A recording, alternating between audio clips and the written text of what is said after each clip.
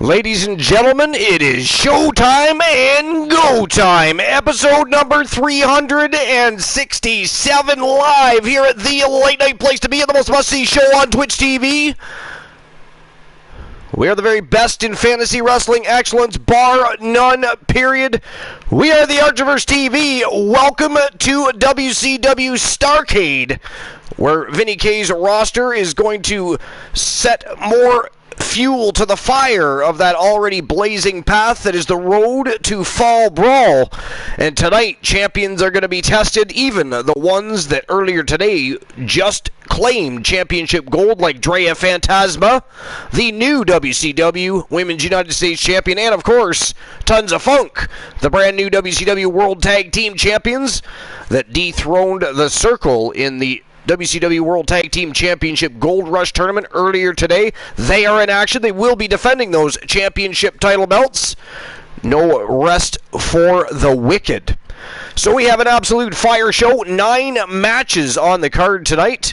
And we're going to get things started here in just a little while. But of course, before we get started, we of course have the dirt sheets to get through. We're going to have a look and see what's been going on in the world of professional wrestling. And then, of course, we will have a list to tear apart or enjoy, one of the two, for Between the Ropes during our broadcast, as per usual. Now, One Woozy TV will not be here tonight. He's got some Fam Jam time tonight. Extracurricular Fam Jam, of course, outside of the Archiverse, so he will not be here. I'm assuming at some point or another we will be joined by the Great Glenola, potentially even Boss Apollo, and I'm sure they'll be along sometime shortly. But until then, we do have dirt sheets to get through. And we'll have a little look-see here and see what is happening in the world of pro wrestling. All right.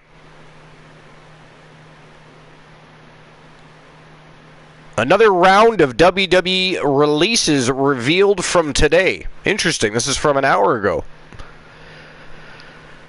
Now, this is WrestlingHeadlines.com. Yo, Quasar! What's going on, Quasar? Welcome to episode number 367. WCW Starrcade. We're just about to get things underway. We're back on the road to Fall Brawl with Vinny K's roster this time. Did you happen to catch any of the show earlier? We actually went live for the first time during the day earlier today, about 3 o'clock p.m. Eastern Standard Time, and we had a very special event. We had a WCW World Tag Team Championship Gold Rush Tournament. It was an absolutely fire afternoon. We also had a matchup for the WCW Women's United States Championship. Absolutely phenomenal Chamber of Pain matchup. The Vixens went to war. 367, I'm in heaven. That is the number. Le numero. Anyways, we were just having a look at the dirt sheets before we got things rocking and rolling. This is actually an article by WrestlingHeadlines.com, and it was posted by Mark Middleton. And it says, you can add Kenny Williams, Ashton Smith, Primate, Danny Luna, Nina Samuels, Shea Samuels, Sam Gradwell, Rohan Raja, and Millie McKenzie to the list of WWE NXT UK superstars that were released today. We noted earlier how Wild Boar, Flash Morgan, Webster, Mark Andrews, Jack Stars, Amali, and Dave Mastiff were released by the company today. On the same day, WWE revealed the launch of NXT Europe, which you can read about on other articles. Apparently there's some info out about NXT Europe launching. The new brand will launch in 2023 and will replace NXT UK. Interesting. So it will no longer be just NXT UK. It will be NXT Europe. Yo, life is great. What's going on? And Glenola, the great Glenola, get your ass on the broadcast, sir. The Blind Locksmith already here. And, of course, Glenola has invaded the compound with 3 villains. Getting the party started early. We got an absolutely fire show tonight. 9 matches. We have 6 championship matches. We're introducing a brand new championship to the women's division. Now the women will have 6 championship, as will the men. We're introducing the brand new WCW TBS championship. It is a women's television championship, and we're going to crown an inaugural champion tonight. So get ready for a thrill ride. Hold on to your lug nuts. It's time for an overhaul, because we are going to kick things into high gear tonight, baby. That is what we are going to do. Glola says I will be joining soon. Got to get some dinner made up and hit the facilities. Incidentally, what is for dinner? What is for dinner? So anyways, yeah, it looks like it's going to be NXT Europe instead of NXT UK. In an update, Williams took to his Twitter this afternoon and said the real scum of the earth is now about to be let loose. I'm indestructible, don't you forget it. Williams also posted a tweet to plug his last NXT UK TV match, which was the tournament loss to NXT UK champion Tyler Bate. That aired today. He called this his best match on the brand, as seen in the tweet below, which you can't see, only I can see that. Finally, Williams tweeted a group photo from a set of NXT UK TV tapings, which appears to be from April, because NXT 2.0 superstars Ivy Nile and Von Wagner were there, and they're, of course, no longer there. The photo has been retweeted by several NXT UK wrestlers today. He added, hands down, the hardest working roster in the industry. A few bodies missing, like Rip Fowler, Pete Dunne, Axiom, Rhea Ripley, JD McDonough, Alba, Doudrop. We had the cards stack against us, but top to bottom we produce tenfold magic, man.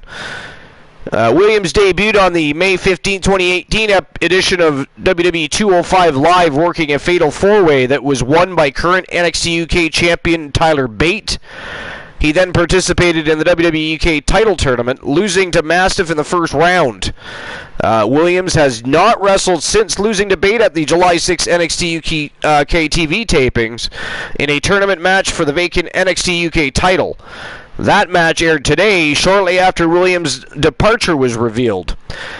Smith tweeted a photo of he and Oliver Carter winning the NXT UK tag team titles back in the summer and captioned it with "one hell of a ride."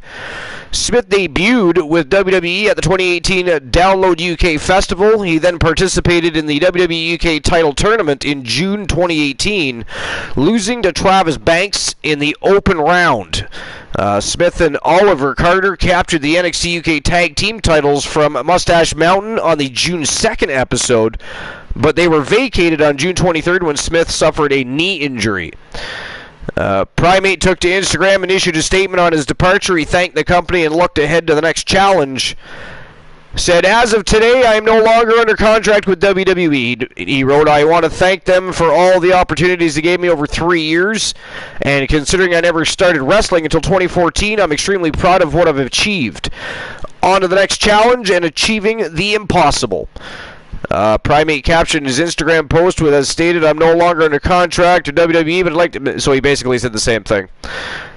Not going to reread the same thing over.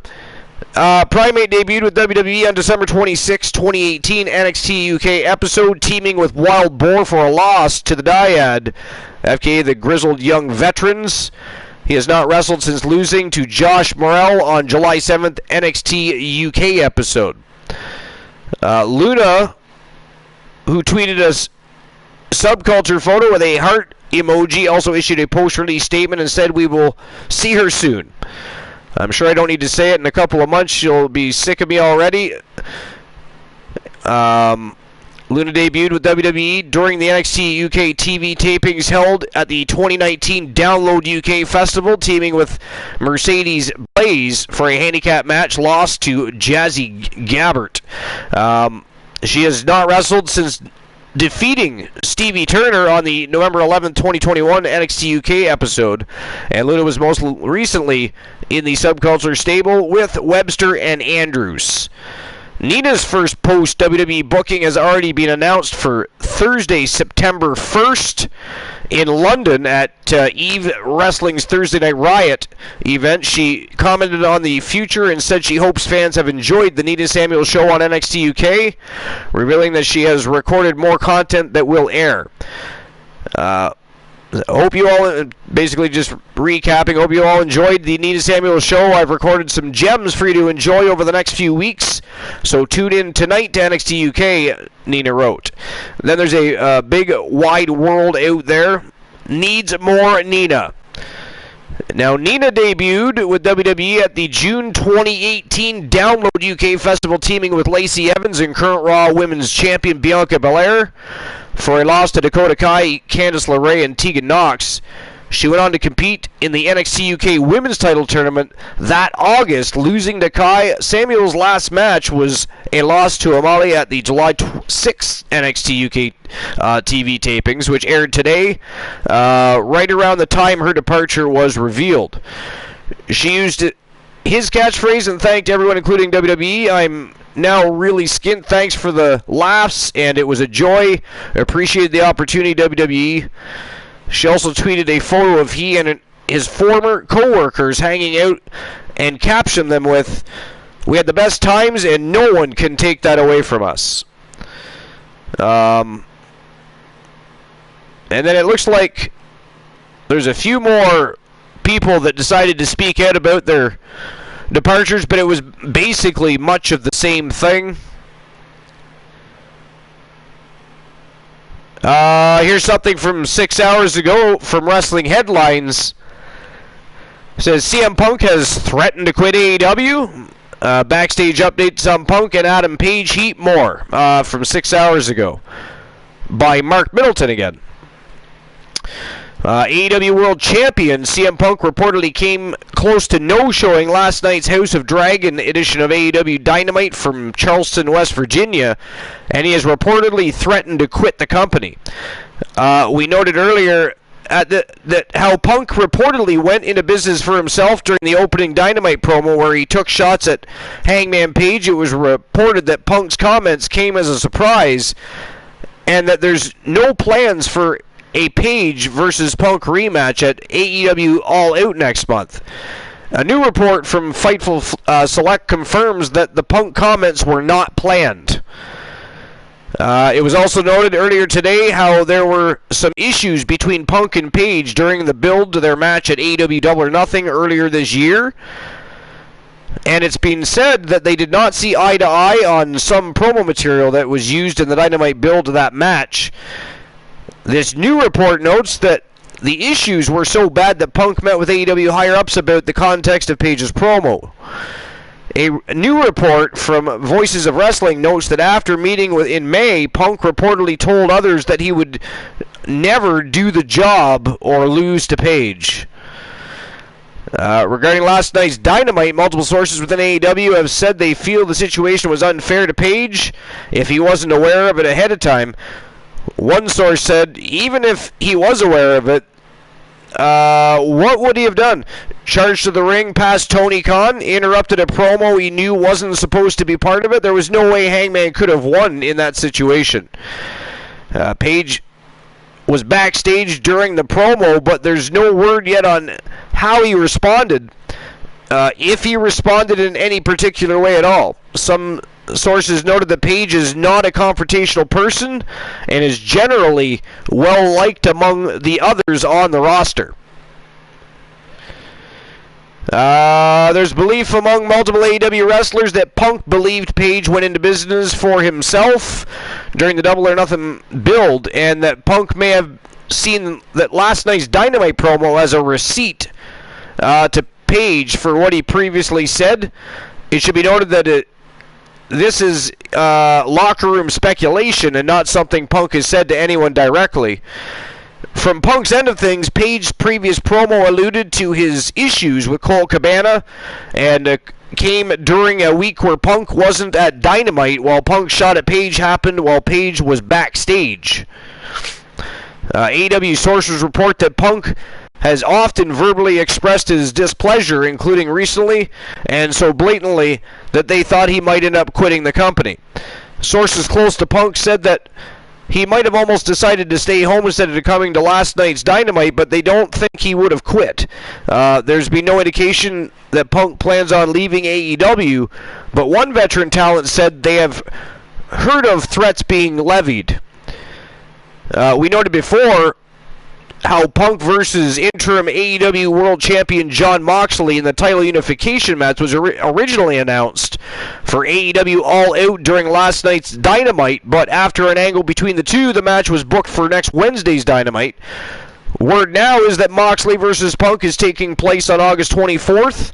Was a late decision. It wasn't clear how late the decision was made, and it also remains to be seen what led to Punk's current frustrations and how that would have led to him hypothetically no-showing Dynamite, whether it's the change in the match, Page's jab back in May, or something else.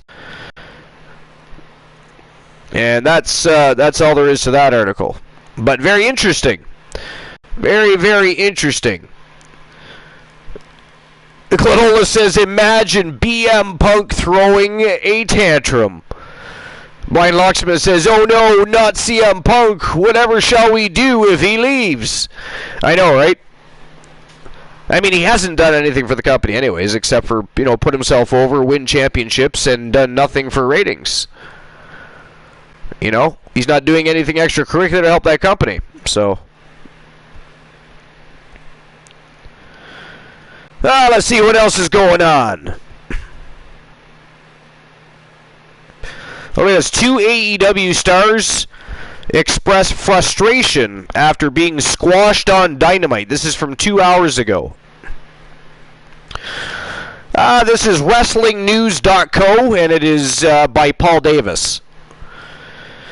So, following last night's AEW Dynamite, 2 AEW stars are expressing frustration with where they stand in the company.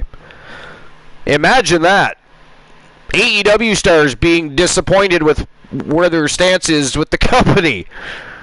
I mean, it's because all these people are expecting to be thrown onto television and pushed and have the perfect storylines and have titles involved, and they have too many people now, folks, including a bunch of WWE guys that are doing anything for them. Or sorry, ex-WWE guys, probably soon to be new WWE guys eventually.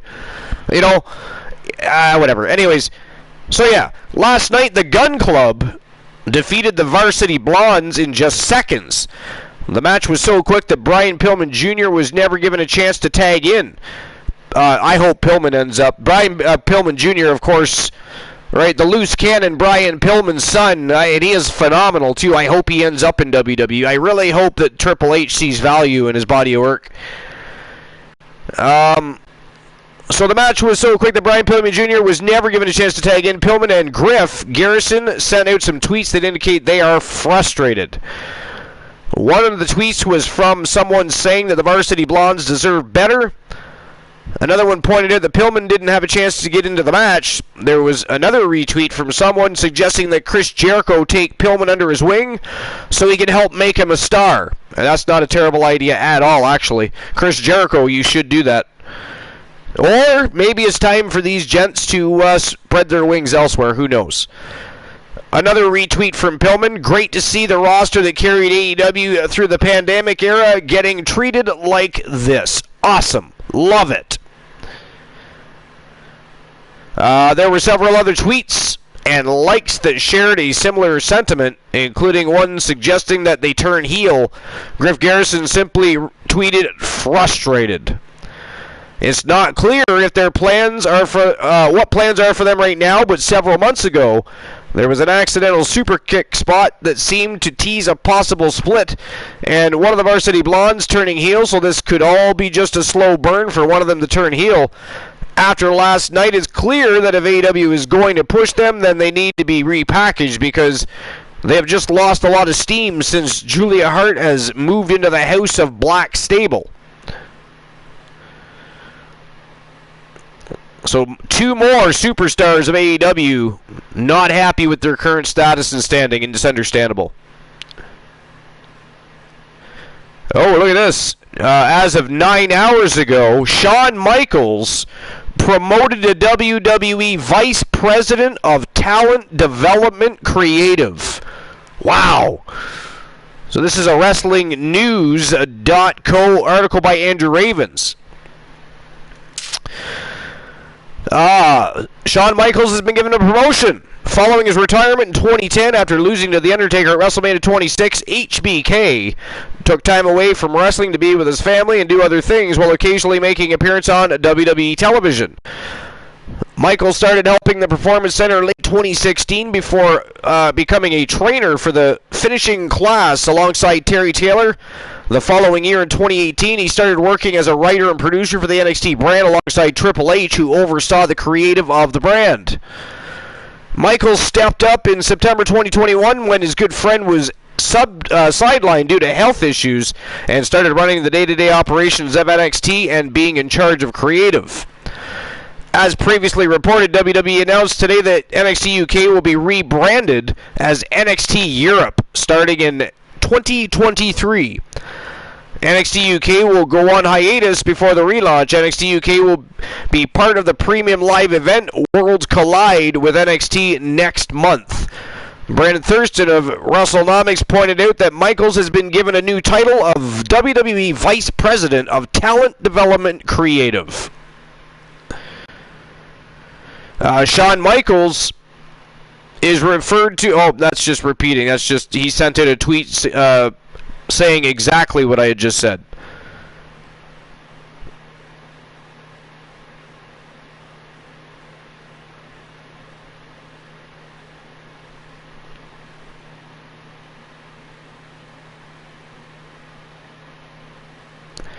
DDP says he declined an offer from Ric Flair to wrestle in last match.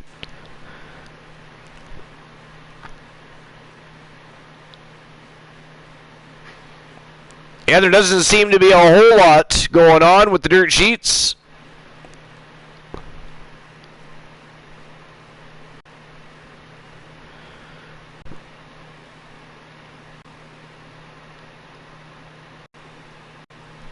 Braun Breaker confirms he's dating Cora Jade. I mean, that's not terribly amazing information, but let's check it out, shall we? RingsideNews.com.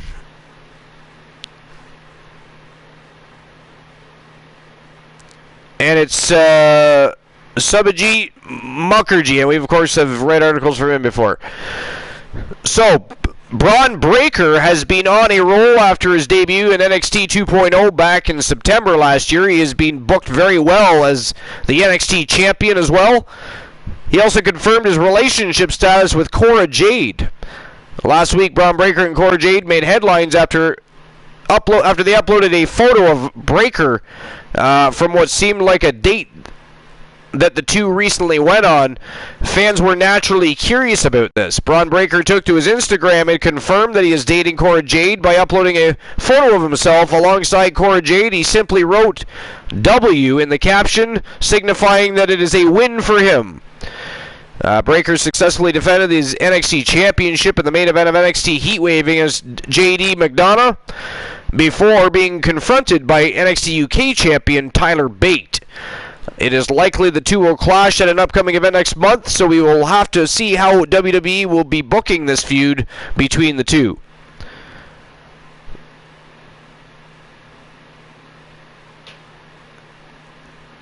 And that's all there was to that.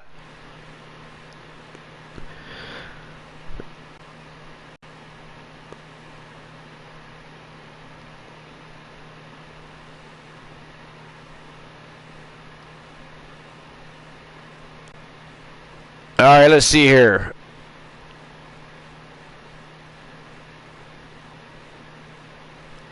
Tony Khan dragged internally within WWE after comparing himself to Paul Heyman. What? Alright, I gotta check it out. Gotta check it out. Another RingsideNews.com article by H. Jenkins. So Tony Khan garners a lot of attention every time he does an interview. It seems that his opinion of All Elite Wrestling and his work for that company isn't diminishing either. A recent comment from Khan certainly turned some heads in his direction. Tony Khan appeared on Busted Open Radio where he said, "The person I have people come up to me and say as far as being a fan who was around pro wrestling and wrestlers for a long time and then jumped into the business, the person I think I get compared to most often, you remind me of this person. I think we're really different people, and I haven't talked to him or gotten to see him in a really long time, is Paul Heyman, not the other Paul Levesque. The idea that Tony Khan reminds anyone of Paul Heyman is not held within WWE. That is for sure. In fact, Ringside News has a bit of insight on the mindset held within the company about what the AEW president said. One tenure member of the creative team relayed their thoughts on the matter. We were told, I don't know Tony Khan, but a lot of people in WWE got a good laugh at him thinking that highly about himself. It was said that even Paul Heyman's enemies in WWE don't deny his brilliance, nor the fact that he did what he did in ECW took such balls. Tony Khan's comments were laughed at, and they were also not taken seriously. In fact, Khan's tone-deaf remark he made after Vince McMahon's retirement was given as an illustration. We will continue monitoring Tony Khan's activities here at Ringside News because the man's decisions really do influence a ton of people. In the end, AEW fans might hang on his every word, but those in WWE aren't taking his boisterous claims too seriously. That's pretty funny. I don't know. What do you think, guys? Do you think does he remind you of Paul Heyman? Glenola, hurry up and get your ass on this program. It is almost time for Between the Ropes, sir.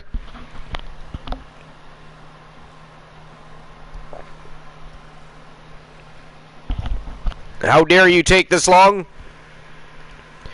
26 minutes into episode number 367, WCW Starrcade.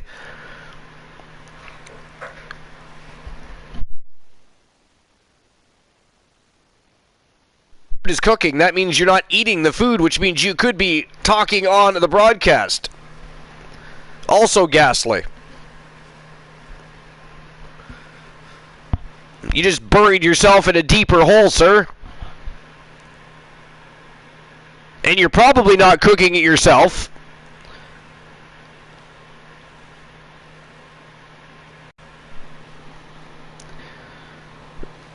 But anyway, so yeah, they are going to continue monitoring Tony Khan because, let's face it, Tony Khan says some outlandish shit. Outlandish shit. I don't know where he gets some of his delusions, but they are definitely delusions of grandeur.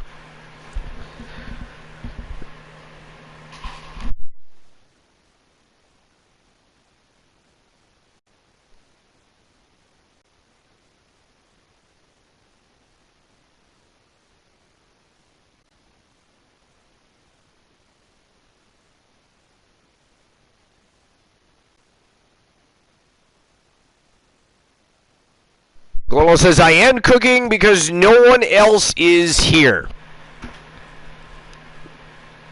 And I'm listening on my phone. PS4 is downstairs. Alright, so Glenola is taking his pure sweet time. How dare he?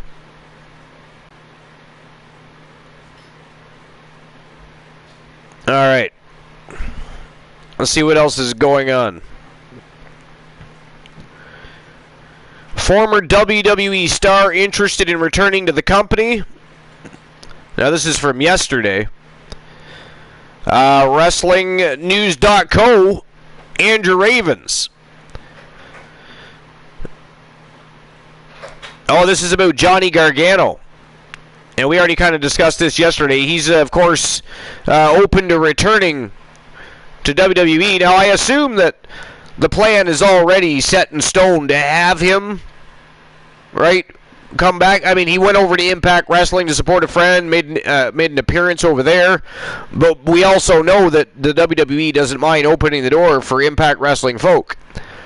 So that was likely just to throw everybody off when the real plan is simply to sign him to a contract and get him rocking and rolling back in the WWE, probably to finish some feuds, start some new ones, finally become a world champion, right? I mean, I'm sure everybody thinks he's capable of becoming world champion.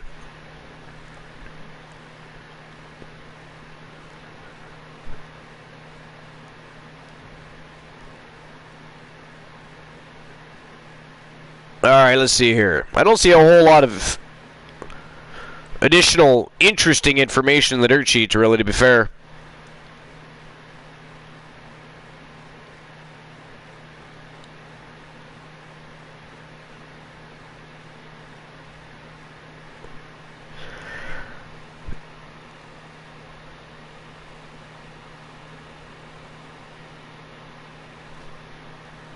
All right, let's see here. Well, yeah, I don't see a whole lot of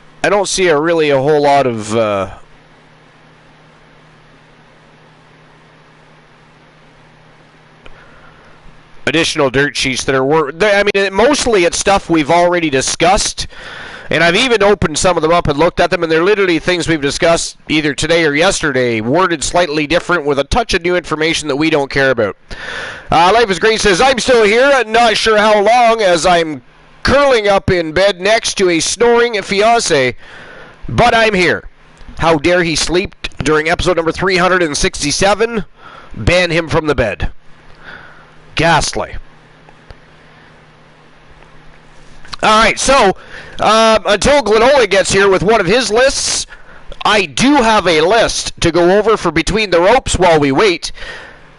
Again, there's not really a whole lot of extra interesting information in the dirt sheet, so I think it is time to get the show on the go. It is time for Vinny K's roster to step back on that path and head towards Fall Brawl.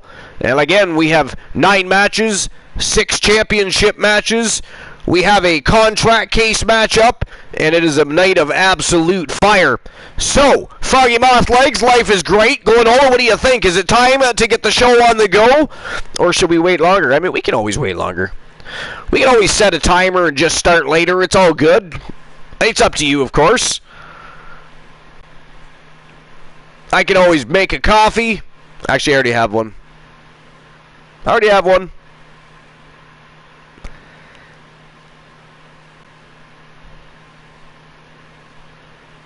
Everybody is slow to the chat today. Is the lag that bad today? I mean, not that that's surprising. Twitch really does need to do better with that, you know? I mean, most of us these days all have really good internet. There's no reason for such lags between even countries. It's ridiculous. But anyways, ladies and gentlemen, episode number 367 live at WCW Starrcade. Let's go!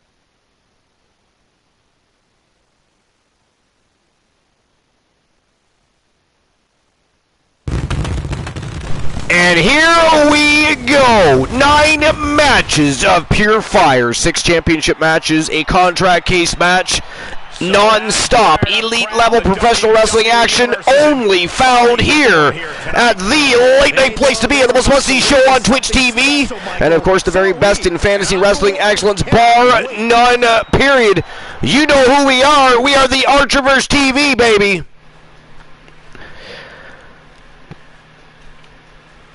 Alright, now, does anybody want to open up the betting lines, or did they already? Did I already miss that? Joe Link tends to sneak that in there. Glenola does that shit to me all the time. I mean, sometimes it happens so quick, it just makes my head spin. Now, did anybody? Let me look. I will just look.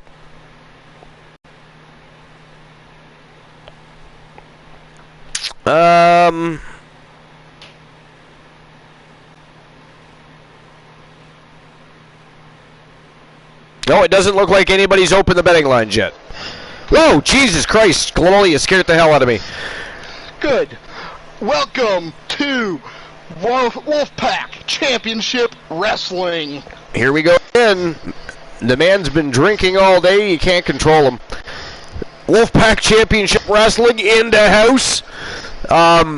Anyways, it was the sound of your air conditioner. If for some reason it was like this sharp noise in my ear, and I was like, wow, woo! It'll wake you up in the morning, laddie.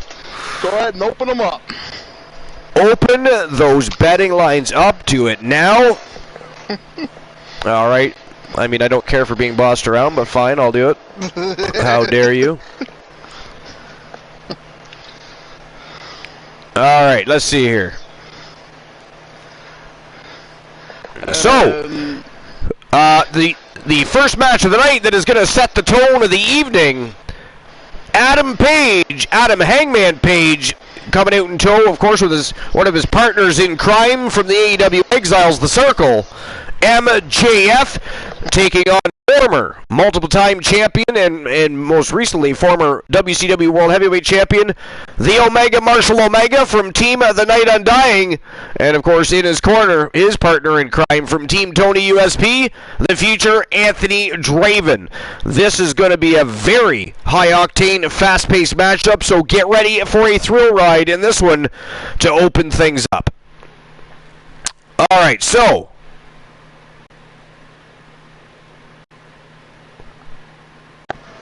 who walks out with the W? I'm going for Marshall Omega. You're going with Marshall Omega? Team Night Undying. Yeah.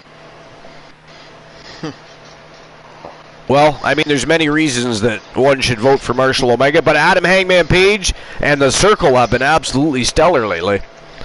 That said, they're always traveling in pairs or in factions. So, I mean, how well does Page really do on his own? He's usually in tag team matches or faction war these days. But he has been absolutely sensational in the ring, though. I'll give him that. Yep. But I just can't root for the Circle. So,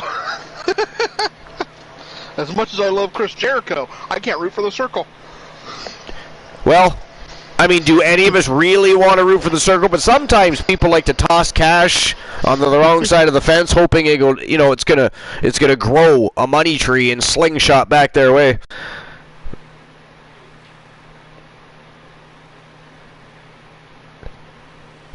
Well, all right, there we go. I was rooting against them, but I actually put money on the Circle earlier today. Did you? Just so that there was a payout. Oh, how dare you! You heard that. Team Glenola was voting for and putting a bet on the Circle earlier. The AEW Exiles. Yep. Otherwise, TBS wouldn't have even gotten a payout. All right. So when I placed the money, there was only one bet placed. All right. So the betting lines are open. Who walks out with the W? Hangman Adam Page or Marshall Omega? Let's get the first match of the night underway. It is showtime and go time. Let's go. All right. So, here comes trouble. I do have a list ready, if you do not yet. Yeah, I don't have a list of set up yet. All right. And so I'm going to be eating my dinner, so I'm going to be muted. All right. So I will read my list first then. So. But hello, Froggy, TBS, of course, Life is Great, and anybody else in the chat. All right, so this is an article by Bleachers Report, posted by DJ Siddiqui, and this is actually an older list on who they thought that who could have won the title in the past. In the past 10 years. Now, it's an interesting list, which is why even though it's a little bit old, like it's 11 years old, but the reason I chose to read it was just who they chose. I thought it was interesting. And you might have some interesting opinion yourself regarding the matter. All right, so in professional wrestling, there are a lot of factors that go into wrestler deserving the World Heavyweight or WWE Championship. Charisma, mic skills, in-ring wrestling ability, marketability are just main factors that go into deciding whether an upper mid-card wrestler deserves that push into the top tier of the wrestling world. Since 2002, when the reign of the Undisputed Championship ended after a few months of existence due to its existence becoming SmackDown-only title, the World Heavyweight Championship was brought in on Raw to give both brands a world title belt. Since that time, many wrestlers have come and gone and showed that they have won a world champion, that they had a world champion look or aura, but never got a chance to run with the big gold belt or the spinner belt, which is, of course, the belts they were using still at the time. Which is why it is time for a change from the trash heapish belts we have now, by the way. So, the first person on their list here is Shelton Benjamin. When they thought he should have been champion was 2005. So it says Shelton Benjamin is the definition of a superstar who can pretty much do it all. Benjamin was a two-time All-American heavyweight amateur wrestler at the University of Minnesota, attending and training at the university alongside future WWE star and WWE champion Brock Lesnar.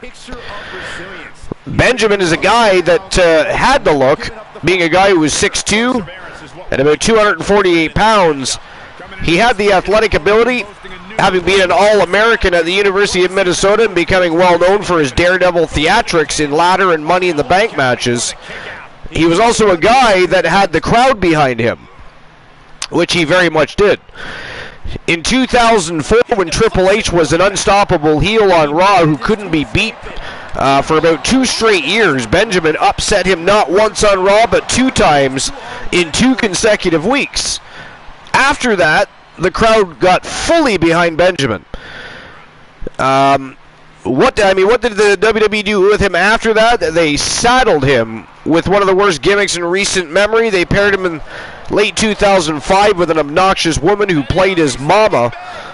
Basically, his mama would yell and scold him every chance she got in hopes that it would end Benjamin's losing streak. Benjamin was a several-time Intercontinental Champion, but in 04-05, he was riding a hot wave of momentum, and the WWE, like with a lot of wrestlers, killed that momentum by placing him with a completely idiotic gimmick. The perfect time to have pushed Benjamin to the main event level was in 2005. He never really recovered as a singles wrestler after that. And, I agree with that, actually. That is so...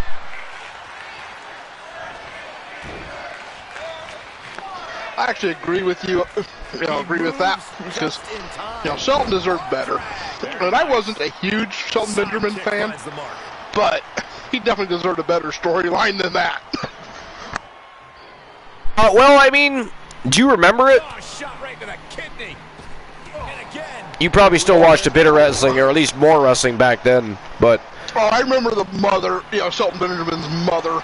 Yeah, it was awful. Like, I don't even know. Like, it truly did kill any momentum that Shelton Benjamin had or was attempting to gain at the time, and it's too bad because, Triple H was putting him over. Again, he was running as a monster heel that hadn't lost in 2 years, And Benjamin beat him twice, and then they squashed it.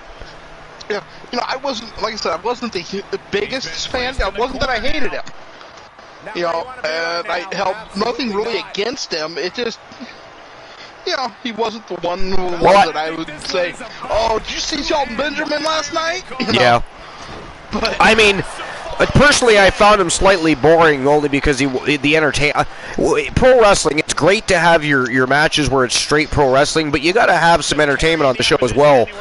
And when it comes to champions, unfortunately, if you're going to be a champion, you need to be able to, talk to the crowd. You need to be able to sell yourself as a champion, and it just... He was better in a tag team. Yeah. And if they had done it right, put him with the right person, he could have had a huge run as a tag team champion. Yeah. So with Charlie Haas, he did great. He did good with Charlie Haas. He had some good success. He was a 3-time, I believe, tag team champion.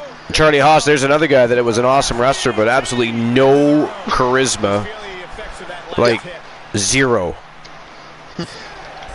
In some ways, I think one of the mistakes they made with Shelton Benjamin, though, actually came before that, putting him in with Kurt Angle.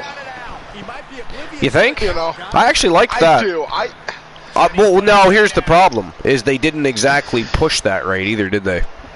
No, and, you know, Kurt Angle really didn't have the super in-ring charisma. Not that he's boring, but, you know, you have a guy that the crowd loves to hate. Yeah, Kurt Angle, they take his music and add in, "You suck." Yeah, yep. And it wasn't the WWE adding that in, that was the fans. It was. I mean, eventually the WWE just went with it, but... Yeah, but, you know, the fans, you know, figured out, wait a minute, that fits perfectly with his song. Yeah. You know? Yeah. And then you're going to just take these two young guys who are legitimately decent wrestlers and put them under his tutelage. Yeah. Yep. Well, yeah, no, it didn't make a whole lot of sense. And if you remember, too, it was kind of a random thing. It was. You know, it wasn't exactly a well-thought-out, well-planned pairing. Yeah. So, yeah, that's just my thoughts on it, you know. Yeah. No, I mean, I don't totally disagree at all. All right, so the next person on the list, number 2 on this list, is John Morrison, and when he should have won the title was 2009 to present. And, of course, he means 2011. And to be fair, you could still say present. John Morrison has outstanding charisma, fantastic wrestler, agile, athletic. The only thing against him right now is he's starting to age, which is why now would be a good time to bring him back in, package him better. First of all, stop putting him with the Miz and have him as the Miz's, you know, circle jerk buddy, and push him, because he could be a world champion and a good one. Yeah, I really didn't understand why he didn't do it. You know, I don't know either. Eminem, yeah. To be honest, I was like, you know. Eminem never really clicked with me. So, but once you got rid of once his partner was out, and he was solo, that guy came out there night after night and impressed. Yeah. Well, I mean, it says Morrison is a 5-tool superstar. It's simple as that. Morrison can do high-flying moves that put you in shock. I never get tired of seeing Starship Pain. I don't think anybody does. Have the moments that you've ever seen before. How he avoided elimination in the 2011 Royal Rumble. Talk a good game. Remember when Miz was the Marty Jannetty of the duo? And, of course, have classic matches with just about anybody. Unfortunately for Morrison, he just hasn't been in the right place at the right time since being drafted to SmackDown in 2009. Morrison has come close numerous times. And, by the way, the winner of the first match of the evening from Team of the Night Undying, one half of the Martyrs, the Omega, Marshall Omega. That was a hell of a match, though. Omega is bleeding quite profusely through that. Looks like his left eye. And look at that forehead of Adam Hangman Page. That was a battle, guys. Great match. All right, so I'll issue the payout for that. Yeah, no, it was a very good match. I agree. All right. Payout has been issued. We'll move on to the next match of the evening. Congratulations to Team the Night Undying. Big victory for Marshall Omega. All right, next match of the evening. This is for the Starrcade contract case. It is a ladder match between Austin Theory and from Team Curlady, it is the Mouth of the South, Adrian Adorable. Who do you guys think is walking out with the contract case? Well, here's another one that's pretty easy for me to place money on. Adrian Adorable. All right. So you think Team Carliti and Adrian Adorable are walking out with that case tonight? I do. Me too. And hello, Boss Yo, Apollo. Boss Apollo! What's up, y'all? Welcome back to the show. Yeah, welcome back to Wolfpack Championship Wrestling. Wolfpack Championship Wrestling. Can you stop by for a little bit and try to call it, and I gotta be at work in the morning. Yeah, that sucks. Adulting is never fun. But that's okay, because as you know, we're going to have more than one show tomorrow as well. And of course, Boss and I already have a plan to get together after he's done work and rock it out with a very special show. And I'm not going to tell you what that show is going to. It's not. I'm not going to tell you what's going to entail. You want to find out? You're going to have to pay attention. Tune in when the Archiverse TV goes live and see what's going on, because episode number 368 is going to be fire. Mind you, all the shows are fire. We just like to burn it down, so constant fire is what we produce. It is what we do. At Tables, he got to explain himself. Yes, Tables does. Matter of fact, Boss, do you want to discuss that? The betting lines are open. It is showtime and go time for matchup number 2. Let's go. So, Granada, if you watch the Royal Rumble, somehow, some way, one of the wrestlers dressed up as, who was it? With the body Santana. Yeah. Oh, it is not funny, sir. That was villainous as fuck. How dare you laugh at that villainy? Yeah, so we were trying to figure out who it was. And couldn't figure it out. Tables never came out. No, he didn't. Tables did not come out. And the funny thing, Glenola, is we all together set up that Royal Rumble. So we know who was in that match.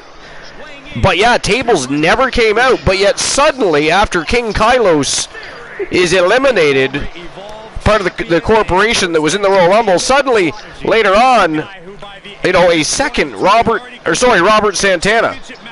Yeah, a second one came No, out. after Kylos was eliminated, a second Robert Santana came out. That's what I was trying to say. As you can see, that Starrcade contract case is dangling from the hook. Who do you guys think is taking it? Is it going to be Austin Theory or the mouth of the South, Adrian Adorable? I'm going with Adrian Adorable. Yeah, so is Glenola. I am too, actually, to be fair. Austin Theory's a formidable opponent for anybody, though. Adorable better not sleep on Austin Theory. Yep, he is. He is. Yeah, but if I didn't support Team Carliti, she'd hurt Oh! me. By the way, did everybody see after the Royal Rumble, of course, we had 5 contestants go up against Brock Lesnar in a Chamber of Pain matchup that was requested by Team The Blind Locksmith. And what a match. I won't spoil it right now, but it was absolute fire over in the YouTube League. And just know that somebody had a big advantage. Yeah, somebody did have a big advantage. The champ knows the competition level's at an all-time high. He needs to show he's above all competitors. When y'all watch it, y'all would see he had a big advantage. He sure did. Adrian Adorable, one half of the Archiverse Mixed Match Challenge World Tag Team Champions. Glenola with a 6-4-2. Joe Link, 5-9-7. Electric feeling in the air as the WWE anticipates the dangers of the Froggy Moth Legs is China. Yes. Froggy is the 9th wonder of the world. Oh, 9-4-5. That was close. Just laying it in. Making that shoulder vulnerable. Oh, and Theory fights back. He's taking this to the floor now. Returning to the ring now. All right, so I guess I may as well get back to my list. Now that the matchup is underway. That will get your attention. So, Morrison is unlike Benjamin, and some of superstars on the list where they never even got a chance to shine at the main event level. Hell, Morrison just had a championship match for the WWE title at Extreme Rules. Now, again, this is from 2011. Morrison has always been overshadowed by better superstars. I'm not really sure what they mean by better. There's not even many better than John Morrison. Just pushed better, but not better. That is an incorrect statement, in my humble opinion, of course. You think so too? Oh yeah, no, I agree with you. Yeah. I honestly do not know why Morrison never did win a. I don't know either. It's crazy. It's crazy why he has. And there's still time to correct that wrong. There is still time to correct that wrong. How you notice when Drew. So here we go. They're saying, listen to this. They're saying whether it was Jeff Hardy, CM Punk feud in the summer of '09 that prevented his entrance onto the main scene of SmackDown, or whether it was the likes of former partner Miz and John Cena on Raw, Morrison seems to always be the third wheel. And that's what I was saying, that when they can't keep putting him with the Miz if they want to push him. That just doesn't, you know what I mean? Morrison is only 31, which means he's now 42. Or sorry, 41. Turning 42. So again, there's still time. He's still not that old. So he has plenty of time left. Let's just hope that one of these days he's given an opportunity to run with a world title. Now this next one I don't agree with, and I know that Glenola is going to take a giant froggy shit all over this one. This is not going to be finer than Frog's hair. It is going to be finer than the last time Froggy had a bowel movement for Glenola. So to his dismay, and probably many actually, they're saying MVP. Wow. Yeah. I don't remember a single time. I mean, I am going to read what they have written here. But I don't remember a time where I would say, you know what, I think MVP should go for the world title, man. I would love to see MVP as our world champion. I just don't recall a time that I've thought that. Really. But he says should have been champion in 2008. So, you know how I was just saying that John Morrison is a five-tool superstar? The same rules apply for MVP. What? What? Very little charisma. I mean, Not impressive moves. You know, what? How, you cannot sit and put MVP and John Morrison on the same classification level at all. At all. That is fucking ghastly. That is the worst part of a list we've read all day. So anyways, you would think so, wouldn't you? Holy jumpins'. Oh, yes, Adrian Orwell going for that contract case. Austin Theory. Oh, Austin Theory takes the ladder out. What a bastard. Anyways, so MVP was seemingly destined for superstardom since the moment he stepped foot in a WWE ring. In his first true feud in WWE, he went toe-to-toe with Kane, culminating in an Inferno match at Armageddon 2006. From that point on, until his infamous losing streak in the fall of 2008, he was always involved in a high-profile feud. Unfortunately for MVP, he apparently had problems backstage, as he once made a smart-ass remark during a physical urine test. MVP never really got a true chance at a world title, once challenging for the WWE Championship in a championship scramble match at Unforgiven 2008. That started his losing streak. The WWE wasted a true superstar in MVP. MVP was released from his WWE contract in December of 2010. Wow, that's fucked up. I gotta be honest. I'm actually having a hard time believing I even just read that shit. Adrian over that contract case, but here comes Austin Theory up the ladder, right in the liver. They're gonna go to battle. Oh, look at this. Theory is a jackass. He's gonna superplex off the ladder. Jesus Christ, that was absolutely insane right there.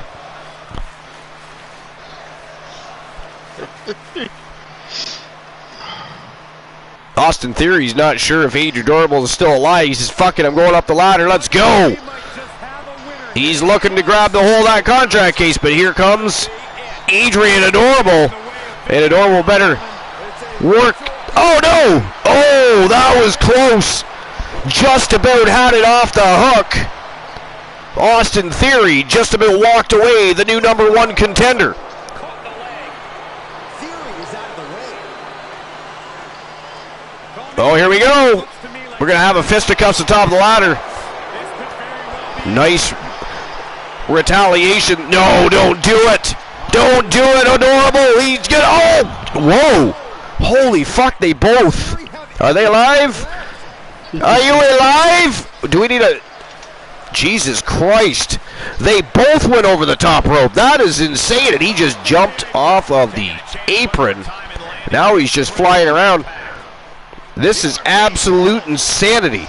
Did you all see that? What a maneuver by Adrian Adorable. I mean, I understood Austin Theory doing it. There was a canvas. There was a ring below them. Adrian Adorable said, fuck the ring. We're going downtown, baby. And Froggy, that the story's great. Yeah, don't get me wrong at all.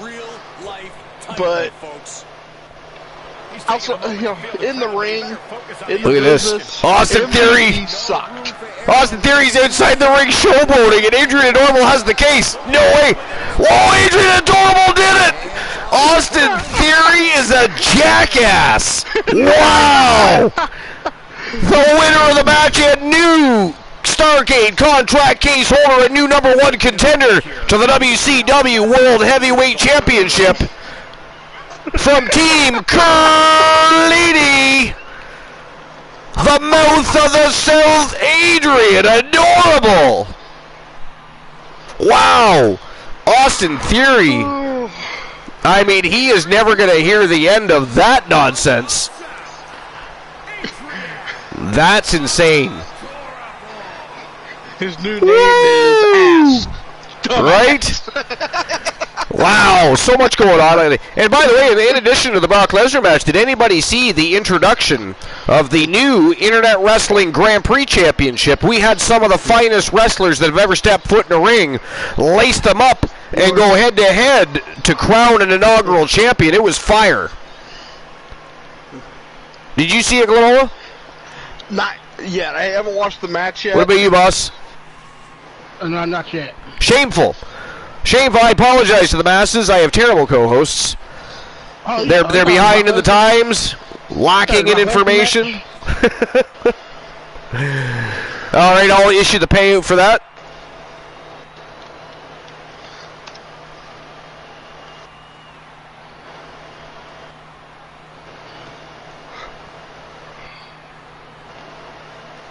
So Adrian Adorable is the new #1 contender to the WCW World Heavyweight Championship. Long time coming. They've been chasing that contract case and or that championship belt for quite some time, and now they finally are going to get their chance. When that'll come, we never know, right? If it was a normal contendership match, they wouldn't be having a match up till at least Fall Brawl, but Adrian Adorable has a contract case. Fall Brawl don't matter. They can they can cash that in almost any time they want. Mm-hmm. All right, here we go. Next match of the night. This is going to be a barn burner. We've got Breezango, Fandango, and Tyler Breeze, who happens to incidentally be the Internet Wrestling Canadian Heavyweight Champion over in the YouTube Development League, taking on the Wolfpack, John Moxley and the Wolfman, Alan Severn. Look at that, Mr. T and Marty McFly, a.k.a. Poindexter, coming in tow. This is going to get vicious very quickly, I would think. What do you guys think? Breezango or the Wolfpack? Wolfpack. Wolfpack. That's what I'm going with. What? No love for Breezango? I mean, come on. Come on. Adrian Adorable would love Breezango. As a matter of fact, used to be part of their tag team. They were a faction. Tyler Breeze, the Canadian Heavyweight Champion over in the YouTube Development League. Fandango is a wonderful dancer. How is there no love for Breezango? Come on. Breezango.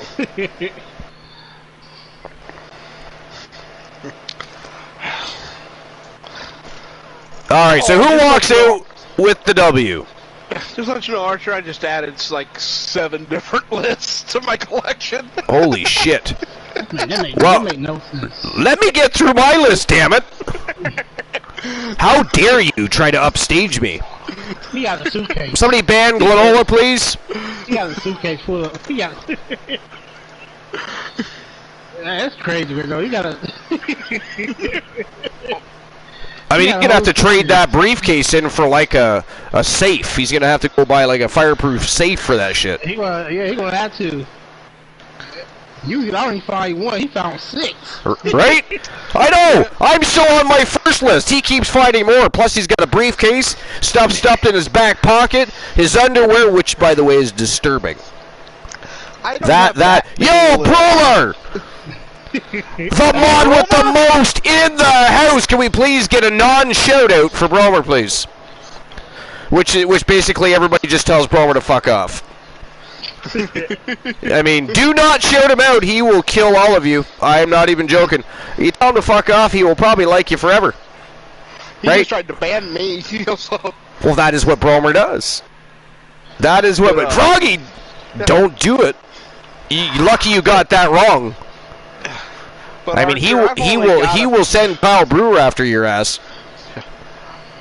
I've only got 32 lists in the folder. 32 lists. 32. Some of those have already been read, but that is you fiend. That is obsessive. Good God Almighty. All right. One of those has more than 1 list because it's the the profile for Taco Boy. You know, we know Moxley and Seven are savages, but look at the look on Poindexter's face. He just looks completely villainous. You know, he's the true villain of the group, you know. He's got everybody fooled. Oh, I'm Marty McFly. Look at me. I hang out with Doc Brown and fly around in DeLorean. We travel back to 1985, almost get stuck, go back to the wrong 1985, then we go to the right one, then we go back to 1885, get back to 1985, and things are all good. I got a truck and a girlfriend and even got a hoverboard still then. We found a train that goes interdimensional planetary travel. And we had a cartoon. I mean, it's you know, it's kind of cute and all, but we can't buy it. We can't allow Poindexter to corrupt our minds. He is evil. I'm telling you right now, folks. And who the fuck is Doc Brown anyways? Why is it that we still have no information on Doc Brown, who he is, how he correlates to the Wolfpack, and or Poindexter? I mean, we just have a dude that showed up, apparently got reconstructive surgery to look like Doc Brown, Dr. Emmett Brown, you know, that is crazy. Crazy. I'm waiting for a DeLorean to show up on the program, or a hoverboard, you know, something. I just don't know. I don't know what to think. Doc Brown is technically a Doc... Somebody ban Froggy Mothlegs, please. Don't forget trains. I already said Froggy is not paying attention. Somebody AKO him at least, please. AKO him. Maybe he will see that. No, we are not freeing Froggy. We are banning Froggy. Haas. There we go. Thank you, Bromer. At least somebody's listening. All right, here we go. Third match of the night. Brazongo versus the Wolfpack. Let's go. Yay. All right, back to my list before Glenola opens up a briefcase and spills 52 billion lists and overpowers mine. Hold on. Don't you even dare. All right, so next on the list is Matt Hardy. Again, I disagree. I can't think of a single time I would like to see Matt Hardy as a world champion. But anyway, he says, say what you want about the guy now, but in 2005, Matt Hardy was the company's biggest babyface. Before returning to WWE television in the event of his girlfriend Lita cheating on him with his ex-best friend Edge, Hardy became the hottest commodity on the market. Due to the WWE releasing him because his reaction to the incident, Hardy had a chance to sign with TNA with the opportunity to likely become a main eventer and world champion over there. Instead, he returned to the WWE, became Edge's whipping boy, and remained in an upper mid-card role in WWE until his release in the fall of 2010. For Matt Hardy's tenure, the span the years 1998 to 2010, I can't remember Matt receiving one world title shot. If Bob Holly can get a title shot at Royal Rumble, Matt Hardy sure as hell deserved one. I don't know that I agree, and I actually found Bob Holly more entertaining.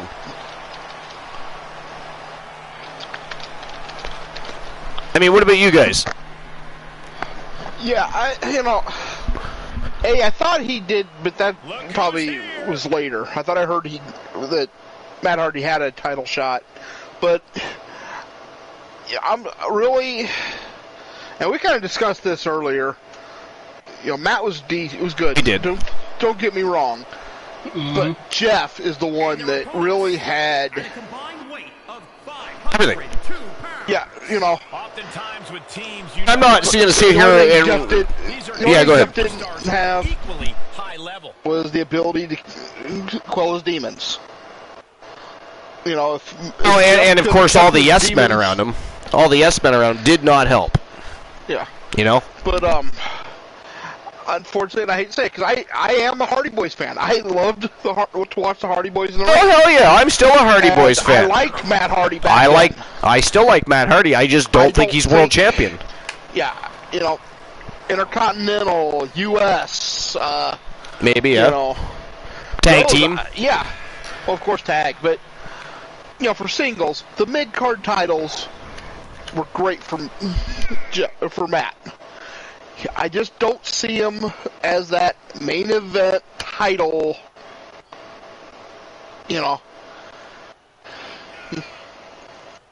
I agree with you, boss. What about you? I like Matt Hardy, but I don't think he was good as Jeff Hardy, but. Like, even in 2008, and I understand what he's saying. I mean, he wasn't wrong. He was one of the biggest baby faces in the company at the time. But even dating back, can you remember a time where, whether you're reading the dirt sheets or you're just watching a program and you're thinking, God damn it, why has Hardy not received a title shot yet? Mm-hmm. And then when he came back to the he had that one character, that one gimmick that I don't really care for. The version 1 Matt Hardy or whatever? No, he came back when he came. Was it? No, when he came back, when he was feuding with Bray Wyatt, he was the crazy one. Oh yeah, well that's because they were trying to replicate what they had done in Impact Wrestling with the Broken character and do it slightly differently.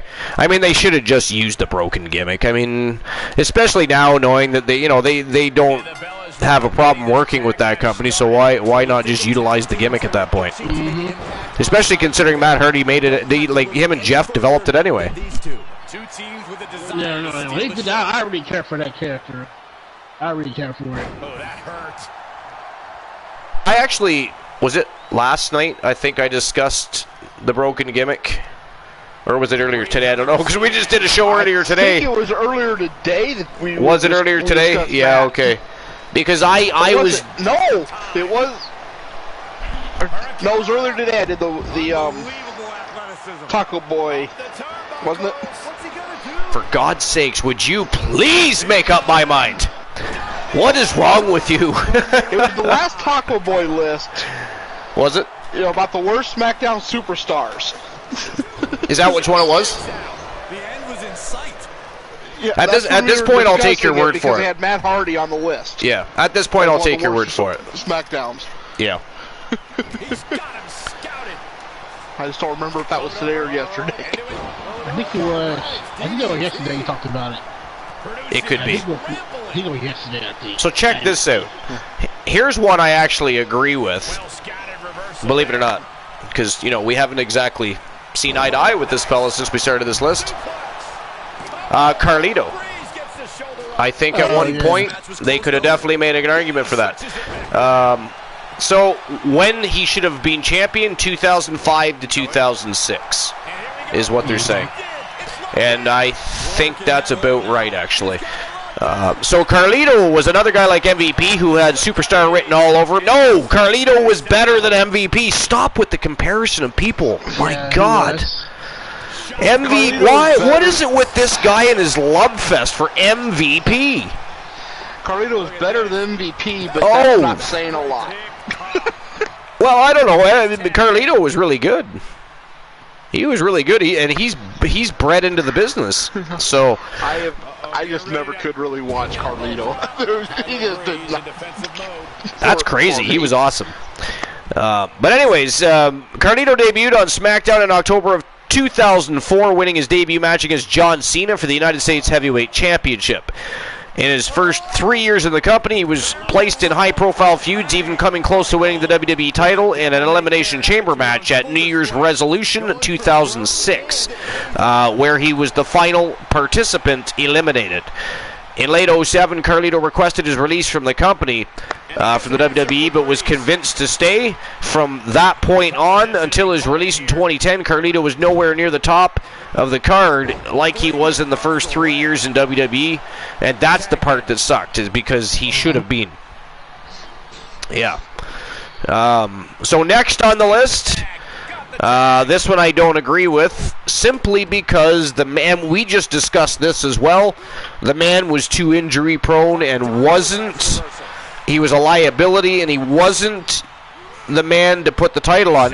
What he needed was time off to recuperate his body so that he could heal better, so that when he came back he wasn't, but he kept rushing through recoveries and not following doctor's orders, if I remember some articles correctly, and he was always now, I mean, there's probably always a rush and a push to come back to the business you love early, I get that, but he was injuring parts of the body that are really necessary, you know, for things like standing straight and, you know, other such things. I'll leave it to you to figure out what was wrong with him if you want to research that later, but he was too injury prone. You couldn't put a world title on him. He might win the title and he might sprain an ankle the next day, you know.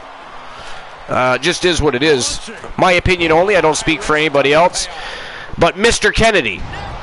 Mr. Kennedy, and this is 2008, they thought he should be champion. Mr. Kennedy is a guy who was on the verge of becoming a world champion but shot himself in the foot due to testing positive for steroids.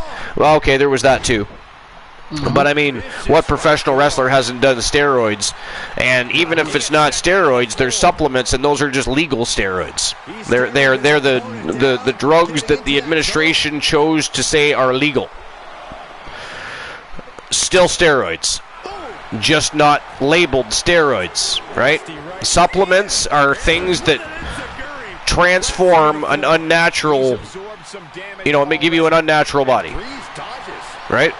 Performance enhancing means unnatural ability, folks, right? We can hide it by whatever name we want so that we don't call it steroids, but it is all performance enhancing, therefore it is not your natural ability. Right? That's why I've always had a problem with it. People make you know, I understand the use of steroids for healing the body, because your bones and everything else, they can heal faster with steroids. But as far as performance enhancing, I get tired of people mocking some for getting, you know, popped for being on the ban list of substances. Meanwhile, they're taking substances too. They just happen to be substances that are probably paid, you know, they probably pay the FDA and everybody higher. You know what I'm saying? Well, you know, I've been on performance-enhancing drugs. It allowed me to breathe, which enhanced my performance to live. Well, yeah, but you're not competing. You're not, you know. But as far as professional, as far as pro wrestling goes, I don't think it really matters.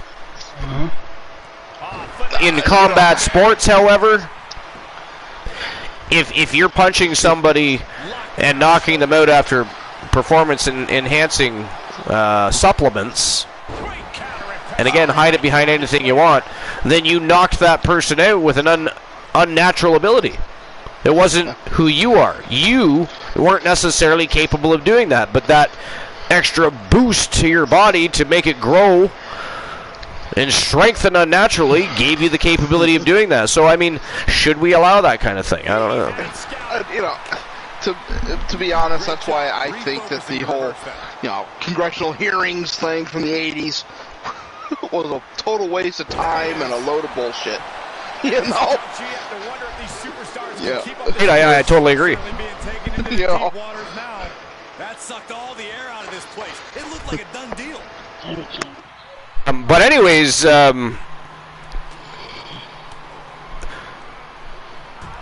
After the steroids, due to numerous injuries and the steroid scandal, Kennedy never won a title outside of the U.S. title in WWE. He lost 2 world title matches to The Undertaker in early 2008, including the Royal Rumble, and every time it seemed like he was finally about to break through, Kennedy was suffering injury, and that's true. They tried hard to push him, because let's face it, he was full of talent. I didn't give a sweet fucking shit if he got popped for steroids. He was awesome.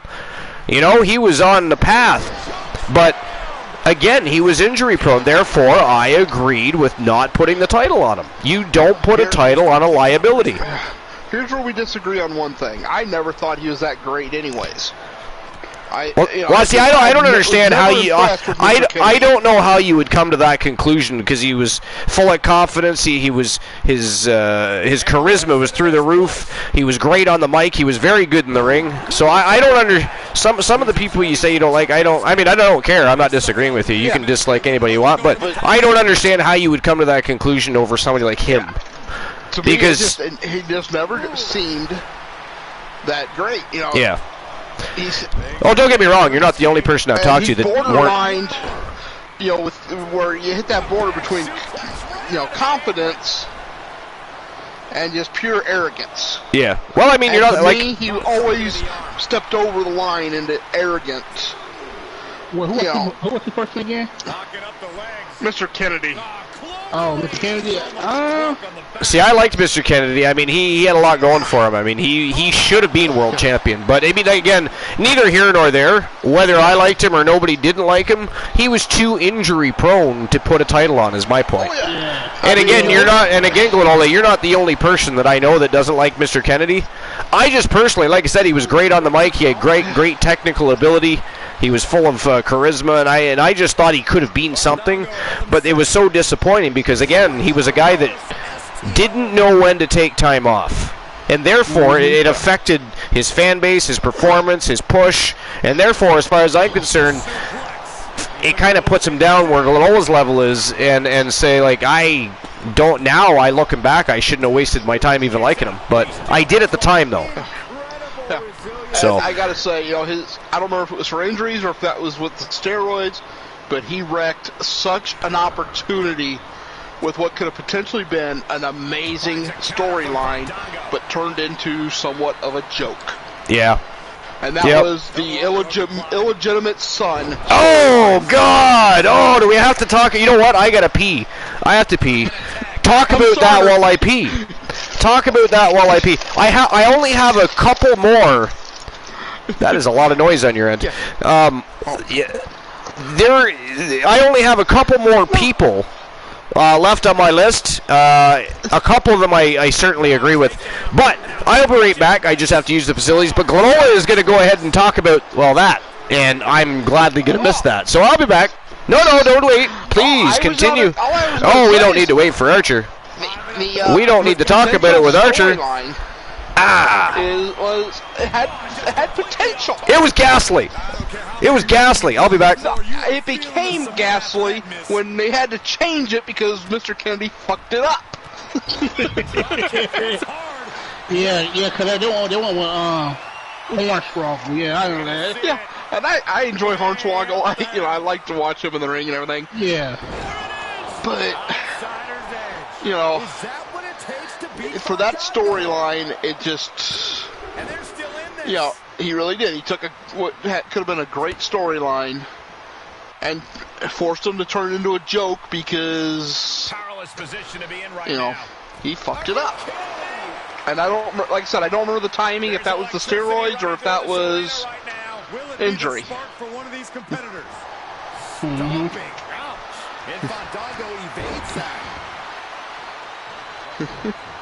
Yeah. Oh, Bromer, we got Boss Apollo with us tonight. With some attitude. Oh, yes, Joe Lake mentioned it. His aggression, just pure brutality. Easy. That's good. I was very solid night. I gotta get up in the morning. Okay. Well, you have a great night, boss. Great having you on the broadcast. All right. Well, you too. You have a good night too. I'll talk to y'all tomorrow. Yep. All right. This one's over. Elbow drop. Piercing. Yeah, this has been a pretty better match than I thought it was going to be honest with you guys. So.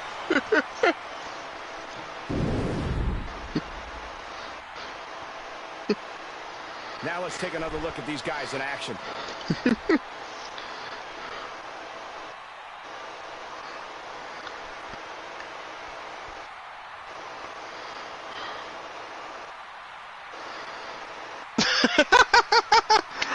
I love that, Bromer.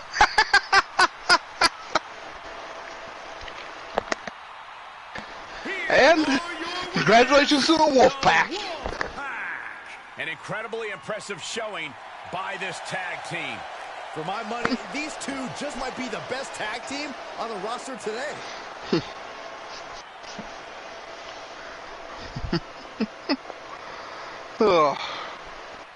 So I do hope everybody's having a great day. And I do suggest you guys watch the VOD from earlier today, because there was some awesome matches earlier today.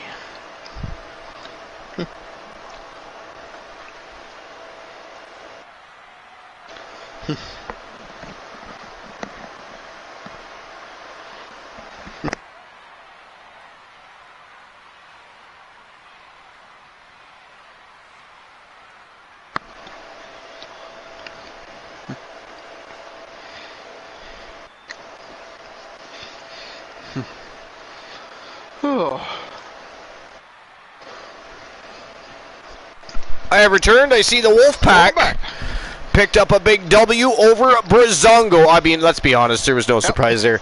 Did anybody even vote for Breezango? Probably not. Right now I'm going after Dandelion, trying, searching for Dandelion right now. I did some side quests before, I got going on some more of the main story. All right, so the winners were the Wolfpack. Payout has been issued. And we move on to the next match and our first championship match of the evening, ladies and gentlemen. This is to crown an inaugural WCW TBS championship holder. We are going to crown a new champion. It is the Women's Television Championship for WCW. Now, the women have 3 championships as well as the men. The roster is complete, and we are going to crown, for the very first time, a holder for that championship belt inside a chamber of pain. And look at the villainous vixens we got going on here. We've got Jade Cargill. We have Bailey. We have, of course, the former WCW Women's United States Champion, lost the title to Drea Phantasma earlier today. I'm sure looking for some vengeance from that. Probably going to work out some frustrations here tonight. Going to get ugly quick for Angel Terror. We have Ember Moon, Beth Phoenix, and Casey Catanzaro. It is going to be an absolute fire match. I'll get the betting line open right now. What do you think, boss? Boss took off. He had to go. Yeah, he's got to work in the morning. What do you think about this matchup? Who do you think becomes the first ever WCW TBS champion? This is a hard one.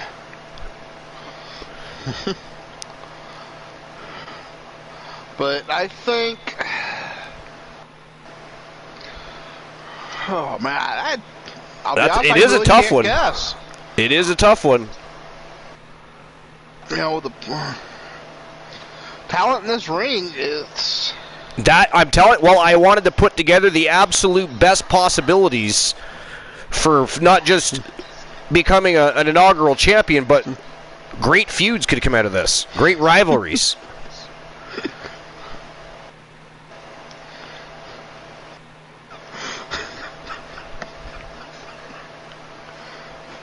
All right, so who walks out the inaugural TBS champion? Jade Cargill, Bailey, Angel Terror, Ember Moon, Beth Phoenix, or Casey Catanzaro? You know what? I'm going to go with Angel Terror. You're going with Angel Terror? Yeah. But I'm not putting money on it. That's how, tough this decision is. All right, well, the betting line is open in case you decide to place a bet. And anybody else that wants to place a bet on who becomes the first ever WCW TBS champion? Archer is missing all the good jokes. I'll catch up on chat in just a moment. Right before I proceed my list. All right, here we go. It is time to introduce the first ever matchup for the WCW TBS Championship. Let's go. All right, hold on. I'll catch up with the chat quick.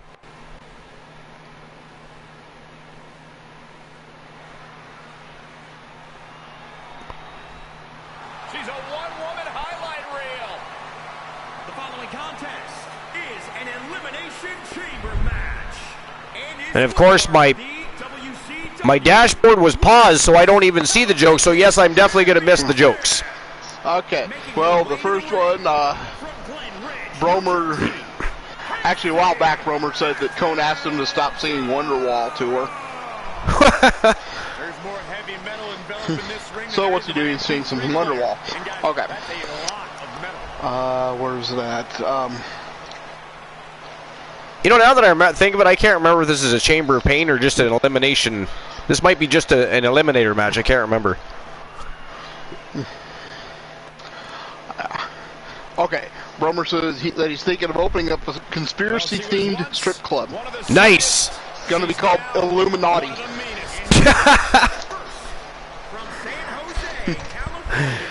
And I see Froggy says, I went to a strip club.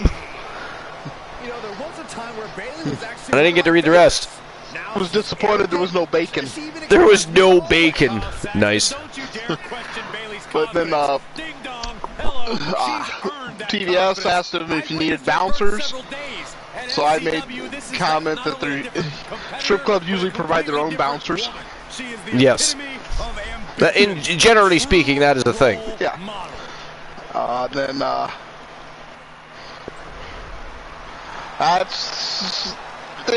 that's the end of it. You know, for the jokes. Okay, so I'm caught up with the jokes now, and I'm caught up with the chat. Jokes. The non-list jokes. Okay. Because your list has plenty of jokes. It does. All right, so the next person on the list, speaking of the list, is William Regal. When he should have been champion, 2008. So it says, William Regal had the perfect character to be a world champion in 2000 after debuting a stereotypical pompous, stuck-up British character from the United Kingdom. Regal became one of the top wrestlers in the upper mid-card division. Regal was 4-time European champion and 2-time Intercontinental champion at the beginning of the century.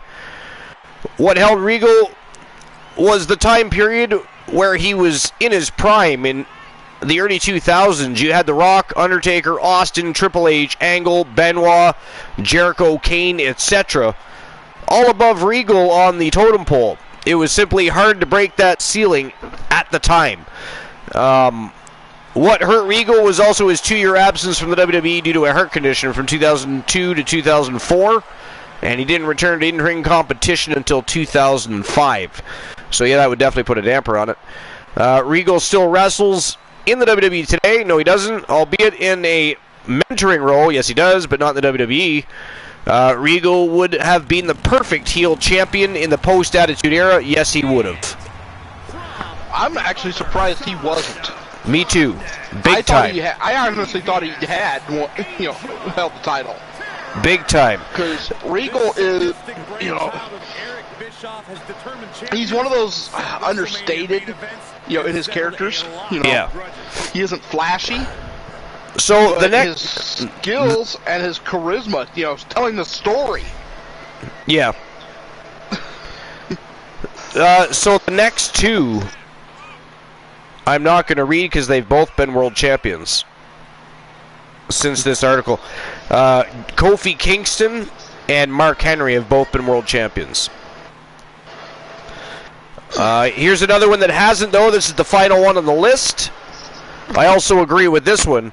There was ways they could have pushed this and made him a great heel champion, but Finlay Seems to me, guys, like and when he should have been champion 2006, 2007, sometime in that area. Finley may have been 50 years old by the time he reached his peak, but he was a pretty good damn wrestler in the late 2000s. Finley returned to in-ring action in 2006 after a 6-year hiatus from wrestling. He was placed into high-profile feuds from the onset, being involved with the likes of Bobby Lashley, undefeated at the time, King Booker, world champion at the time, and Batista. Finley may have not been the prototypical age for a champion, which was probably why he never was given a chance to run with the belt, despite challenging for the championship at No Mercy 2006. Finley was a phenomenal wrestler, told a great story in the ring, and it was believable. That's what I liked about Finley, is he was believable. You know, and I actually do think he would have made a good champion. So I do too. Again, he's one I'm surprised never was. Yeah. Yep, me too. But that concludes that list, because again, Kofi Kingston and Mark Henry have both been champions. I wasn't going to read those. There really wasn't much of a point. Well, I've chosen 3 out of my briefcase. Perfect. Do it. And the first one, we're going to see if we can break Archer's brain again. We broke his brain earlier today. We'll see if we can break it again. Oh, good God, that was the most horrific. And I mean, the sad thing is we knew it was a Taco Boy list, and it still hurt our brains. Yeah. This is not a Taco Boy list. Oh, and I say that only because it is not Taco Boy's first name. I don't know what his actual first name is, but I know this ain't it. Yeah, TBS, it was an old list. It was from 2011, so 10 years ago. Well, 11 years ago now. Yeah. Well, this is an old list, too. It's coming off of therichest.com. The pods are locked, and we have our dated March 11, 2016. And it's by Zach. The 15 most. We did. Sorry, Glenola read a Taco Boy list earlier today.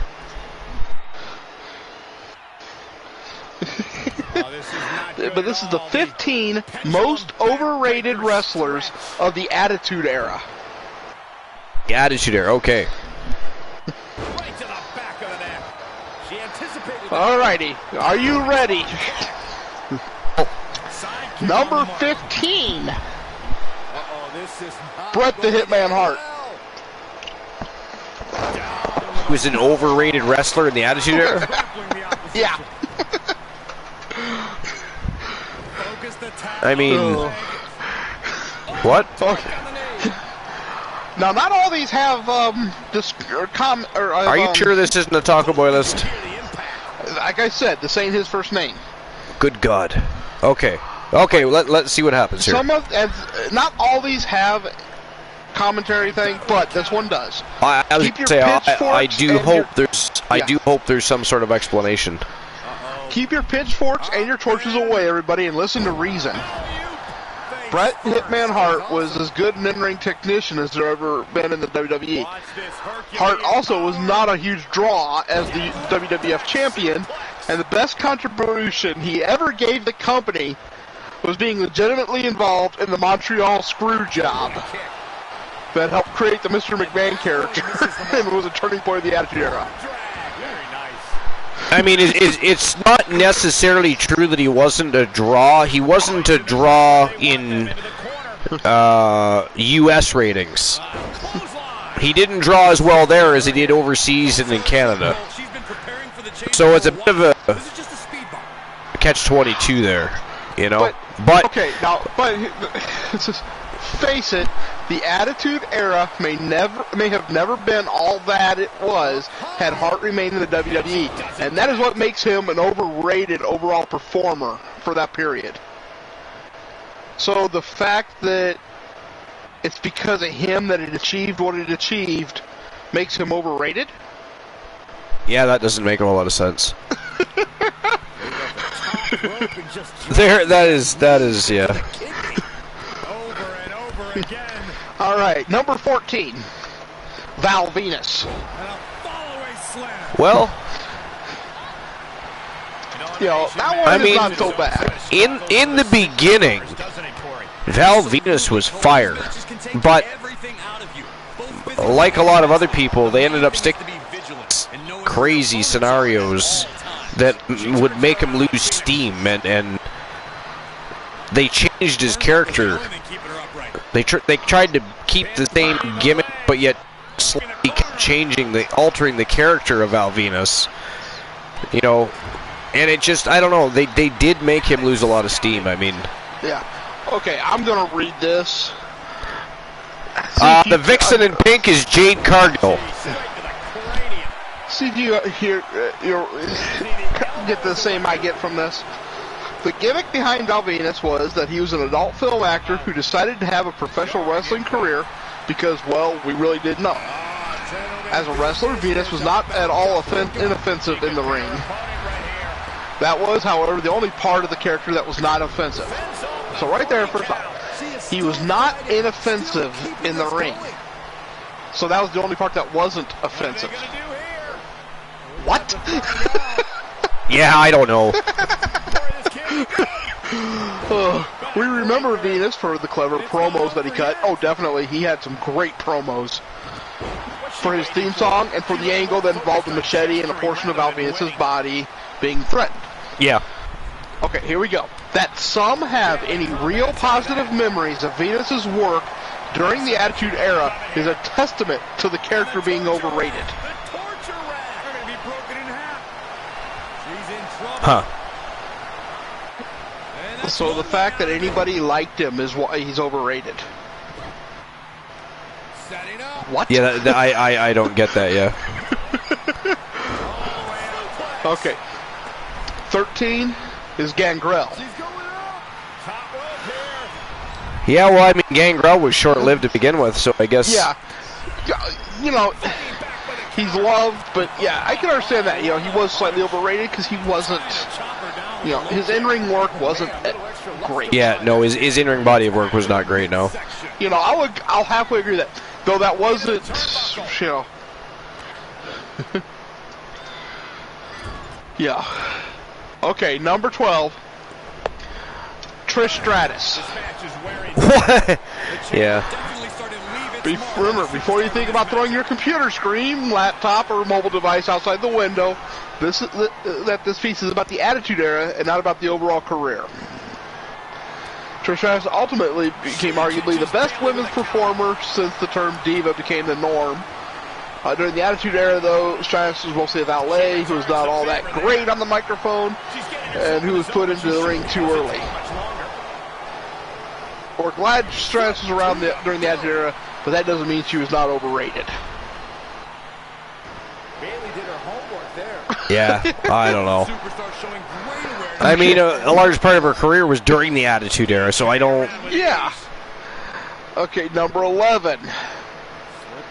My brain already hurts. The Hardy Boys. The Hardy Boys were in some of the most stellar matches in the Attitude Era. I mean, that's crazy. Yeah, this is 15 most overrated wrestlers. Okay, and I'm saying that just say, yeah, you know, this isn't some, you know, I'm reading the wrong list or something, but yeah. Some may claim that we can blame the performers who were in Extreme Championship Wrestling for wrestlers in the WWE and WCW taking unnecessary and dangerous bumps during routine shows, let alone while working in events on a WrestleMania card. We can also look at Matt and Jeff Hardy when discussing this issue. Team Extreme gave us many highlight reel moments, and both the Hardy Boys should be credited for being so willing to put their bodies through as much as they did during the Attitude Era. They were also a foundation for the spot monkey category of wrestlers who cared more about taking risks and doing flips than they did about telling compelling stories. The Hardys had some of the most amazing storylines. You know, as was mentioned on your list, you know, you had the whole, you know, Edge stealing Lita. Yep. You had the one where Lita and Matt, you know, developed that whole in-ring attraction, culminating in that in-ring kiss that took her by surprise, you know. Yeah.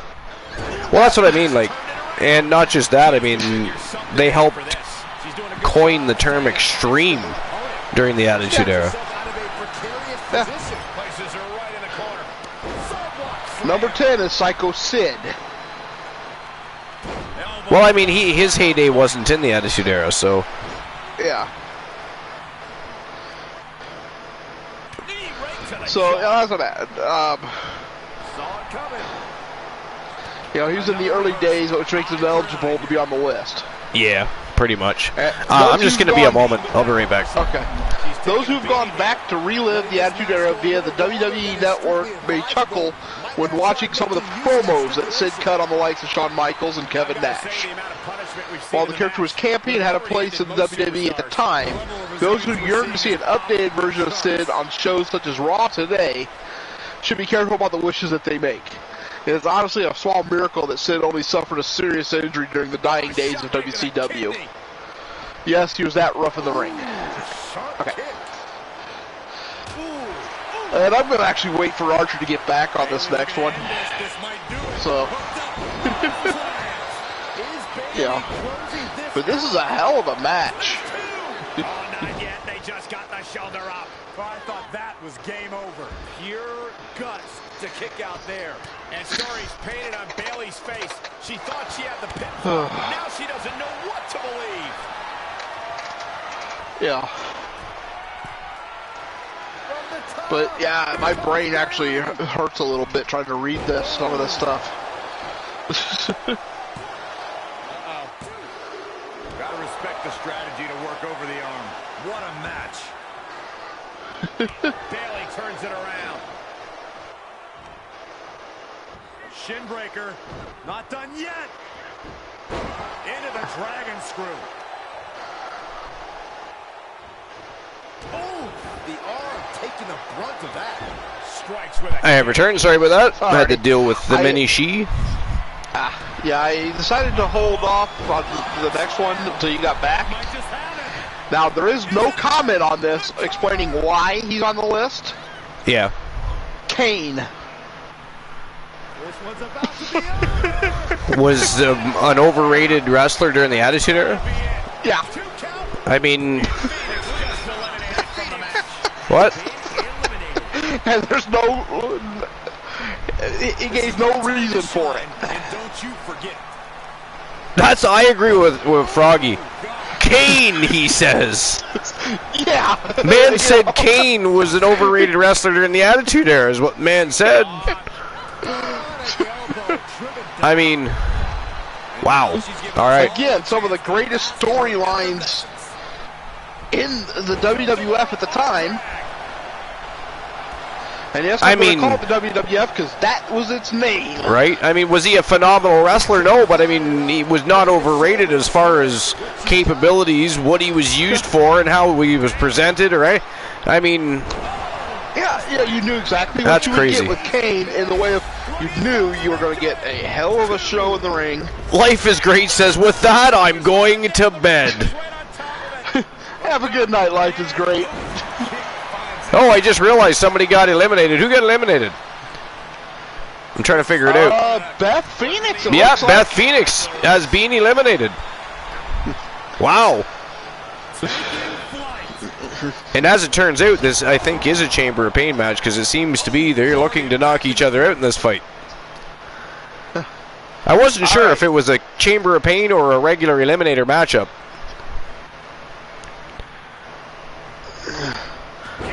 Either that or they just want to punch each other in the face and watch each other fall down. Who knows? All right, number 8, we have Sable. Sable was the perfect woman to come along during the Attitude Era, at a time when the internet was just becoming a thing that was available in homes all around the U.S. She was a great ballet who was able to make the transition from babyface to heel, and Sable's heel persona made the hottest woman in wrestling also one of the most hated. It was when she entered the ring to work as a wrestler, though, that we realized we may have overrated what she should have contributed to the cause. It's safe to say Sable would not be adored by crowds who want to see the real women's wrestling on WWE programming in 2016. Oh, Bayley just got eliminated. We're down to 3 in the ring and 1 in a pod. Amber Moon has not been released yet. Big right hand. Yeah. So what do you think of Sable being number 8? I mean, I'll be honest, I was never really all that much of a Sable fan, so Okay. that one doesn't affect me a whole lot. I'll say that. Okay. Here we go. I think she was more eye candy than she was supposed to be a great wrestler, you know? Oh, yeah. Number 7, The Godfather. That took some serious endurance. I'll give you that. Is there still Maybe a little. The I'll give... Godfather. Yeah, I mean, it was a cool gimmick, and it was entertaining, but I don't know. Okay, The Godfather is going into the Hall of Fame in 2016. That alone tells you all you need to know about that particular institution. Godfather drew pops from audiences because of the escorts he brought to the ring before matches, because of his memorable theme song, and because of the comical gimmick. Yeah. With that all out of the way, can wrestling fans everywhere just admit that the performer was an overrated part of the Attitude Era? We honestly can't remember a single great match the Godfather had during the latter portions of the 90s. Yeah, they're not wrong about that. You know. He's right about that. I don't know. I disagree a bit, though, because, you know, the Godfather, you know, the character may not have been what it, you know. I don't remember a single great match in the latter part of the Attitude Era. That's the problem. Yeah. You know. But number 6 is China. China. Yeah. Well, I don't know why China would be on the list. I mean, I'm interested to hear why China's on the list. There is a pocket of WWE fans out there who believe that China should one day be inducted in the Hall of Fame. The question has to be asked why. China was not any better than average on the microphone. The best thing she had going for her during her stint in the WWE was that she had a unique look, was part of DX, and she could be put in the ring to wrestle against male performers. Well, I think that's pretty damn good, you know. Maybe harsh to say, but DX and the Attitude Era both would have gone on without experiencing any hiccups had China never been signed by the WWE. That's true, but... Yeah, but that could be said for just about anybody. You know, they could have always found somebody else, you know? Well, I mean, you couldn't replace Triple H or Shawn Michaels, you know what I mean? There's certain people you couldn't, but for the most part, everybody else was, you know. You know. And Jade Cargill has been eliminated, by the way. We're down to Angel Terror, Casey Catanzaro, and Ember Moon. Yeah. But you know, the fact that not only could you put her in the ring to wrestle against male performers, but she could wrestle male performers. Yeah, she could, and did, too, yeah. Realistically, you know. Hell, she's still the only woman ever to hold the Intercontinental Championship. Yeah. And, you know, when she got in the ring, it wasn't, oh, this is totally unbelievable, you know. You watched her in the ring against these males, you know, the male competitors, and she was hanging right with them. The problem was it didn't do anything for her women's career at all. It just was a side spectacle, that's all. Yeah, but, you know, to me, you know, number 5 is the New Age Outlaws. New Age Outlaws is what? Number 5. Number 5, yeah. Well, I mean, they were multiple-time tag team champions and had some great high-profile matches during the Attitude Era. So there's that. Yeah. Truth be told, it shouldn't be seen as an insult to say the New Age Outlaws were an overrated part of the Attitude Era. Road Dogg Jesse James and Billy Gunn should actually be praised for being able to get over with audiences, all because of how they introduce themselves before matches. Yeah, well. Were those matches all that great? They were fine. But nobody should be pretending that the two members of D-Generation X made for one of the greatest tag teams in history. No, they didn't. I mean, Bart and Billy Gunn were better. Yeah, but I don't know. I liked the Smoking Guns. I actually had a conversation not long ago. Somebody were telling me they didn't like the Smoking Guns at all. I thought they were great. I'll be honest, I don't remember the Smoking Guns. You know. that was probably during one of those periods where I didn't have access to watch wrestling. Uh-oh, Casey Catanzaro is eliminated. We are down to Ember Moon and Angel Terror to crown the first ever WCW TBS champion. Okay, here's another one with no commentary, no reasoning. Number 4, The Undertaker. Was overrated during the Attitude Era. Yeah. Nice. I mean, I'm surprised there wasn't comments just based on whether or not they detailed anything. I'm surprised there wasn't something said there. Yeah. Okay, number 3.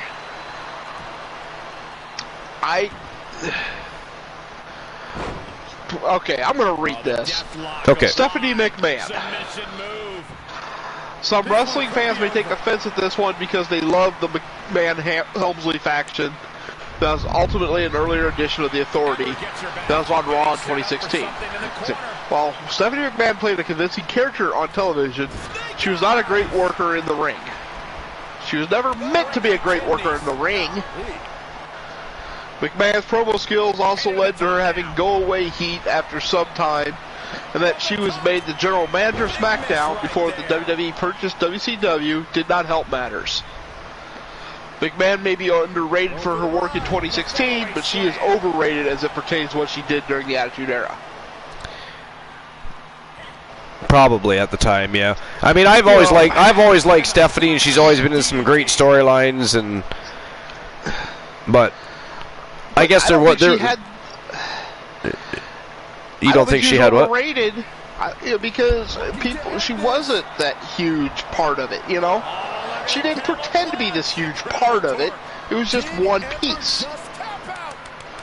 Oh, look at that! Ember Moon just tapped out Angel Terror and became the first ever WCW TBS champion. Wow. Yeah. Froggy says it right. I don't think they know the difference between overrated and influential. Yeah, that's true. That's true. Number 2 is Vince McMahon.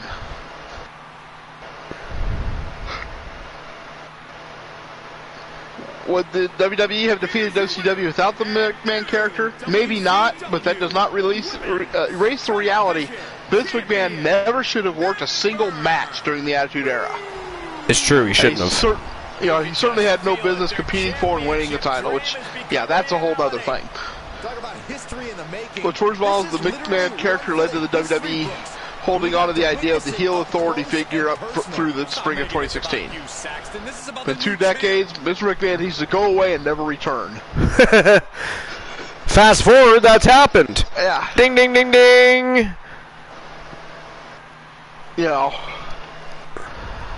But yeah, I don't know. McMahon, I've actually enjoyed some of his matches, so. All right, this next match is for the WCW Women's United States Championship. That's right, Drea Phantasma is going to be putting her title on the line after just winning it earlier today.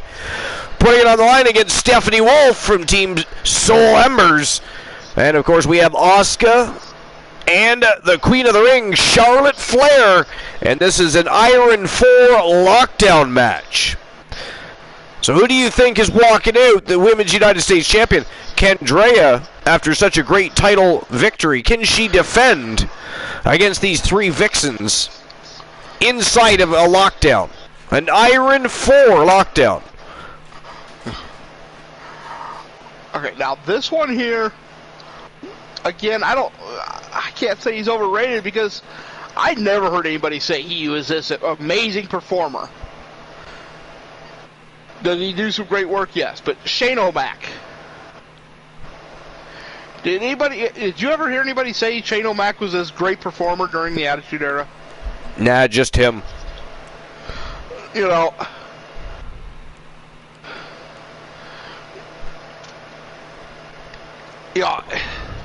I never heard, but King of Ring match had with Kurt Angle was brutal, difficult to watch, and also awesome. Still, everybody needs to stop with the take that McMahon was some great worker who was capable of having 5-star matches with anybody. I have never once heard that. Yeah. No, I've never heard that either. Yeah. I've never even heard somebody say, "Hey, you remember that great match with Shane McMahon?" Yeah, Like, people don't really talk about the matches with Shane McMahon. Yeah. And the thing is, he did have 1 or 2 great matches. Don't get me wrong. That King of the Ring match. Yeah. That was an awesome match, even without the malfunction.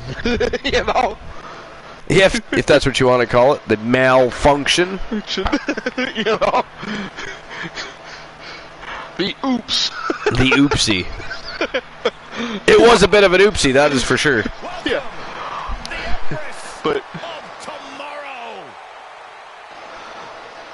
is a fatal 4-way steel cage match. Marky Mothleg says, "No chance to sell." Me on their arguments.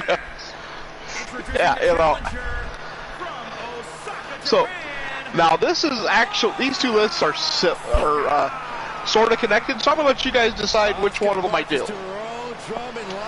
Top 15 worst storylines of the Attitude Era. That's fun. Or 10 worst things wrestlers did during the Attitude Era. Oh, hell no, you should do both. I mean, not at the same time. Which one do you want first? Put it to a vote. Let the masses decide. That's a good one. I like both of those. Those sound fun. Yeah. Well, I figured to do both, but it was which one to do first. So, we have worst storylines or worst things wrestlers did. You decide.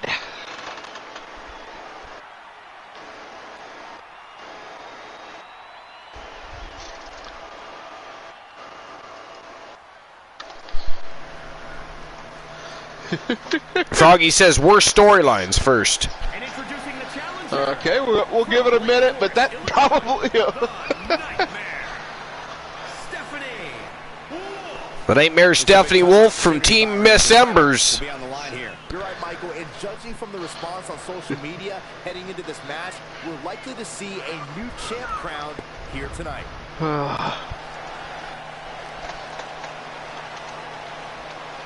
Stephanie Wolf has been a champion before, would love to wrap gold around her waist again.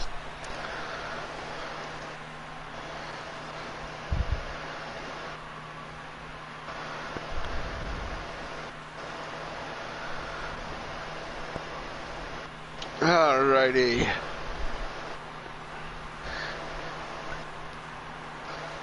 Here comes the queen. Here comes Charlotte Flair, former multiple-time women's champion.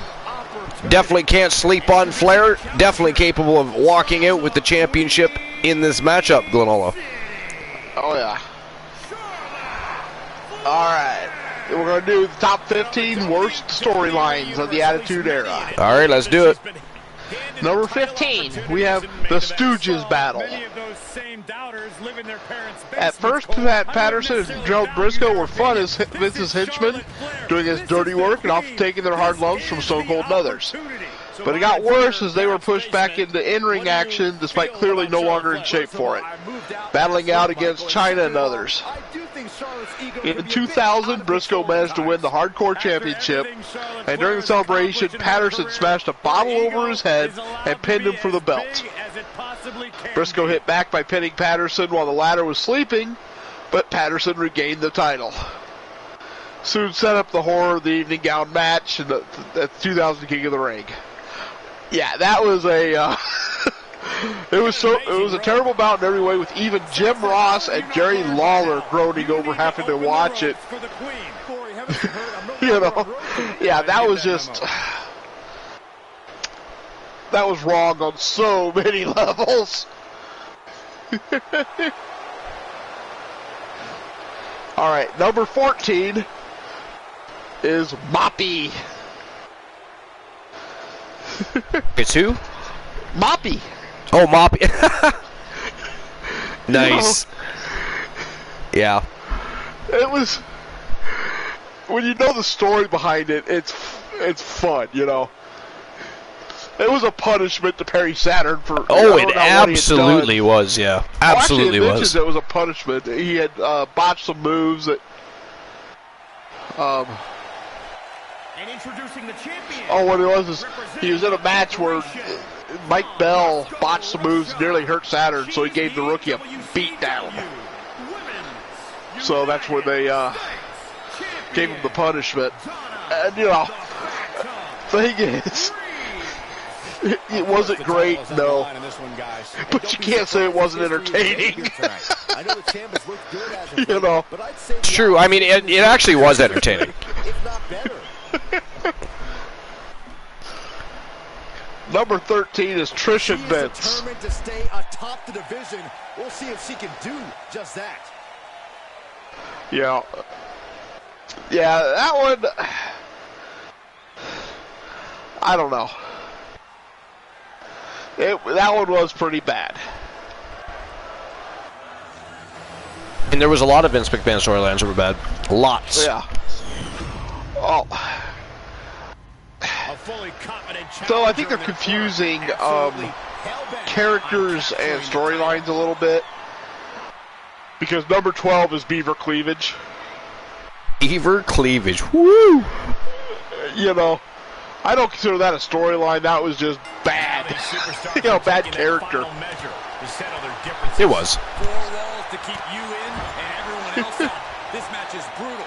This match is physical. And this match is personal. Number 11, Val Venus and Kai and Tai.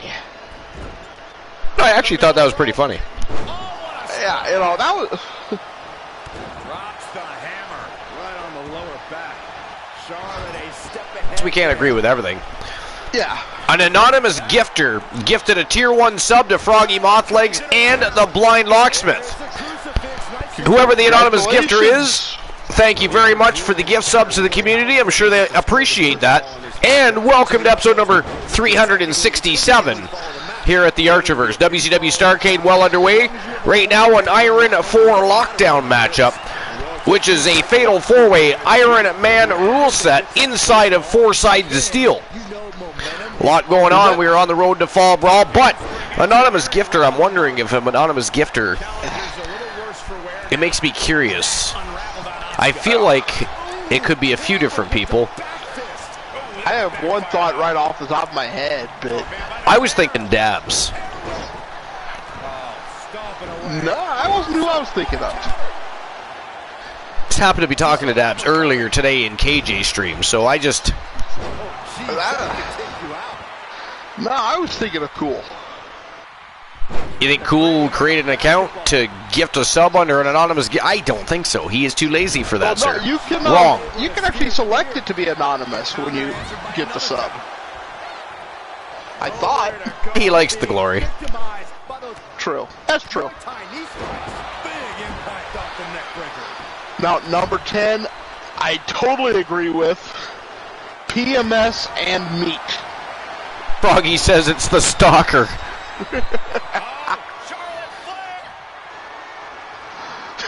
That's a good one. Line. I was wondering if that other one you did was supposed to be a joke too. Oh, there is no way out of the figure 8. No way at all. I think you. Line says, as I get older, I remember all the people I lost along the way. Maybe my budding career as a tour guide was not the right choice. She manages to get control. But just before that, he'd said Archer's hairline. To capitalize after the reversal. How dare you?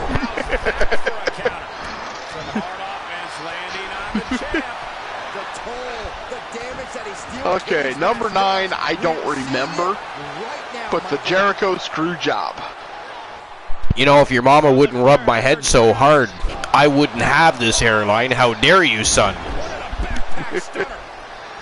Oh, Triple H no doubt continues to defend this on pushing himself more as the heel champion, but looking back, it's one of the biggest missteps of the entire Attitude Era. After weeks of back and forth sniping at one another, Jericho finally got Triple H to agree to defend the title on Raw. They went at it in a good battle with Triple H shoving Earl Hebner, so when Jericho hit a lion salt, Hebner made a fast count to give Jericho the title. It was a huge moment, the fans popping big time for it, and promised a nice shake-up to the scheduled title match with The Rock.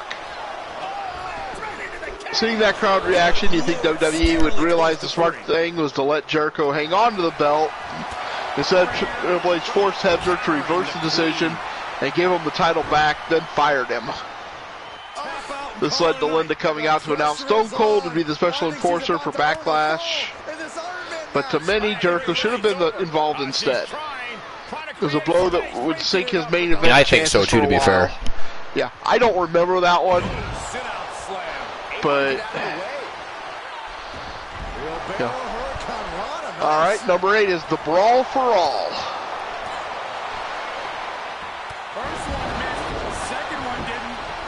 Yeah, not so much a storyline in itself, but it still has to rank among the worst bits the Attitude Era gave us. With MMA on the rise, WWE decided to capitalize by creating a tournament of boxing/fighting matches amid the shows.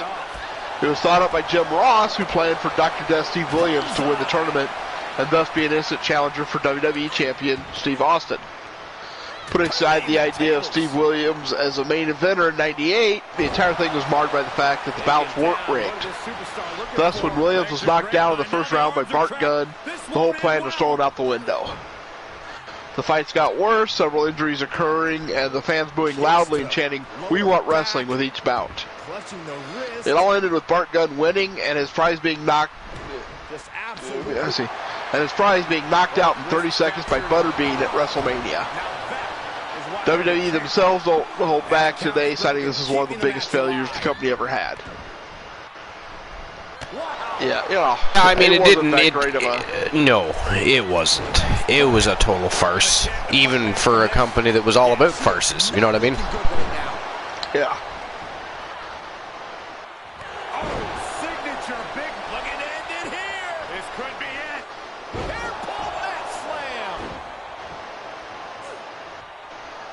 Okay. Yeah, this one, Hawk goes flying. This is number 7. You know, wasn't much of a secret in the wrestling world. The Road Warrior Hawk had a hard party lifestyle. Yeah. Even by wrestling, standards. Years of drinking and drug abuse had taken their toll. They were always shown. It had always been shown as a very tight unit, but for the first time, tension was teased between Hawk and Animal as they feuded with the Disciples of the Apocalypse, who had the Warriors' old manager Paul Ellering on their side. Hawk started showing up to matches out of it and acting hungover, so Animal recruited Droz to take his place, complete with makeup, as Hawk just seemed to get worse and worse. The idea apparently was Droz pushing Hawk's addictions on to replace him fully. Not a bad story, but sadly they had to give it that extra push as Hawk climbed the Titantron acting drunk, with Ellering joining Animal Droz, begging him not to jump. Charlotte Flair has just been tapped out by Asuka. Wow. Oh wait, was it Asuka or Jennifer Wolf, or sorry, Stephanie Wolf that tapped her? I think it was Asuka that tapped her out. Anyways, I had to mention that. That's crazy. So the first fall is against Charlotte Flair, and somebody managed to tap her out. I need to go grab a beverage. My throat's kind of dry, so I'll be right back. He did jump following to the floor, and the fan reaction wasn't quite what they hoped for, as the crowd yelled about how horrible and insulting this was, and Hawk himself was among the more vocal opponents. Realizing their mistake, they quickly dropped the whole thing. LOD pushed aside, except for a brief return with Ellering in '99. They would leave, making one last run in 2003, but before Hawk's sudden death. Yeah, you know, that one I totally agree with. Number 6 is Sexual Chocolate. I ain't even gonna get into that. That was just great character, terrible storyline. You know, it was. I kind of got a kick out of Sexual Chocolate. Yeah, Mark Henry. And Hello Soul Embers. And look at from. But once they brought in Mae Young and added her to the whole thing, that just got, yeah. Catapulted down on the opponent. Number 5 is the Pepper Battles. This was offensive on multiple levels for several factions of fans. Boss Man and Al Snow were feuding in '99 over the hardcore title, with a bout at SummerSlam taking place all over the arena and even the local bar. During the fight, Boss Man would hit Snow with a box holding Snow's Chihuahua Pepper. Knowing how the animal rights people would be up in arms, Jim Ross immediately said the box was empty. Boss Man would later abduct Pepper and call a meeting with Snow, serving him dinner as they talked things out, and then revealed he'd eaten the remains of Pepper.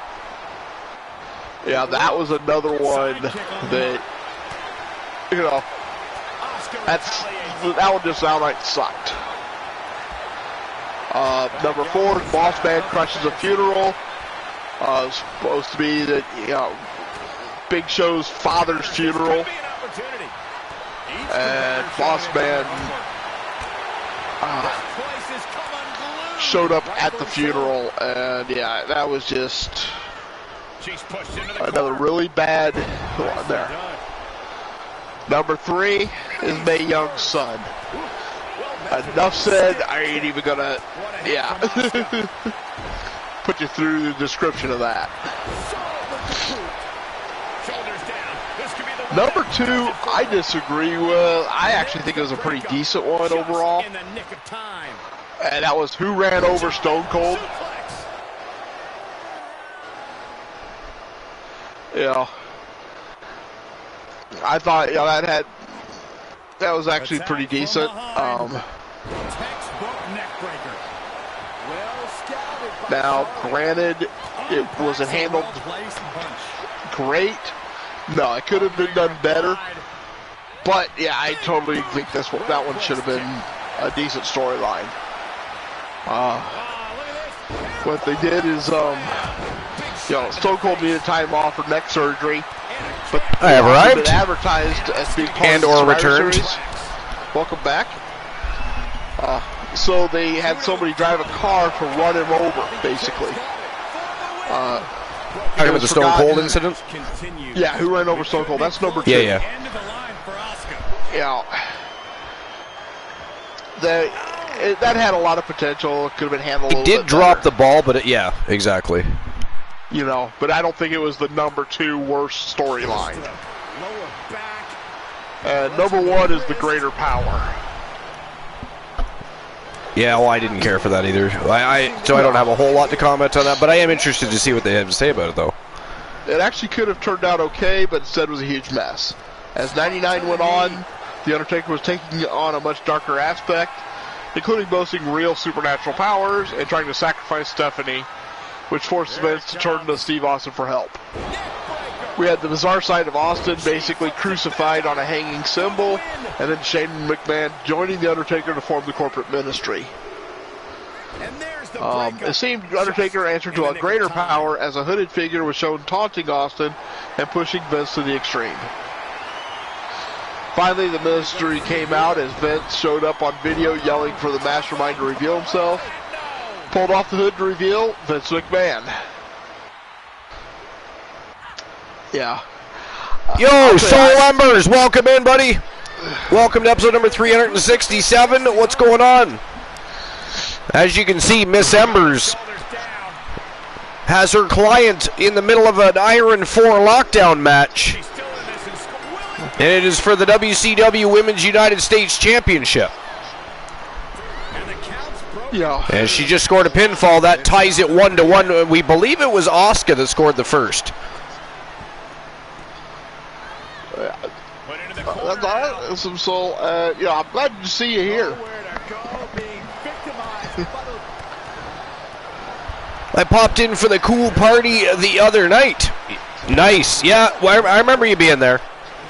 That was a good night. Great show. It was good that everybody stopped by and congratulated Christian Cool on over 300 episodes. Had a good time. Mm-hmm. Blind Locksmith says, yeah, Asuka scored first. Yeah, so it is 1-1. Alrighty. So, I got one more list ready to go. with the 10 worst things wrestlers did during the Attitude Era. This should be good.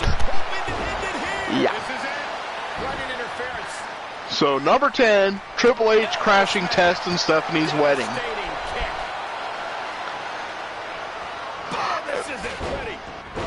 I don't see that as even top 10, really, you know? No, not really, no. But, I mean... It was a great moment. You know, honestly. It led to an awesome storyline that I thought, you know, with the McMahon-Helmsley era. Yeah, it did do that. Again, number 9. Okay, I can see where they might call it the worst thing, but it is still an awesome one. Kane setting The Undertaker's casket on fire. The pin's broken up. Okay. The Undertaker had a great casket match with Shawn Michaels at the '98 Royal Rumble for the WWE Championship. Unfortunately for him, it ended with Kane attacking him to cost him the match, despite making peace a few weeks prior. Kane revealed his master plan by betraying his brother and setting the casket with him on fire. Undertaker later returned in the build to WrestleMania 14 to find the answer to the challenge of his brother. After this moment ended his stance on not fighting Kane. I can see where they're saying that was a worst thing, you know. But it set up another great storyline, you know. I mean, and I don't know, it kind of fit the whole storyline. Yeah, but you just basically set somebody on fire. You know, so I can see where they're saying that's one of the worst things. Number 8, Steve Austin attacking Lita with a chair. Steve Austin's heel turn at WrestleMania 17 saw him playing a sadistic character completely different from what the fans expected. Triple H aligned with Austin and Vince McMahon to form the most powerful alliance in WWE. Hardy Boys and Lita were the victims of Austin and Triple H on a few occasions. Austin specifically hit Lita repeatedly with a steel chair on her back as she covered the body of Matt Hardy. Fans lost any love they had for Austin in that segment.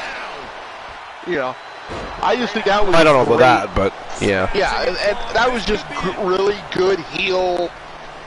You know, heel heat. Yeah. Yeah. You know. Agreed. Number 7 was X-Pac and Tori turning on Kane. And, you know, that, I can see where they're coming from with it somewhat. You know, more from a personal standpoint, but one of the more crushing and emotional moments for a wrestling character saw Kane getting betrayed by a few of his first real friends. You know, X-Pac ended his tag team run with Kane when D-Generation X reformed during Triple H's heel run late 99, early 2000. You know, Tori was Kane's girlfriend, often harassed by X-Pac and DX. There's something that doesn't come up very often. Yeah.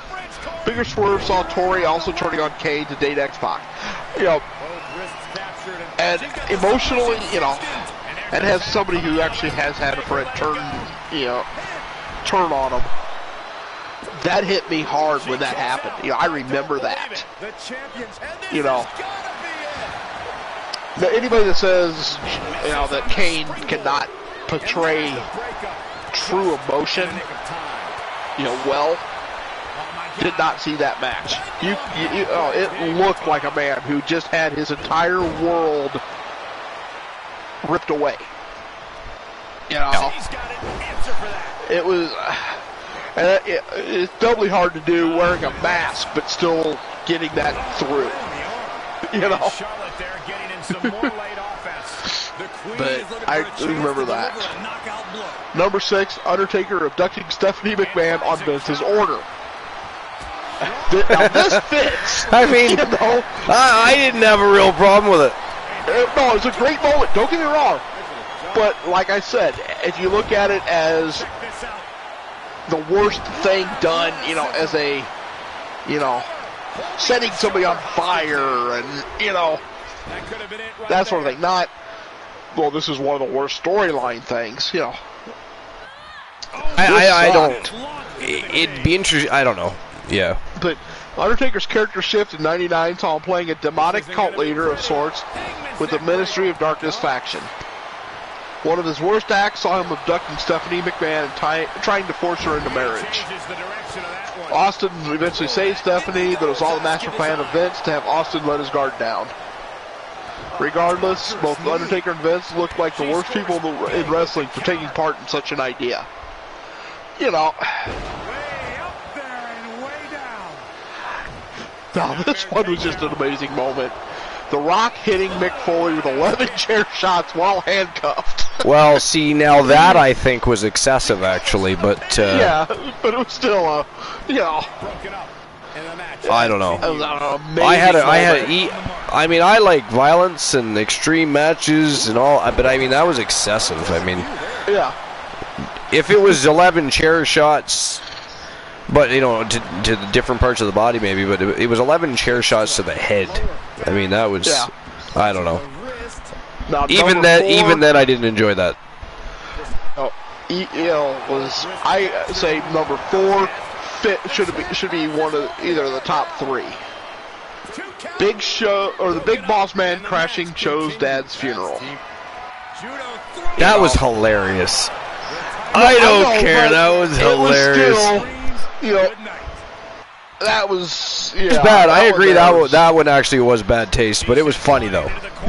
Oh, yeah, I'm not saying it wasn't funny. I mean, you know, that poem, they actually, when I had that in the last list, they mentioned the poem that Boss Man read, and, yeah, you know,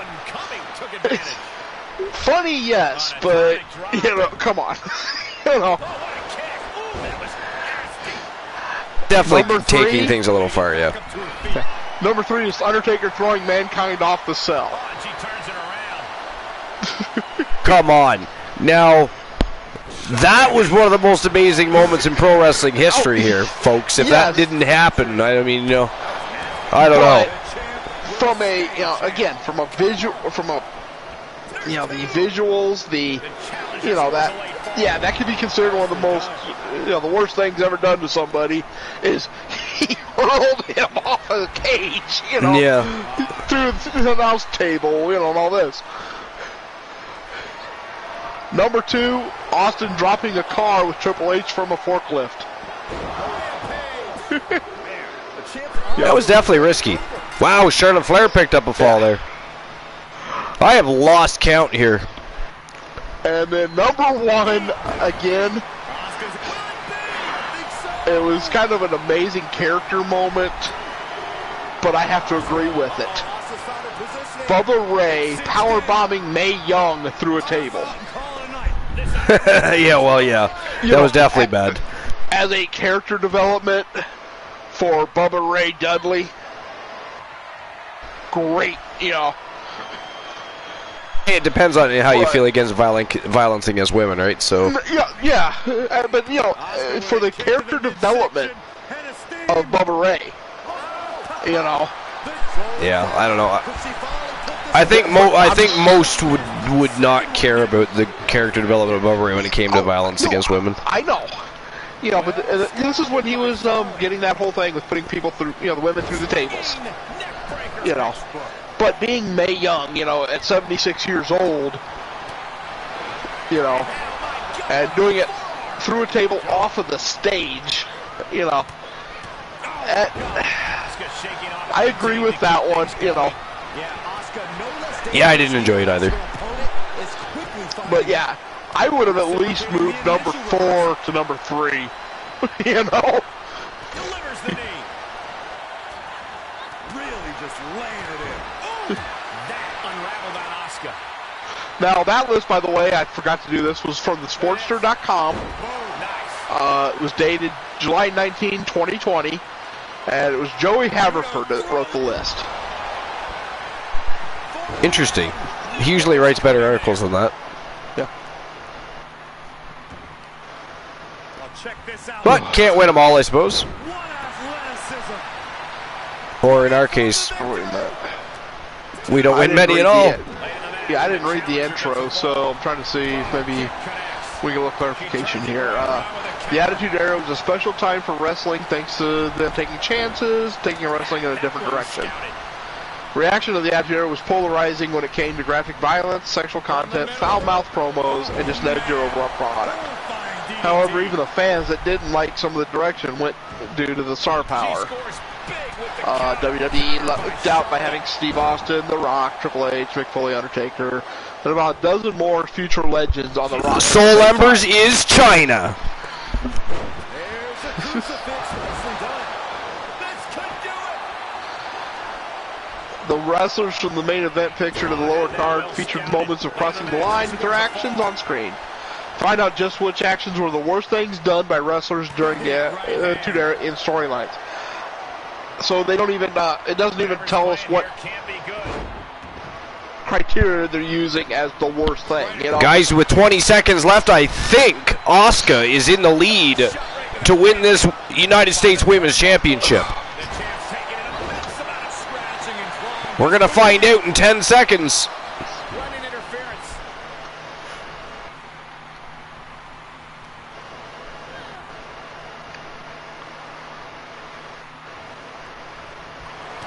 Wow, it was a draw.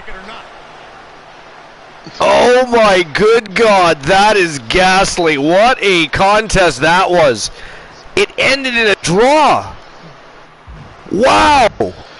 Oh man. I have never seen a draw inside of a lockdown. That is crazy. Wow, so that means that still your reigning defending WCW United States Women's Champion is Drea Phantasma because a title does not change hands on a draw. Alright, so I'll issue the payout for that. The next match of the night for the WCW Women's World Championship. And this is a triple threat eliminator between Liv Morgan, Becky Lynch, and of course the reigning defending champion from Team Glenola. And representing the Wolfpack, by the way, the Gremlin Wolf, Jennifer Wolf. Who do you guys think is going to walk out the WCW Women's World Champion? All right, hold on. Let me open the betting line real quick.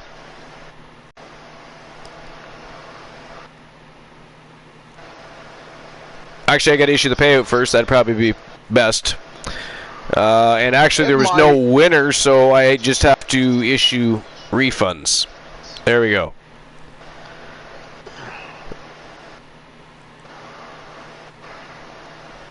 All right, so who walks out with the gold?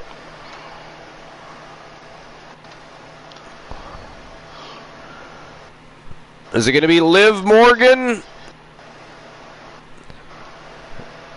The man, Becky Lynch?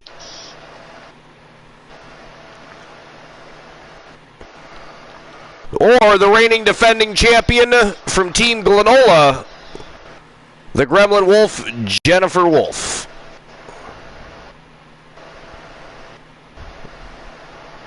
Five minutes to make your bets.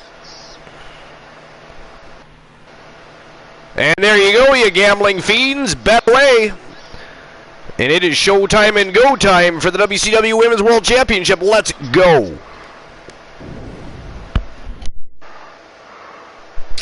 You know,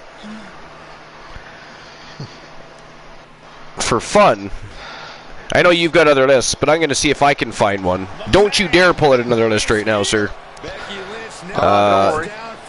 There'll be no upstaging. Has earned everyone's respect.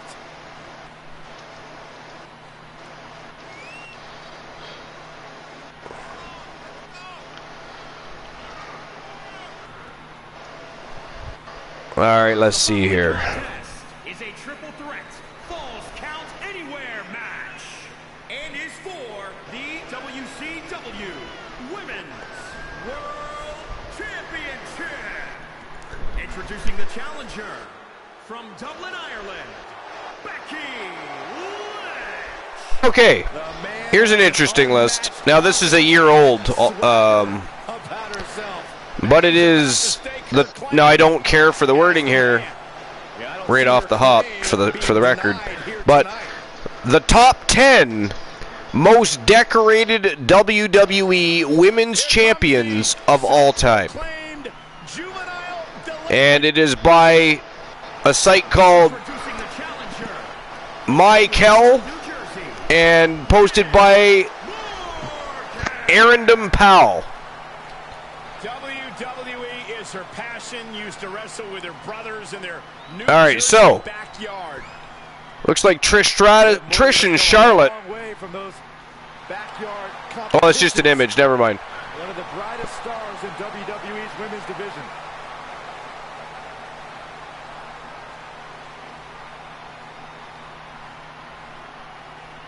All right, so the first one on their list is the fabulous Moolah. And she had a women's title reign of 3,561 days. So Moolah originally held NWA World Women's Championship, which is the old school belt that was later renamed the WWF Women's Championship. WWE recognizes this reign as lasting 10,170 days. And yes, you heard me say that correctly, 10,170 days.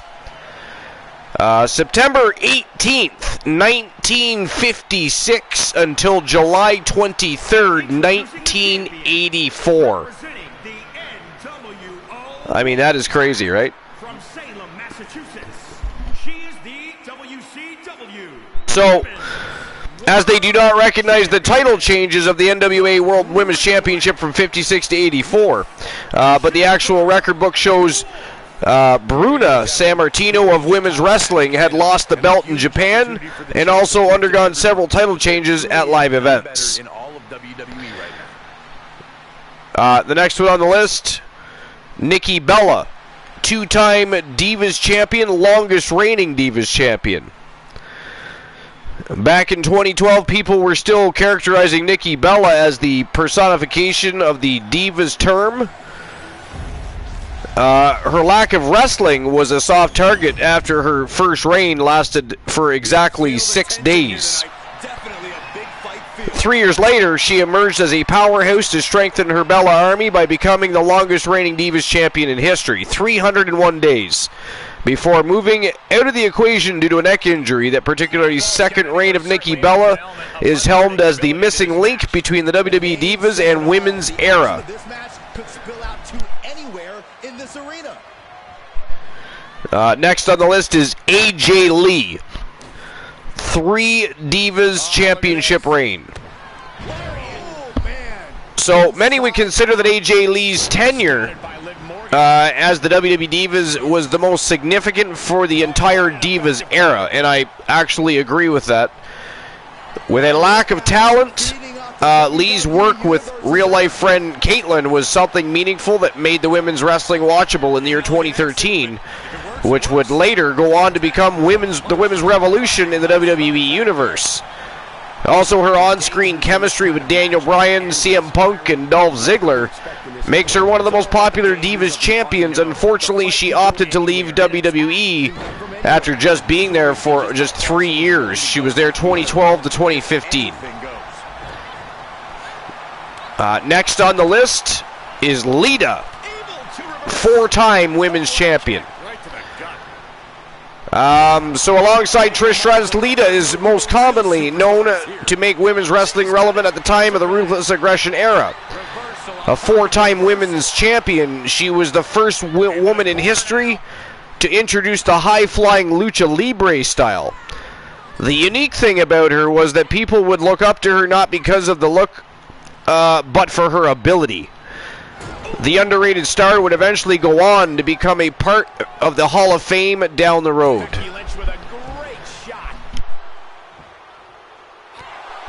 And I've, of course, always been a fan of Lita. Joel Ling said that's a long title. Yeah, 10,170 days is a long-ass time, and the other title was 3,591 days. But, you know, who isn't a fan of Lita? I mean... Exactly.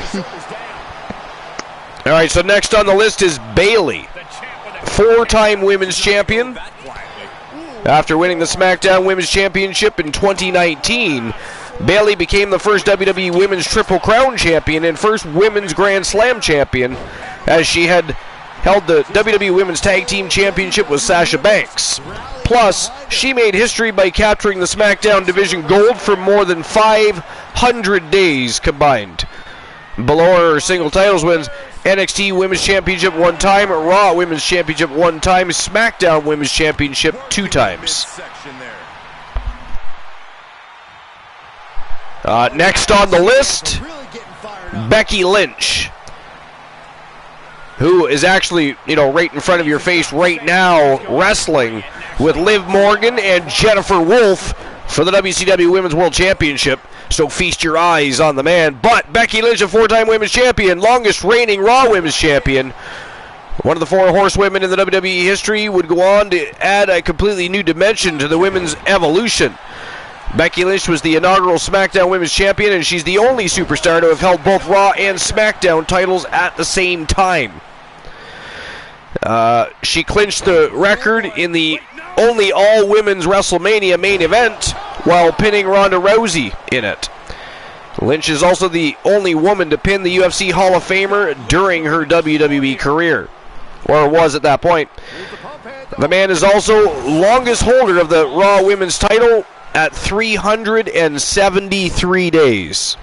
And she's using this moment to summon all of her. She won the Raw Women's Championship 1 time, SmackDown Women's Championship 3 times. All right, Alexa Bliss is next. 5-time Women's Champion. So, a very few have countered her to be on the elite list, while the goddess of the WWE went on to prove everyone wrong. Her singles titles wins are given below, and we'll go over that in a moment. While she was the first woman to capture the Raw and SmackDown Division Gold, who has also defended those in back-to-back WrestleMania pay-per-views.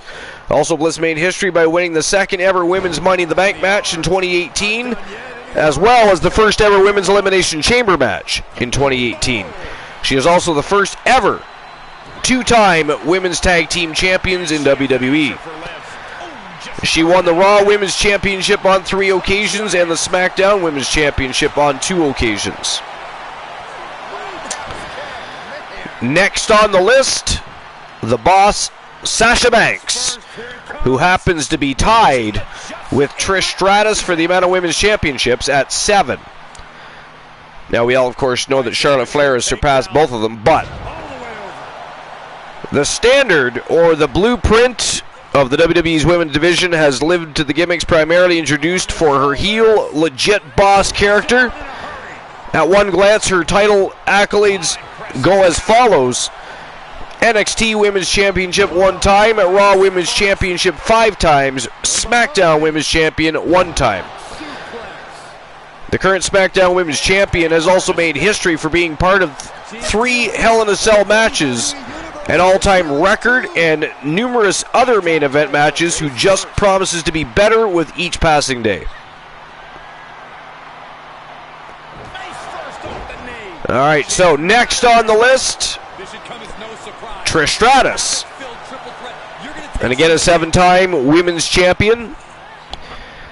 It's interesting to note that the fabulous Moolah might have had several title reigns with the old school women's title, but WWE never acknowledged that, as accurate title changes aren't available. This makes the company mention Trish Stratus to be one of the most to be the one with the most number of championship reigns with the modern day women's title. Now, of course, that's Charlotte Flair now. Even though I thought this was written a year ago, because Charlotte Flair, now unless they're considering just one championship, not combined Raw, SmackDown, etc., that could be. But anyway, being a trailblazer, she achieved those reigns at a time when the WWE mostly had to offer pillow matches or lingerie fights. Despite that, Lita and Trish once main evented Raw, plus Trish had also won the men's division hardcore title once. Actually, remember that. Sometimes I forget certain things that happens with the women's division, especially during that time period.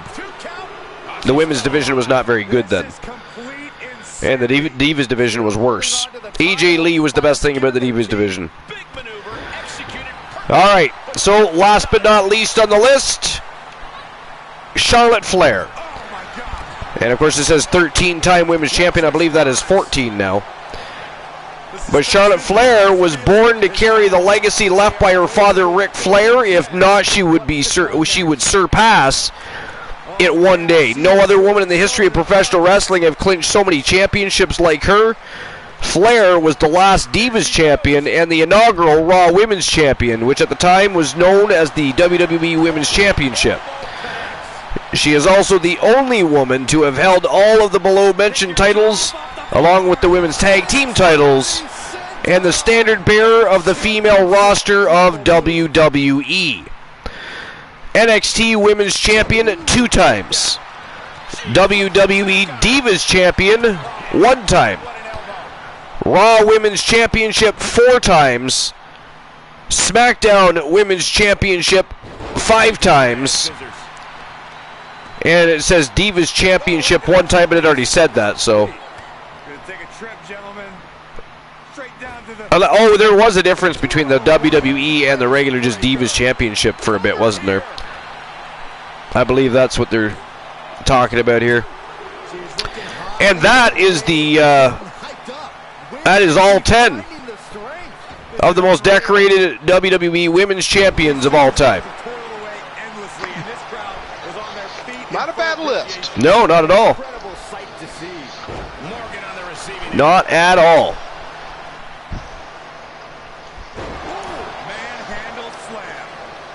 Damn, a manhandle slam by Becky Lynch plants the champion. We are seeing something special from the champ here. Still no eliminations. It's definitely been a power struggle between the 3 Vixens, that is for certain. Whoa! Wow! An elevated flatliner using the top rope. That was vicious. Lynch got that shoulder up, though. Let's see if that kick out was a spark, or is it the challenger's last gasp? And now it's reload time. Time to find another moment to pull out that one more time.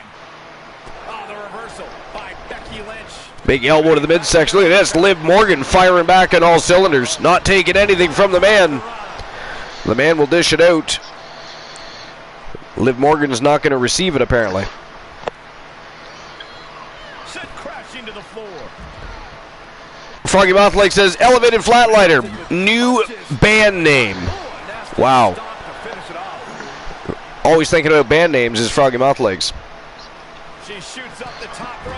Dangerous thinking. Look at this, the champion going upstairs here.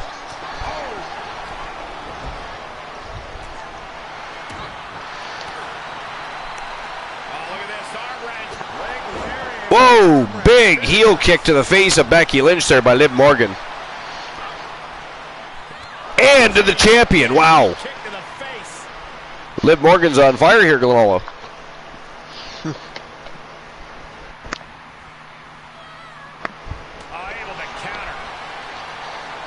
And Glenola's too busy eating to address the masses. He has sunk to the levels of Christian Cool.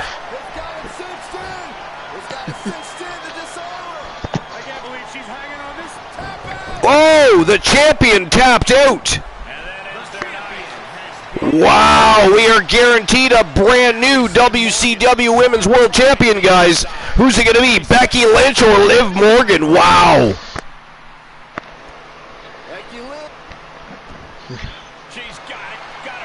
Okay, well, how long has she held that title now? Jennifer Wolf, quite a while. Yeah. I think that's the last championship she is. That's the first time in a hot minute that she's been titleless, actually. What do you say? This is amazing. What a match. Oh, face first into the unforgiving floor goes the man. And a face breaker, double knee face breaker. Oh, that was a near fall. Liv Morgan just about became the new WCW Women's World Champion right there.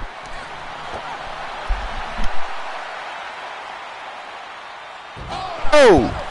Wow, butterfly DDT. Morgan is on fire here. Round and round we go. Oh! Tilt-a-whirl head scissors. Tilt-a-whirl head scissors. Becky Lynch goes head first right into the floor. Goodness. Liv Morgan turning up the heat here. Oh, sit out. I think she smells victory is at hand. Becky's facing adversity here. I mean, when was the last time you seen the man Becky Lynch take a beating like that? Oh, and there is another heel kick right to the side of the head of the man. Oh, Jesus Christ, and another. Wow. And that is it. That is all. Holy hell. Ladies and gentlemen, the winner of the match and new WCW Women's World Champion, Liv Morgan. And you know, I will be... Congratulations on that win. Right? I mean, I'll be honest, though, I did not see that one coming. I thought, honestly, I thought either Jennifer Wolf was going to retain, or I thought Becky Lynch. I really did. That would have been one of my two guesses. Becky Lynch or Jennifer Wolf in that match. No offense to Liv Morgan. And title change, we will all remember for a very long time. I actually thought that Jennifer Wolf was going to retain, to be, but Yeah, well, like I said, if she didn't, which I thought she might, I thought Becky Lynch. I didn't even put Liv Morgan on my list of people to possibly put money on, type of thing. You know what I'm saying? Like, that's crazy.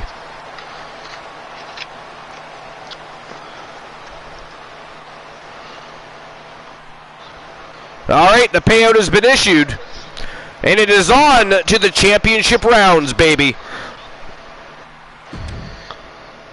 And again, for those that are newer to the Archiverse, the championship rounds are what we consider the final three matches in any show, whether it be TWA Wrestle Kingdom, the Archiverse Wrestle Wars, or WCW Starrcade. The final three matches we consider the championship rounds, and before we had redemptions, we would only open the betting lines for the final three matches of any show, and then of course other people decided they would like the opportunity, from time to time at least, to bet on other matches as well.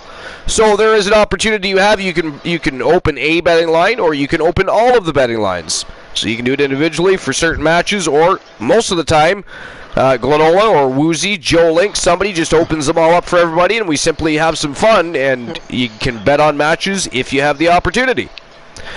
All right, next match of the night for the WCW World Tag Team Championship. This is a Trinado Tag Team Eliminator. Tons of Funk. We saw them earlier today win and become the new WCW World Tag Team Champions in a Gold Rush tournament. They dethroned the Circle, the AEW Exiles. They're putting their titles on the line against the Steiner Brothers and the Corporation, and both of those tag teams were also in that tournament and did not make it through. They're looking for vengeance. The Tons of Funk boys are just simply looking for some time off, but they're going to have to go through these two great tag teams before they get to do that. Can they retain their titles? They just won them today. Can they retain them? We will fight. The Blind Locksmith says, can we bet already? God damn it, I'm waiting. My wallet is open. I want to earn some Archivers bucks. Would you just put the betting lines up and let's go? I don't know, TBS. I think that's being a little pushy. Personally, I don't think you need to speak to me in that manner. But Glenola, I guess I'll open the betting lines. I mean, I didn't realize, right? I didn't realize our conversation was affecting everybody's lives so badly that we had to just open them right now. He's an animal. TBS is an absolute animal. Yeah. They were already open. They just hadn't. Hope that. I'm gonna refund you your Archiverse bucks.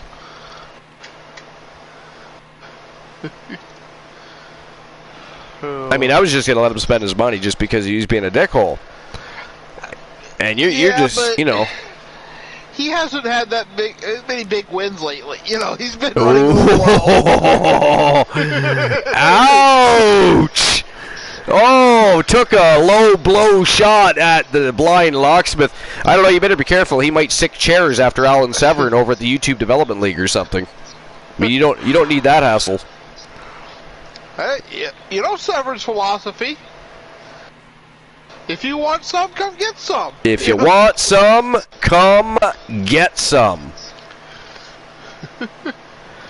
Be careful who you say that to, though. You don't want Carino Farmer showing up. I mean, some could mean a lot of things to him. You know what I'm saying? That is, sometimes you got to choose, depending on who's around in the locker room, what have you, you got to choose your words wisely. It's just, you know, you don't need to die over trying to get an opponent for a big event or a show. All right, there you go. 5 minutes to make your bets. Who is walking out? The WCW World Tag Team Champions, Tons of Funk, the Steiner Brothers, or the Corporation from the Big Body Metaverse. Let's find out. It is showtime and go time. And do remember, this is no regular triple threat tornado tag team matchup. This is a Trinado tag team elimination style matchup. Let's go. All right. And by the way, the Blind Locksmith, did you tell your joke earlier? Because I did redeem a joke time on your ass. I haven't caught up with chat in a while. I should do that right now, actually. Glenola, how dare you not remind me to catch up on the chat room? That is ghastly, sir. Where were you on that one? Hey, if you don't want to read the chat, it ain't my fault. Yeah, I don't think the Blind Locksmith told the joke. Yeah, he did. Did he? I'm looking. I don't see it. He did. Oh, wait, here it is. Yeah, no, didn't make me laugh. Tell another one. That is ghastly. I want a refund. I want a refund or a better joke, sir?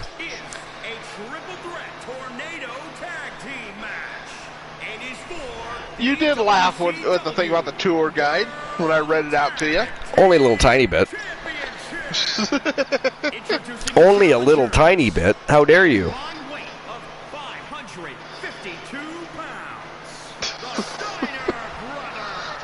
This is a big-time opportunity, Byron, as the title will be on the line here. You're right, Michael, and judging from the response on social media heading into this match, we're likely to see a new champion. TBS says, I've napped since I told that joke. Where have you been? Well, I did tell you to tell your mother to stop rubbing my head so much. I mean, do we really need to go into detail of what my night has entailed? Other than being live here on episode number 367, and earlier today, 3 p.m. Eastern Standard Time, when we went live for episode number 366. What a day it's been. What a day it's been, and we're going to have some YouTube Development League matches later on.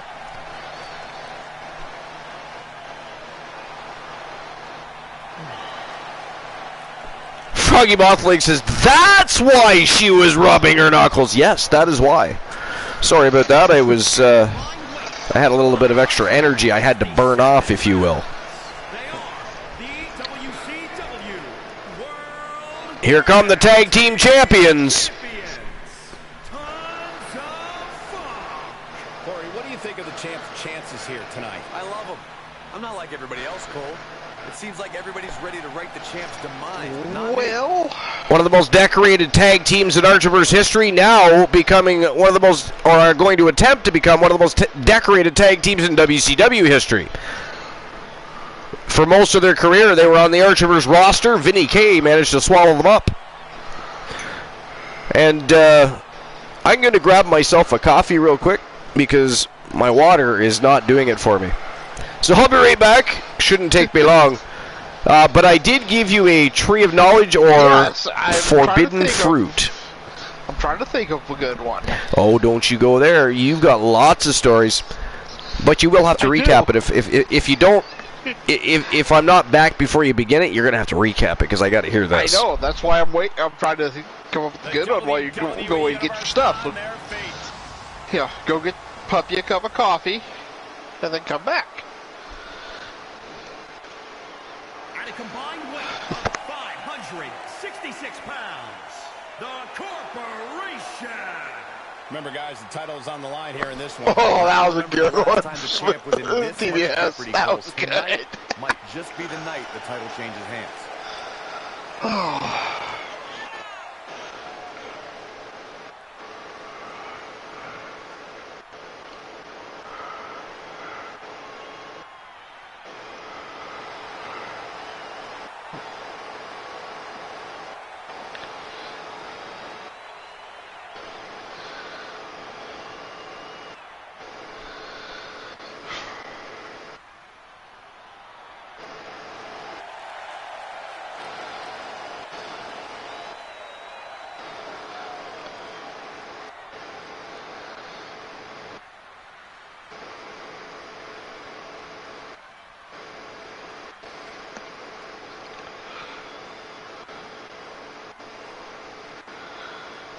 Tag team action in store for us tonight. Elimination style rules apply. The last team standing wins. Communication in these sorts of matches is at an utmost premium. So, I think that is more directed. Should be directed more at me. Yeah. Looking for an early pin. Still seems a little early. Makes him pay with a counter. Oh, man. Yeah, my face will scare children and small animals. Down opponent and a double axe handle smash. Counter. And now there's an opening. He's got the answer for that one. Oh, boy. Ooh. Overhand right lands. Saw that one coming. Getting launched. The challenger's looking shaken. Perhaps thinking about what to do next here. Spine first into the post. Just stomping every single part of his body. Boom! I'd have to think that a no disqualification match favors the most heartless competitor in the ring. Well, that's mostly true, but even the most rule-abiding superstars have risen to the occasion of a no disqualification match. When there are no rules, there's no wrong and right. Gets him with the counter.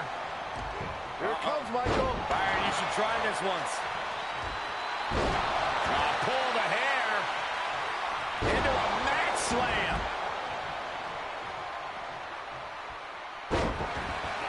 It's mounted with punches. Oh, not. Oh, a nasty stomp to finish it off. Oh, and a reversal.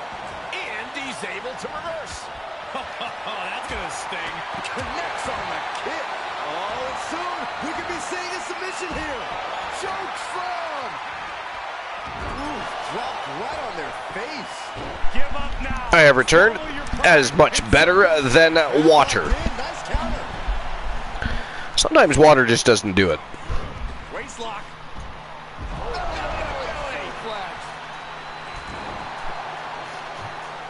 And apparently we have lost Glenola. Oh, I was muted. Oh, you're muted. Okay. I was like, I was just about to check the dashboard. I was like, did he get blitzed or something? Did you get Puppy his coffee? I did not. Sheesh. He's turning the tables. Being selfish today. What's he concocting? Under the ropes now. Whoa! That's another good one. The doctor gave me some cream for my skin rash. He said I was a sight for psoriasis. Wow. Did you figure out a story? Oh, yes. Now, this didn't happen to me. This was a member of my family. It's my grandfather. Was, back, decades ago, but he was working at a local lumber yard, and they cheated him on some pay, so being a little pissed off, he bankrupted them.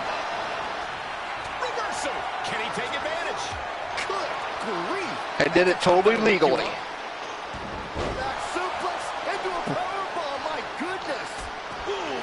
Now, how did he bankrupt him? I mean, he just put the word out that he wasn't going to buy his lumber there. The champ looking out of sorts. It's impressive to have some stamina left this deep into the match. Gotcha. 6 months later, they closed. Gotcha. I mean, today that'd get you in big trouble, but And, back then a lot of different things happened. I mean, that's the story? Yeah. Now I'll let you guys decide, is it true or not? Oh, look at this. Neck lock into it. Piercing the throat.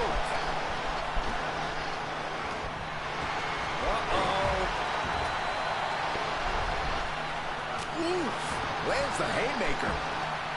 He saw it. The Blind Locksmith says, drove business down by word of mouth. Yeah, I could see that.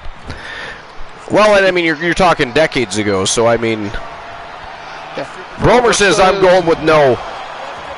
Okay. I mean, I'm up in the air on it. I'm on the fence. Alright, so we have one yes, one no.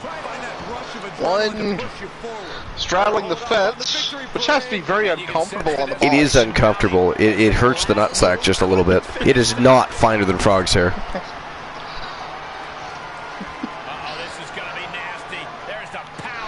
Thinner than a lizard's testicle skin, maybe. Oh, shit! I think one of the champions just got eliminated. They did. Oh, no! B. Henry's in there all by himself. The villain has been eliminated. Wow. Guys, the potential for seeing, again, brand new WCW World Tag Team Champions is very high right now. Oh, yeah. I mean, unless B. Henry can get the job done on his own. What do you guys think? Would not be impossible for B. Henry to do, but very it's true. I mean, he is highly decorated, multiple-time champion, a powerhouse, a great technician. So yeah, you're not wrong. If he can somehow weather the storm here. Well, it looks like nobody else has an opinion. The story's actually true. The found out they had been, messing around on pay. So my grandfather, he was actually a cabinet maker by trade. Right. It was during his, early it was during kind of the Depression era, roughly.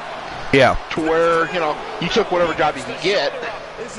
So he's managing the lumber yard, and he just put the word out that I'm not going to buy my lumber yard there.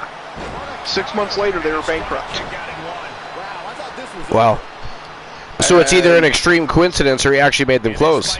No, it was just people trusted my grandfather that much. Well, and I mean, during that time period, you took a man for his word unless you had reason not to, right? So. Oh, exactly. And he just, he didn't he didn't actively, sabotage anything with money or the books, anything like that. And, the town he lived in, the town itself, at the biggest I ever saw it was 700 people. 700 people? Wow. Yeah. And what was the name of the town again? It's called Rankin, Illinois. Rankin, Illinois. Okay. Yeah, it's a tiny town. And, actually, my family was so well liked in that area that my uncle, who I was named after. I'm pretty sure Uptown B. Henry was just eliminated. Yeah. But my uncle did, 6 terms as the mayor. The last time he was elected mayor, he didn't even run. And King Kylos has been eliminated. Wow! It is down to the Steiner brothers versus Robert the Body Santana. Oh, damn! That is not a good spot for Robert the Body Santana. Yeah, I cannot believe it. The Steiner brothers are opening a can of whoop ass tonight. Oh! Suplex driver by Scott Steiner. Wow! Whoa! They did it! Holy shit! After a great tournament, they just were not at 100%, could not get the job done, but they were still, they were fighting champions. They put their titles on the line again tonight, but were unable to overcome the odds, and the Steiner brothers, the new WCW World Tag Team Champions. Oh, yeah. Well, you think about that title fight, that title match earlier, in the cell. That was brutal. It was. All right, so let me issue the payout for that. That was not a very long match either. The Steiner brothers whooped ass. What a dominant performance by Rick and Scott Steiner. Holy shit. And they just barely inked contracts not long ago. They started making waves in the YouTube Development League, and they are already WCW World Tag Team Champions. That is phenomenal. Oh, yeah. Ladies and gentlemen, I've just been handed something from management. It appears there's been an accident backstage. The Wolfman's truck was rammed by an unknown vehicle. Why are people running into vehicles backstage? I mean, why are they driving backstage to run into a vehicle? Gaslight. Local medical services are actually on their way. That's all the details I have at the moment. I'll let you all know later. When. Wait, you're not even going to tell us who got injured? I don't have that information yet. That is the worst breaking news I have heard since, well, anything by CNN. All right, on to the next match of the evening. Congratulations to the Steiner brothers, WCW World Tag Team Champions. This matchup is for the WCW TNT Championship. We have L.A. Knight taking on the Wolfpack's own Marty McFly, a.k.a. the Professor Poindexter. And I'm going to get the betting line open. Who do you guys think is walking it with the gold? And if I'm not mistaken, this is a best 2 out of 3 falls matchup. So is it going to be L.A. Knight or Poindexter? Oh, I definitely got to go with Poindexter on this one. Well, of course, the leader, of the Wolfpack, Team Glenola, siding with his own team members. Big shocker. Maybe that should be the next breaking news. Though, I mean, you got to admit, I have voted against him when I... That is true. You know what? That's true. To be fair, I have seen Glenola bet against his own team members if he thinks it's appropriate. He's not very biased when it comes to his own team. I'll give him that. But Poindexter, I mean, I think he's proven time and again, you can't underestimate him. That is true. All right, so here's the thing, ladies and gentlemen. We're down to the final 2 matches of the show, but here's what we're going to do. Again, because it didn't work out well earlier today, after the show, after the main event, we are going to have a Royal Rumble. You guys are going to help me build that Royal Rumble. Again, it's going to be all streamer teams. You tell me who you want in that matchup. The winner of the Royal Rumble will go over to the YouTube Development League and challenge Brock Lesnar for the Internet Wrestling Heavyweight Championship immediately following the show.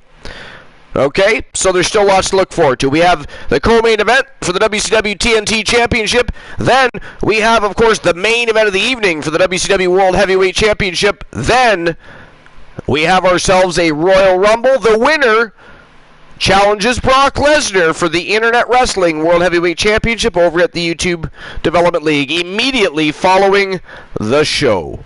Jesus Christ, Froggy Mothlegs is putting 20,000 Archiverse bucks on Poindexter. You should all get in on this bet. You've got a chance to earn a lot of Archiverse bucks here, guys. Come on, even if you're not a gambling fanatic, I mean, that's got to be tempting to win 20,000 Archiverse bucks. All right.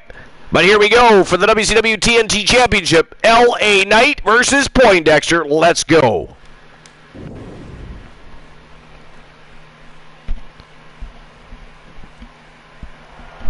The following contest is a 2 out of 3 falls match and is for the WCW Archer, correction. It's not 20,000 on Poindexter. There's now 40,000 on Poindexter. 40,000 Archerverse bucks on Poindexter, guys. Get your bet on.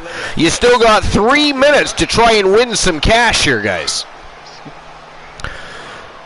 Don't sit on the sidelines and miss out on the big bucks.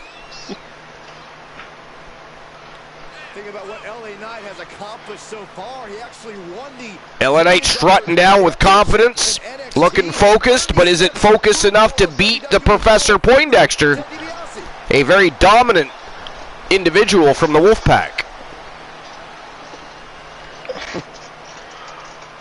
I don't think anybody's going to argue the point that LA Knight is one of the most arrogant competitors in NXT history. I would agree with you, Saxton, but LA Knight has earned that arrogance with big wins over top. All right, LA Knight's ready to roll. Dominate all. Now it is time for the Le Champion to make his presence known. Let's go. Representing the Wolfpack from Team Froggy Mothlegs, Now we're talking. the Professor Poindexter, the reigning, defending, undisputed WCW TNT champion.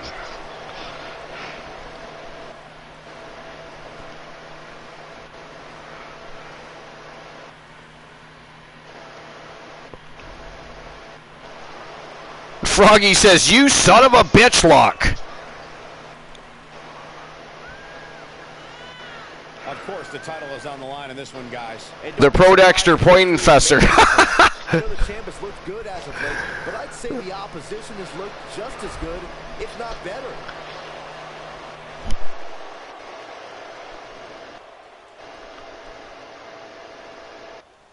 The WWE Universe more than ready for this title defense, and the champion is prepared too.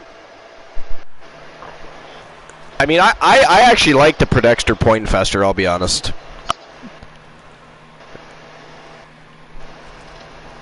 Glenola, you want to chime in on that? The Prodexter Poindexter, what do you think? I mean, I think it's genius. I say we change his name to Prodexter Poindexter. I mean, that's... I love it. That's like it a that's lot. something else. Right?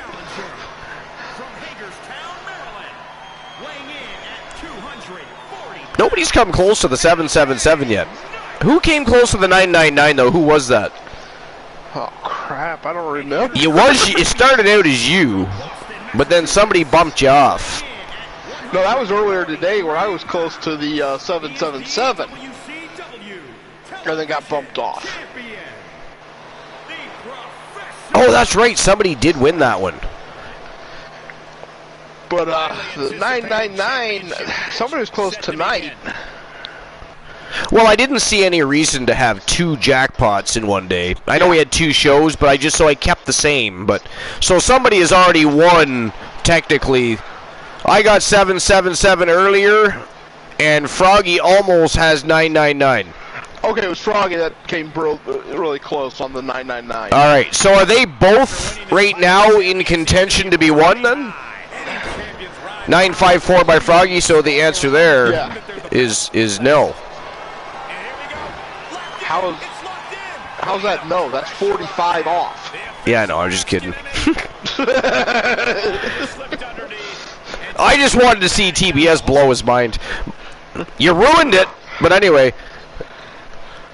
Check this out, guys. Double underhook coming. And sorry, what was the other number? Trampling the opposition. Springboard moonsault. Yeah, the one TBS's was from the earlier show. Okay, so you won the set. So you won the channel redemption on the last show, and right now it is Froggy in the lead then for the TWA title shot then. Yeah. Okay. Saw that one coming. Froggy says you can't blow what's already blown. 742 from earlier. Okay. Yeah, something like that. Yeah. Weakness of your opponent and exploiting them as much as you can. If you're able to pin or submit your opponent quickly, Well, 742 that would put you at greatly increase for the next what, 55? Or no, never mind. I'm doing my math wrong there. I was thinking of the other number and combining it with that one and trying to do the math for both at the same time. That was really weird. Don't even ask. So yeah, Blind Locksmith. Yeah, nobody got closer than 742. Stop telling them about my sex life, frogs. There's the torture rack. Racked up. Give me that. Listen up, whoever it was. You hurt my family. I am coming for you, and we are bringing war. Bringing war. I mean, is that figuratively speaking? I don't like the look in his eye here, folks. Oh, damn. Damn, to rip my head off trying to grab my mic. I don't know. He kind of damn near broke that door off its hinges. What a display of stamina. The champ showing their true. Whatever happened, Wolfman is pissed. I thought it was over. The violence. And he mentioned something about hurt my family. Finally finish this. Yeah, I caught that, but I didn't know what the hell he was talking about, and I was afraid to ask because, you know, there's been a lot of weird shit going on lately, so you never do know. I mean, is he talking about an actual family member, a friend, a pet, a relative of some sort? I don't know. Honing in on the arm. Does he get it here? Kicks out before the 2 count. Right now, I just don't know what it's going to take. Sight set on the top rope. So far, still nothing in this best 2 out of 3 falls contest.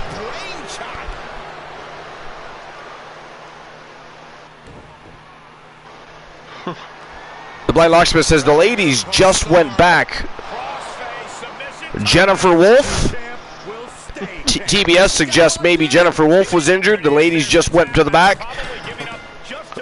It is now 1-0 for the Professor Poindexter in this best 2 out of 3 falls contest. And I just hope he didn't mean what I think he meant. I don't know.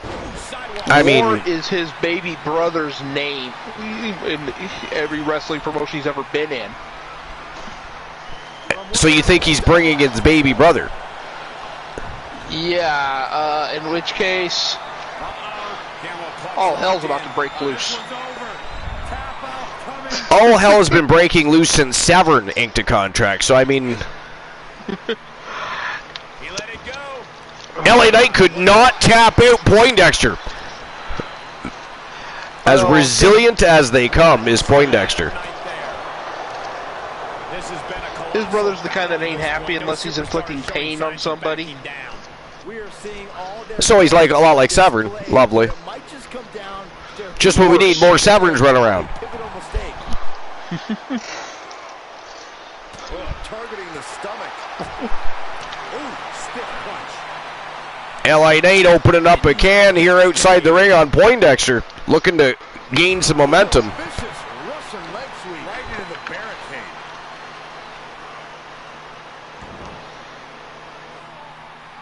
I mean, so far it's been all Poindexter in this match.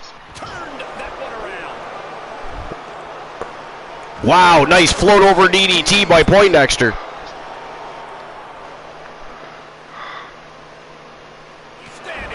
And a nice standing draw kick right to the chest. I mean, if I'm LA Knight, I'm going to try and get back into that ring. But, oh, the BFT.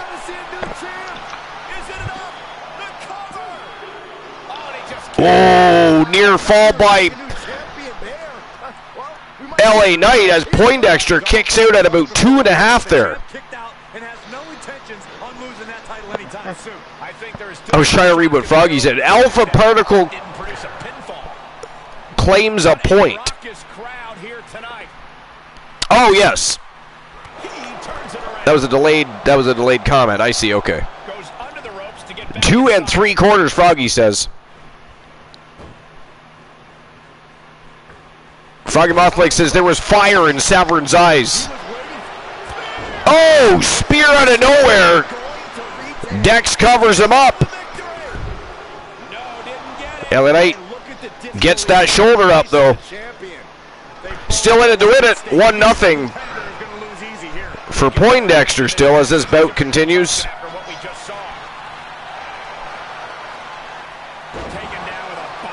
Big body slam. Looks like LA Knight measuring Poindexter up here. Oh, and another BFT. Covers him up. And it is 1-1, folks. Ooh, nice wrist lock takedown by Poindexter. Knight rolls back to his feet. Oh, but gets taken right back down with a backbreaker. This crowd is on pins and needles. And here we go. Locked in. It's locked in. The armbar is locked in. That armbar is locked in tight. Oh, there it is. He tapped him out. Ladies and gentlemen, the winner of this best 2 out of 3 falls contest, and still the WCW TNT champion, representing the Wolfpack from Team of Froggy Mothlegs, the Professor Marty McFly. Way to go, Poindexter. Dex picks up another big win.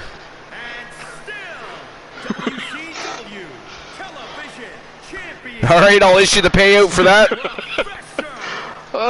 The victor. Alrighty. There was 1,000 and I want to say it was 1,030. Yeah, 1,030 points on LA Knight. That's it? That's it, compared to 40,000 on Poindexter. And thank you for the payout. All right, here we are, the main event of the evening for the WCW World Heavyweight Championship. And this is going to be an absolute slobber knocker. A Fatal 5 Eliminator under Extreme Rules. We have MJF, a member of the Circle, and the AEW Exiles. We have Seth freaking Rollins. We have Kevin Sammartino, who is still chasing championship gold. Outside, of course, of the YouTube Development League, where he just won the North American Championship a while back. Lost that championship since then. Archer got that title back. Bit of a rivalry and feud going on there, of course. Ever since they kicked him out of the Coalition, they've been battling back and forth. But John Cena, the Doctor of Thugonomics, and of course the reigning defending champion from Team Deadrek, the WCW World Heavyweight Champion, Drek, in the house. It's going to be one hell of a matchup. But who do you guys think is taking out the gold out of the building today? And while you're thinking about that, while you're thinking about who you're going to bet on, don't forget, right after this main event matchup, a Royal Rumble is going to take place that you guys are going to build. The winner of that Royal Rumble is going to go to the YouTube Development League immediately following the show and challenge Brock Lesnar for the Internet Wrestling World Heavyweight Championship. And again, we did this earlier today, and it did not turn out well. Brock Lesnar retained his championship. Let's see if we can get a different victor and maybe a different outcome. Or is Brock Lesnar, the Beast Incarnate, going to continue to dominate over in the YouTube Development League? I don't know. We're going to find out. But, all right, so who walks out with the gold? And have a great night, Bromer. It was great to see you. It was great to see you, buddy. Thanks for being here. We're going to be live 2 times tomorrow, Bromer. It'd be a great honor if you'd come by and hang out with the Fam Jam, buddy. And that's right, everybody heard me correct. Tomorrow, again, the Archiverse TV will be live twice. When the first time will be, who knows? The second time will probably be around 10 or 10:30 p.m. Eastern Standard Time. We'll, of course, decide that tomorrow. I've got a little extra time on my hands as of over the next 7-8 days. So we're going to party hardy at the Archiverse and have a good time. But that is tomorrow. This is now. Still lots to happen. So who walks out with the gold here? This is a tough one, actually. Now, MJF has spent most of his time in tag team action as part of the Circle and the AEW Exiles faction. Seth Rollins, multiple-time champion. Kevin Sammartino, multiple-time champion. John Cena, multiple-time champion. And, of course, Drek, one of the newest members of the roster, already a 3-time champion, held different titles. Very formidable champion and a fighting champion, as is everybody else in the ring with him tonight. So it is a very tough call. I don't know. But is it going to be MJF, Seth Rollins, Kevin Sammartino, John Cena, or the reigning defending champion, Drek? I don't know. This one's a difficult one. Drek is also, by the way, the Andre the Giant World Heritage Champion, which he has defended. He is on fire as of late. Team Dedrick is riding high right now. Yeah. But look at the villains in the ring he's got to compete with, though. 4 absolute beasts. Yeah, I'm not going to make a prediction on this one. I can't really predict it. All right, well, we're going to find out who is walking out with the gold, because it is showtime and go time for the main event of the evening for the WCW World Heavyweight Championship. Let's go.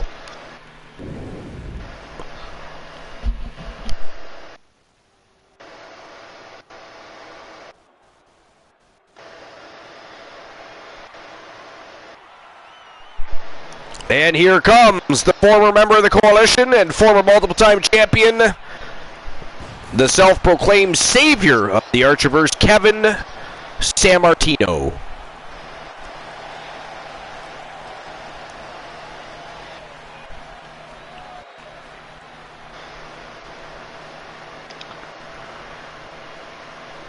You know, the way he was looking at those drums, I thought maybe he was going to go sit down and play us a tune.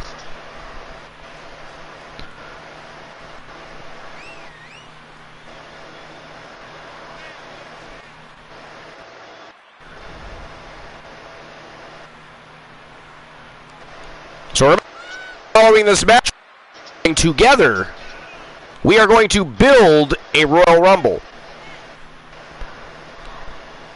The winner of that Royal Rumble goes on to face Brock Lesnar for the Internet Wrestling World Heavyweight Championship over the YouTube Development League immediately following the show. So get your thinking caps on. Think about all the streamer teams and who you'd like to see in the matchup. I mean, or this time, what we could do is we could include 15 streamer teams and 15 Archerverse and WCW superstars. We could do that this time, make it a little different than earlier. What do you think, Lola? Yeah. I mean, earlier today, episode 366, we did all streamer teams. This time we could do half and half. What do you think? Let's do it. Let's do it.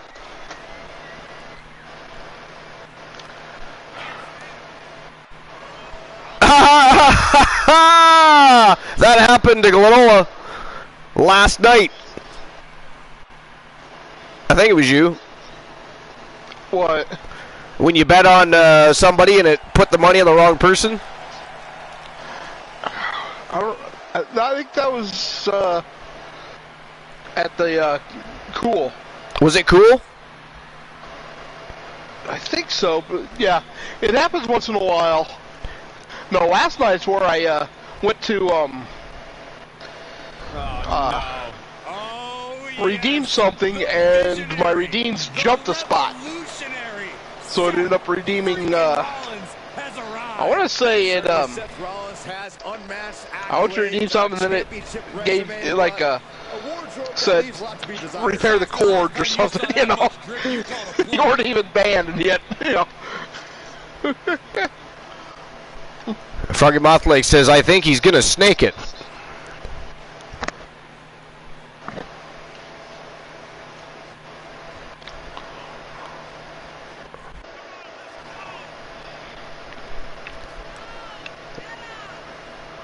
Look at that finer than Frog's hair logo.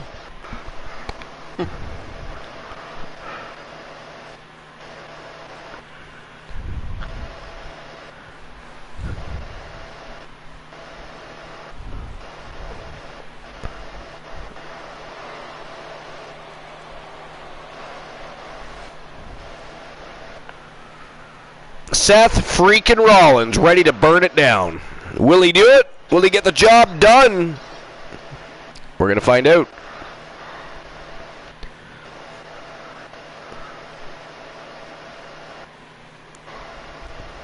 Oh, good God. The Blind Locksmith is reciting Backstreet Boys, or sorry, New Kids on the Block music.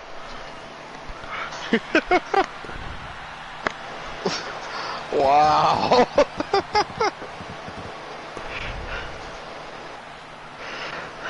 And here he comes. He's the reigning, defending, undisputed WCW World Heavyweight Champion from Team Dedrick. He is Drek. That was one album that, guys our age hated to admit that we actually enjoyed. True. You know it? It is true. I mean, I think every generation has that group of people that pretended to hate the boy bands. Yeah. Yeah.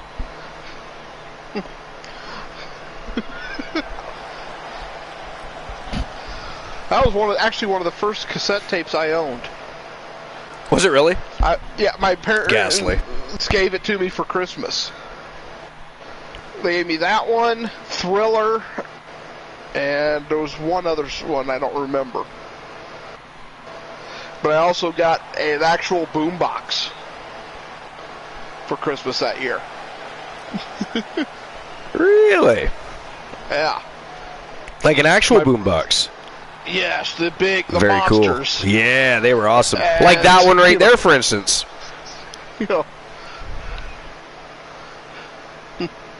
Now mine wasn't. Now that is a giant boombox. Yeah, the one I had wasn't the true giant. It only took 6 C-cell batteries. Only. Yeah, it wasn't that big. Just took 6 of those motherfuckers. I mean, they would power a dinosaur's anus, but not a big boombox. But the true monsters did like 12 D-cell. Froggy says he's got a good chance to retain. I just don't think he's gonna. All right, fair enough. Froggy does not think that Drek is retaining tonight. Yeah, I really don't know. A title coveted by legends and hungry young talent alike.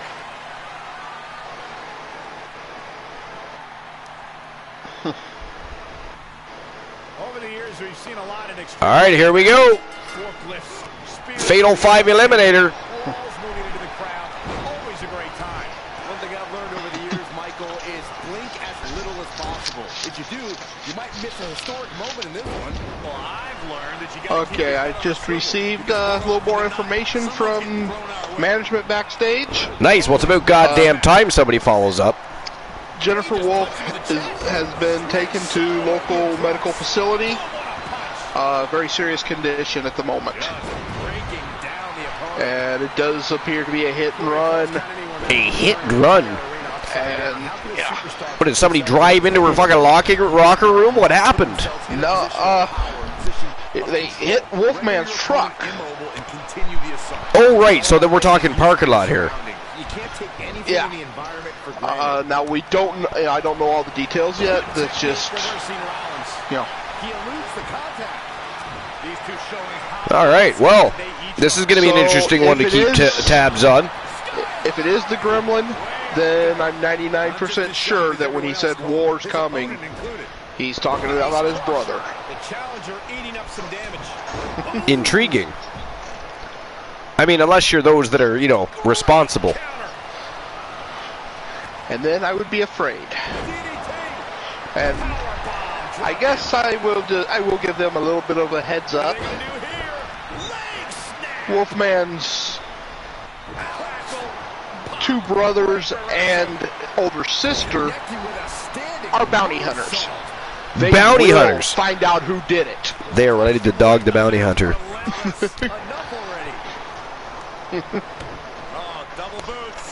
This is the new extension. Wolf the Bounty Hunter. It's a brand extension. It's something. High-risk plans from Rollins. Soaring. So, Oh, landed a big 5-star frog splash. Did you hear that shot? And the steam. Good Lord, Seth Rollins is really working Kevin Sammartino here. And he's taking this to the outside now. Powerful. Wolf the Bounty Hunter. And the count's not short of 2. Still in it. What a gutsy performance. Oh, look at that. Sammartino. I mean, Seth Rollins swung that kendo stick, and Sammartino actually caught it with his hand, and now he's beating Rollins with it. That is savage, isn't it?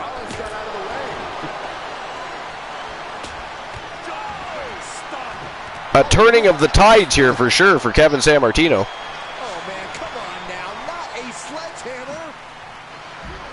Scoop slam. Wait, no. Wow. MJF tried to nail Cena with a sledgehammer. What a savage. Crashing down with a vertical suplex. I'm assuming that's supposed to be a kendo stick, but does not look like a lightsaber.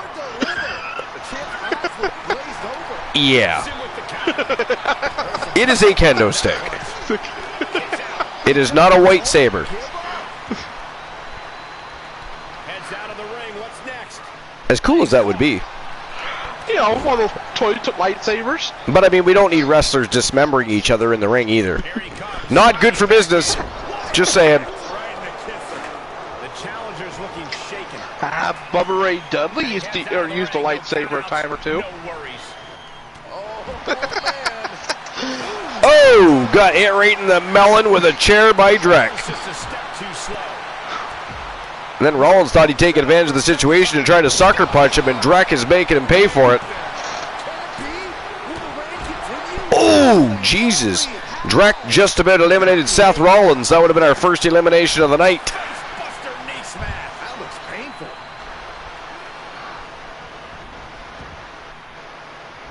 Great counter. Impressive ring IQ on display there. He's returning. Take down to the mat. Wow, look at that. Arm drag takedown, and he's got an inverted Fujiwara armbar here locked in on Cena. Can you imagine what it would Oh, Rollins nails the champion with the chair. Nice escape. Sammartino taking a walk, apparently.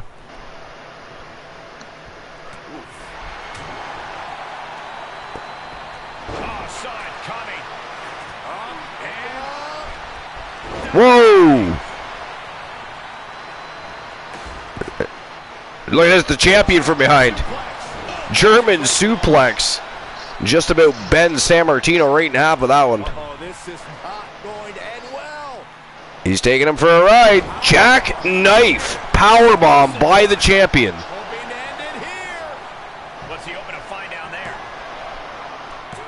Title match stays alive. 2 count only. MJF got a 2 count on Cena. Oh, a baseball bat right to the head of Sammartino. Listen to this place. The champion really doesn't like Sammartino. Capture spelling nothing but Sammartino ran. Did you see that? Sammartino ran from the champion. You're a Nagi. Maybe he's going for the pin. This could be it. Into the pay window. And the ref can't even start the Not even a 1 count. Ref couldn't even start the count. Creeping into the champ's Why didn't he just count for the ring? What does he need to get down there for anyways? Count Sammartino the hell out of there. jumping. And Cena getting whacked with that kendo stick. Oh! MJF gets nailed with the attitude adjustment. I think the paradigm has shifted. Well, unfortunately, we don't have our best ref. Pure instinct. No, we do not. Cena going for the FU. Hits him with the counter. He's outside the ring now. Whoa, nice over the head, belly to belly. Tosses Rollins right into the barricade. Have gone through in this match. It has been a roll. Nice discus punch by Seth freaking Rollins. You know, it's funny how the undead count better than the refs we have. No kidding. I think we're just moments away from seeing a tap out. We're hearing a snap. Gonna see a new champ. And there's the... Look at this, he let it go. Curious decision there. Sammartino attacking the champion with that kendo stick now. Telling what's underneath the ring tonight. Look at this, the champion right back to his feet. Now for something painful and Wow, John Cena has been eliminated. Full speed with the ladder. pump handle. MJF going after the champion. Whoa! A savior kick to Seth Rollins. You see the look on the Apparently he wasn't counting Rollins down. No, he was counting MJF's pinfall on the champion. Stay down. Great counter. Ooh, brutal body shot. Future Shock DDT by Sammartino. All right, sliding back in.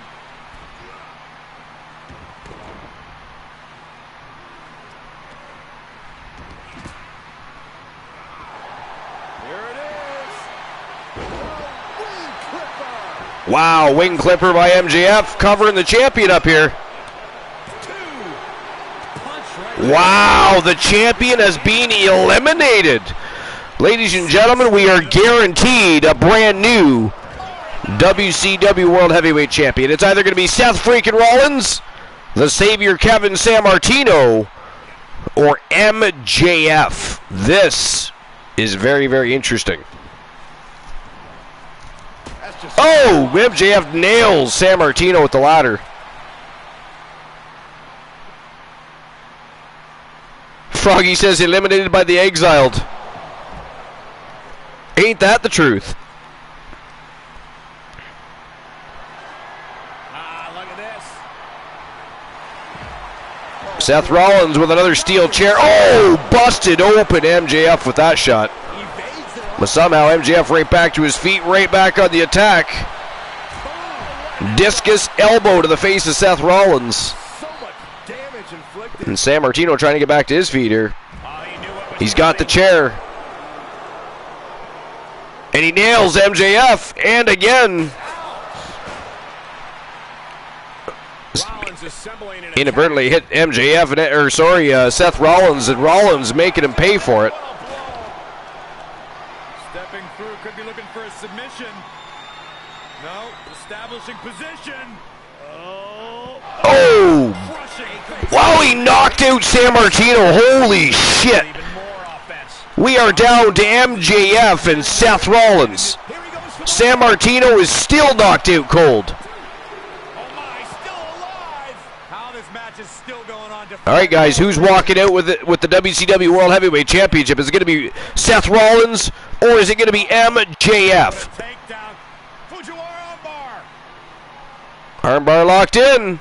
To the arm. He releases the hold, though.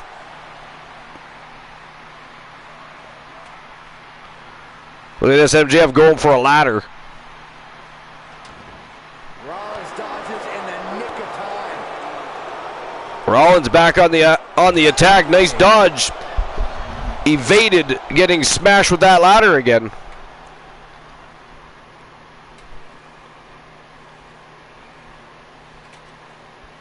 For the pin. He covers up MJF. MJF hasn't moved a muscle. Are you kidding? Whoa, he kicked out. Wow. Keeps this match going. You can just see how much this title means, how much one is willing to go to. Stepping through, could be looking for a submission. Oh, he's going to curb stomp him. Oh. Got it. Knocked him out too, ladies and gentlemen. The winner of the match and new WCW World Heavyweight Champion, Seth freaking Rollins. Wow, what a show. A lot of surprises along the way. We crowned an inaugural Honestly, Michael, there is no WCW TBS Women's Television Champion. What a great evening it's been. What a great day. We had a great show earlier today with the United States Women's Championship in a Chamber of Pain, and then the WCW World Tag Team Championships in a tournament. And tonight with WCW Starrcade. Tomorrow night, or of course, actually tomorrow, again, we are going to have 2 shows tomorrow, so make sure you pay attention and watch to see what's going on with the Archerverse, because we are going to go live with 2 shows again tomorrow. Lots going on the road to Fall Brawl. Want to keep the hype rocking and rolling, but what a show.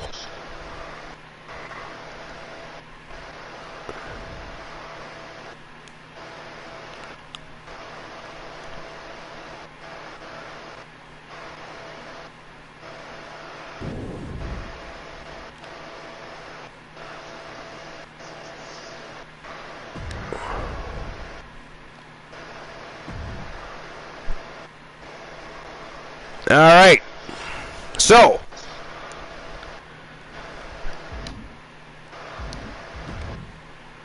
we are going to get to our Royal Rumble. And again, the winner faces Brock Lesnar immediately following the show for the Internet Wrestling World Heavyweight Championship.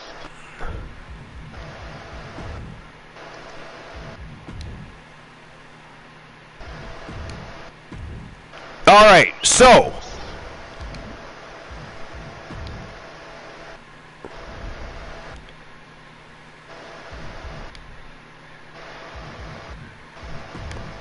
who do we want in the Royal Rumble? Oh, Froggy says my first streamer vote is Balor. All right, so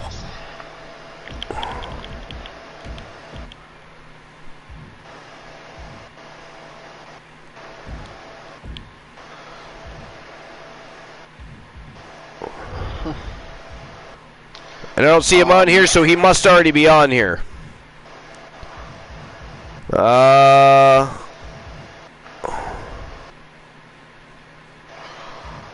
don't see him. Do you?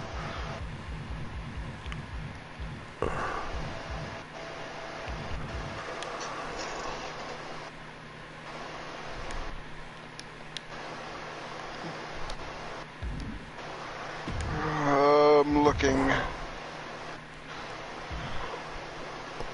Well, we're definitely throwing Alan Severn in this time. That we know.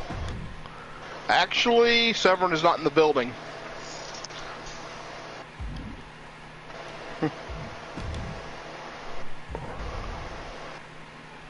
Well, then we're going to throw in Ali Salas. I don't know. I don't see Demon Balor. Oh, there's Finn Balor there. That's why it won't let me choose. But it should let me. Oh, now it will. There we go. So, there we go. Balor is in. But let's do Marcus. Jay Simmons is in. Stone Cold, Doc Brown.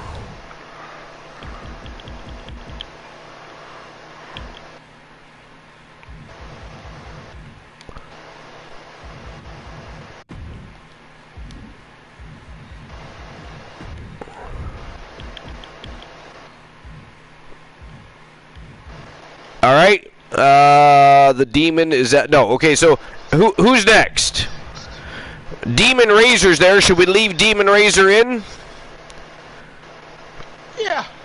Yeah. What about Kevin Sammartino and Damian? Yeah, there are already others do it. Maybe DDP.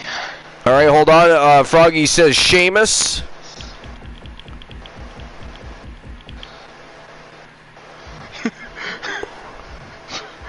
TBS says Chairs almost beat Christian Hart's record earlier. He's in the box as punishment.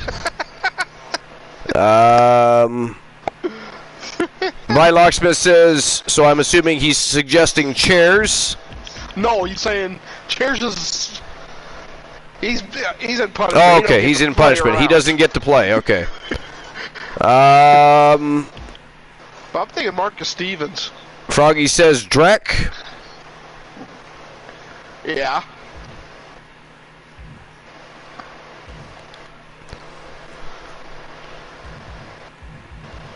All right. Who else?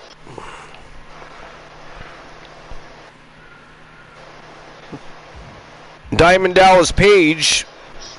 We'll put him in because Glenola had requested that. What about AJ Styles?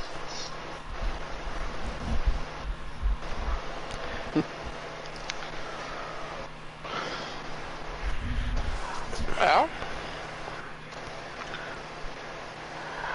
now, Tables did get robbed earlier. Yeah, we can put tables in. Do we have any,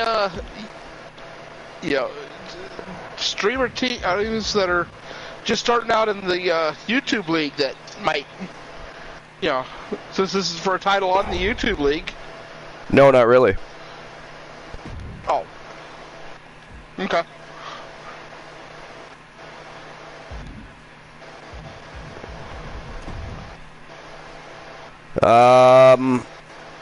Froggy says Loomis. All right, Loomis is in. Roman Reigns, we'll leave Roman Reigns in.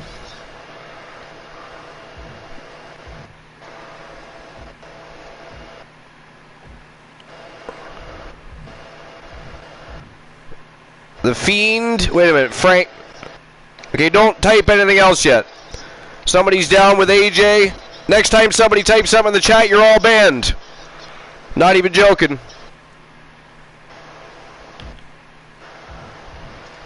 All right, AJ Styles.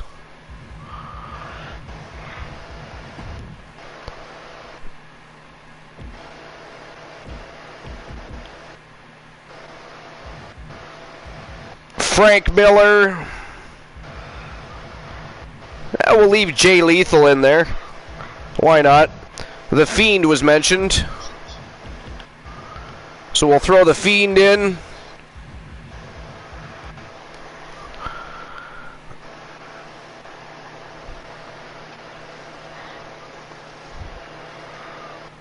And TBS thought I was joking.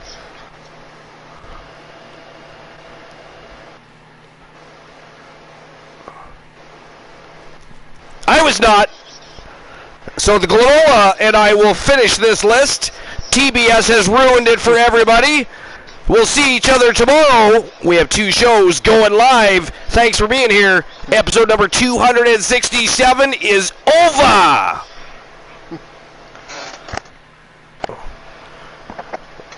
All right, Glenola. We can finish the list now. 15 and 15? Yeah, whatever. I mean, right now we have 10 more to go by the looks of it. Well, I'm saying, if you got 15 streamers, 15 there, just leave it as is. Well, I can't. I need 30. I need 30 people in the Rumble, and we don't want some of these people in here. Okay. So we want to replace Jinder Mahal. Yeah, now you can't see it, so.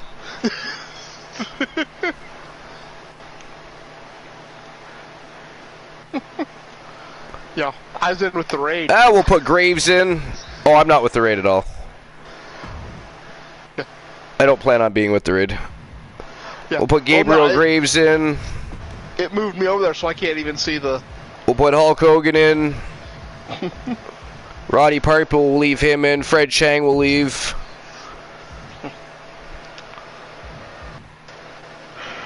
J.R. Jack will put him in. Andre the Giant will leave.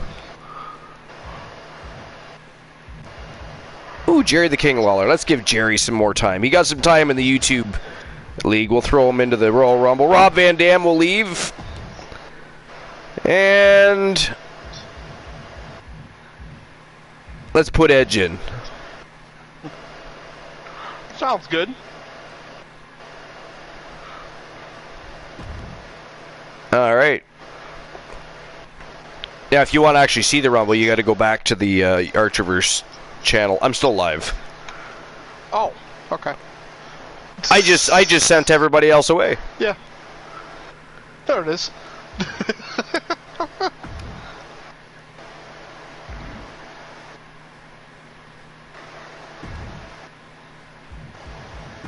All right, so we want... Oh, yeah, already got it. Okay. And...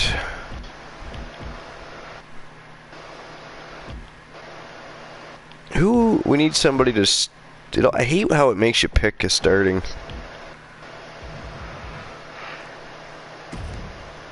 No. Actually, I wonder,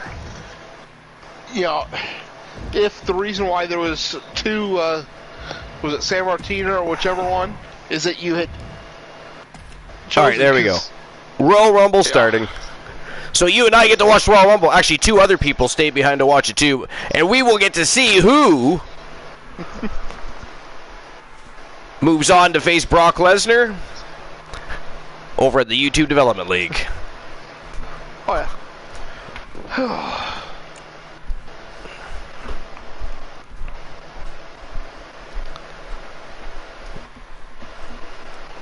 All right.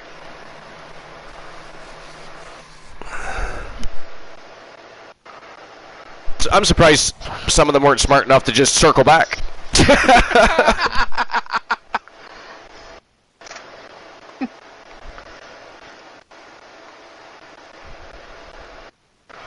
Well.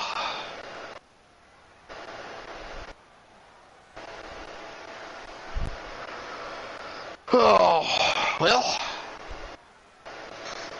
Now comes the fun part. Got more storyline to work with, too. Oh, yeah. Well, that's what I'm saying. Now comes the fun part. Getting this story really going, This will continue until all 30 superstars have entered the ring.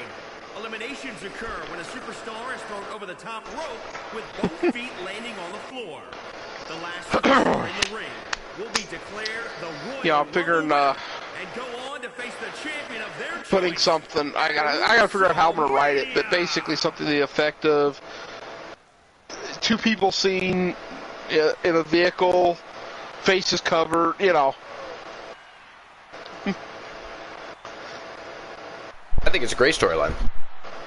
Oh, yeah. And the thing is, I honestly think we could get a couple months out of this. First month going after the circle until we find out that San Martino was the one that actually hired him. And then if we really want to have some fun, we could even do the swerve of having all the evidence pointing to San Martino, but he turns out to be completely innocent after being totally destroyed. That'd be fun. Oh, wait, views just went up big time.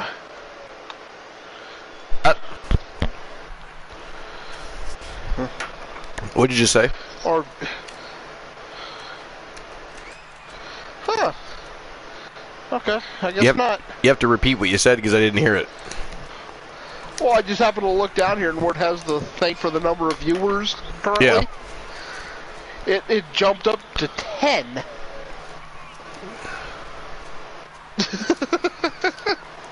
Weird. Yeah. Well, it might have. I mean, people might be curious what's going on. Well, that's the thing. I'm only seeing 3 now. Joe Link probably being one of them. Well, there's me, and then a couple I think are actually bots. But I ain't gonna worry about them. It was just kind of a strange thing to look down and see 10,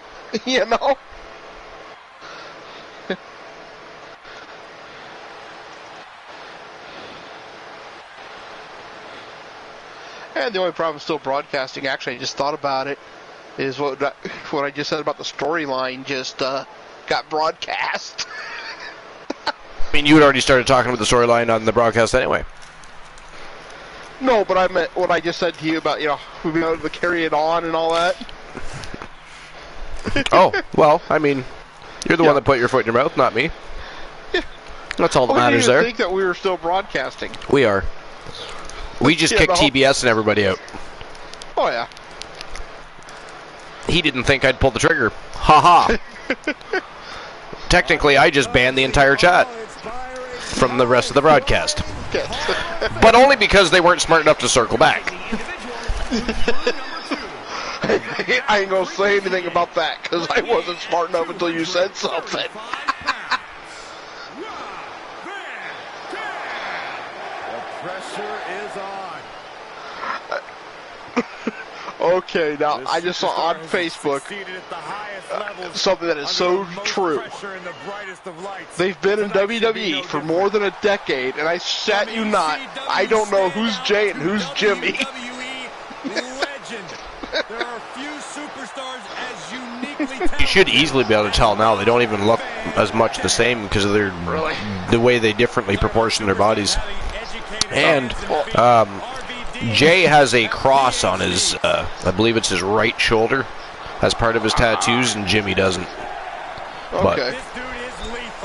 But at one time, though, they even had the same hairstyles, man. And the only difference now is one's a little more bloated than the other as they fill out. So they do look different now. Yeah. But if they were both back in shape, you'd probably still have the same issue of trying to figure them out, though, to be honest. Here we go. Fails to hit the bullseye. Who's it gonna be? Back and forth from these competitors. Finds the advantage after a string of counters. He got whipped into that corner. Now there's a guy you do not want to see at this point in the match. Suplex. Oh, God, that hurt. The sound of this crowd is deafening, and he's asking for more. Oh, did you hear that thud? A club with the right forearm. Able to give him the slip. Reversal from RVD. Oh, right to the throat. Shifts it back onto him. Elbow smash. Paying it right back with a reversal. Hoisted up. Look at this power slam. When your number comes up, you have to be ready to go. But you secretly hope it's one of the last ones pulled. That's for sure. I mean, I definitely would have won the Royal Rumble in 2012. I wonder if we'll actually get somebody that can actually contend with Lesnar this time, or if it just turns out last time. Win the Rumble, but go on and absolutely fail against Brock Lesnar. I mean, it wasn't even close, man. Did you see the match? No, You didn't watch it yet? Oh, like, Lesnar dominated. It was awful. Yeah. No, not too long after I left the Archiverse is when I went live. Oh, gotcha. You know, I think I might have taken a treatment first. Yeah. You know what we'll do after the Royal Rumble? Out of the way. After the Royal Rumble, we'll re-raid Cool. There you go. We will. But I gotta pee. I'll be right back. I just announced that on broadcast. I have to use the facilities. How about that? Bring back. Shit, like you haven't said it before. Fair enough. I will pee on your shoe. All right, I'll be right back. Alrighty.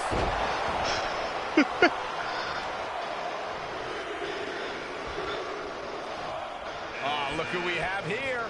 Things are really heating up now. Up in the arm. How's that for a counter? Looked up. Oh, strong impact. Vicious right forearm. RVD keeps him at bay. DDT. RVD fires back. What a shot. He saw it coming, taking advantage. Next entrance getting ready to come out. Oh, jeez, falling hard to the side. Knees meet face. Ooh-wee. That's going to hurt. There he is. He looks focused on the task at hand. You can see the fire in his eyes from here. He just punched him in the chest. Slips out of the way there. What reflexes? Drop right across the neck. Slam. What impact. Great athleticism.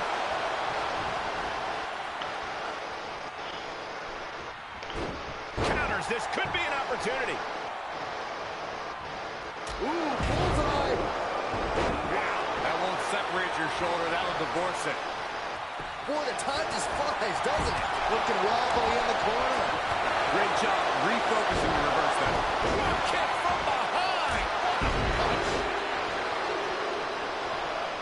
Now here's someone who could change the complexion of this match in a major way. Kick right to the back of the leg. Look at this strength. Incredible power slam. He turns it around on low. Working over the body there. What a spin kick. Makes him pay with a counter. Big time knee rocks his opponent. What an uppercut. Sure. He's on his heels a bit now. Got to change the game plan soon or you won't make it to the end of this run. Back and forth from these competitors. Oh, a nasty stop to finish it off. Kick right to the gut. And look who it is, guys. He definitely looks ready to get in there and make a statement, Michael. That kick will stop you in your tracks. Oh, brutal forearm. Oh, ouch. That hit connects. Clinch. That's going to hurt. Headbutt. Headbutt. Headbutt. Headbutt. Over and over. So much aggression. Oh, that could be a knockout blow. Oh, look at this. Oh, kicks. Oh, man. Grief, turn your lights out. The stomp in every single part of his body. Yeah, we got a great match going here, but Catches a punch. Oh, ruthless striking. He's burying elbows in the midsection. There's some power behind that punch. Spin kick. Oh, what a counter. Another reversal. All right, I have returned. welcome back. Okay, I just had to make sure I wasn't muted. Oh, I heard you.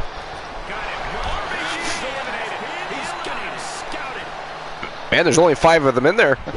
Eliminations are happening at quite a high rate right now.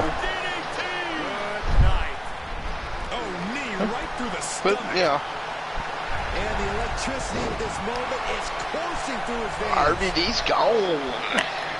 He is. This has got trouble. Edge taking a risk there, showboating on the top turnbuckle. Beautiful strike combination. And a DDT to follow it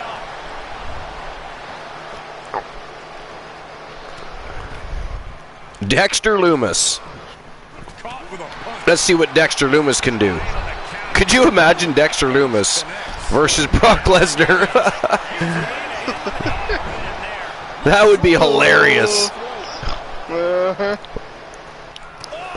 Clubbing blow.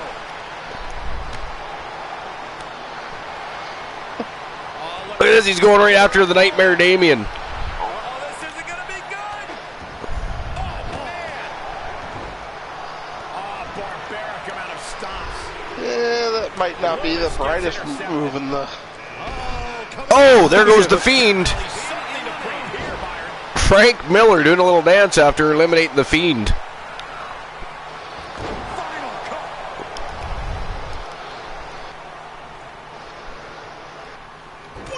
Oh, Lumis is doing good in there. That is crazy. Turns it around. Wasting absolutely no respect on his opponent. You gotta love it. Rolling elbow right on the mark. Oh, gut buster. Damien opening a can of whoop ass on everybody right now. Oh, Frank Miller, the big back body drop. Stop gloating and put your attention back to the match. Tables takes a second just to stomp on Dexter Lumis and then goes after Damien. He's just taking a shot at everybody in there. And here comes Doc Brown.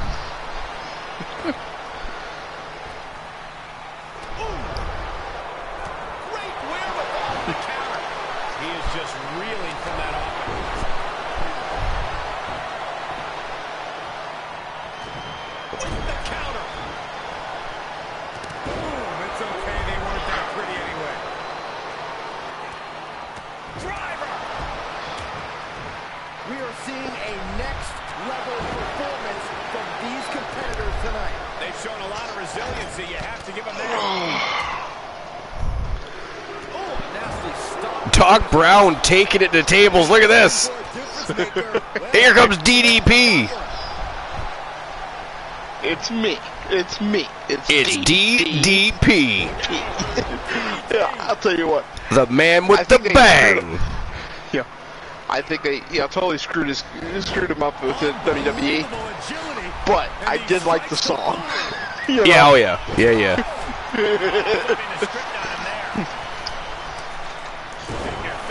So Self High Five is still his best intro. It is. I'm still amazed on how well Dexter Loomis is doing in here. Oh, yeah. Oh, and just to let you know, Archer, if I'm able to make the streams tomorrow and I don't do a major stream tomorrow, I have best wrestlers from the Attitude Era and their best matches. Nice. Attitude Era's 10 best matches. Well, I mean, the first stream of the day won't be till around probably 3 p.m. Eastern, so. Well, if I do it, it'll be starting at like 1. I still have to plan a show. I have to figure out what I'm going to do for that show. So. And then it'd be attempting to do like a 12-hour. What I had planned to do that one day, but everything conspired against me. Yeah.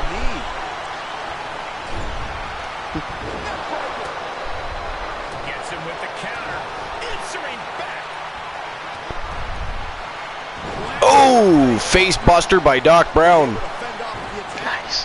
I also have one is 10 Attitude Era stories WWE could never get away with today. Sequence of reversals there. And a lot of these I haven't really looked at, Kick right to the gut. Oh, Loomis with a DDP. Or sorry, a DDT to DDP. That was a tongue twister. DDT to DDP. Oh, here's one I didn't even remember having. 5 best Dean Malenko opponents in WCW and 5 in WWE. Ooh, that'd be fun. I didn't even remember bookmarking that. That's a good one. Yeah. Ooh, Frank Miller just got the suplex driver from the Nightmare.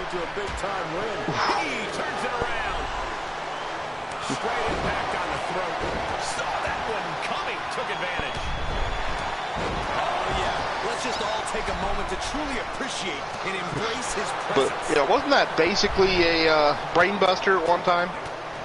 No way. Kinda, yeah. Depends on how you deliver it. I mean, if you do it right, it should be a driver. If it's done incorrectly, it's definitely going to be a brain buster. Well, yeah. And it's going to be nasty. You know what I mean? Oh, yeah. That is a devastating move. Actually, now I think about it, I think the brain buster, he didn't bring him around in front. He did it. He went up into the suplex into like a DDT almost. Yeah. Well, I mean, you could do a variation of, right? But yeah. So.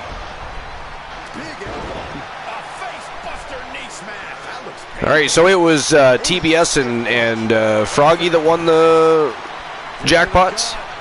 I believe so, yes. Yeah. TBS won the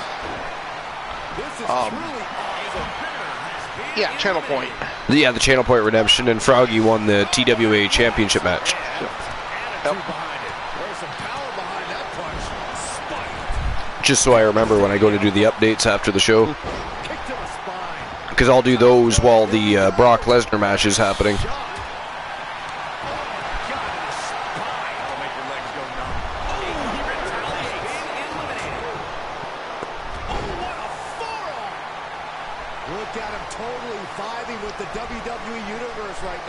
Wow, Gabriel Graves eliminated already? This has been a crazy Rumble so far. Oh, yeah. I think this is actually better than the first one. Thing is, I don't understand it. You had tables standing on top of the turnbuckle, and Doc Brown just stood there. Yeah, I know. I was like, why didn't you just eliminate him? Opportunity wasted right there. Uh-huh. And the electricity of this moment is coursing through his veins. It can't be just because they're on the same team, because the Wolfpack motto is, friend or foe. They're your opponent, win. or, or at least try, You don't have to, it's not that you have to win, but at least... Yeah. at least try to win. Able to get the advantage here. Just mounted with punches. Nasty stop to finish it off. Solid punch. Wow. DDP is fired up. Gator rolled and delivered some ground and pound there to the Chosen One. Here comes Ali Salas.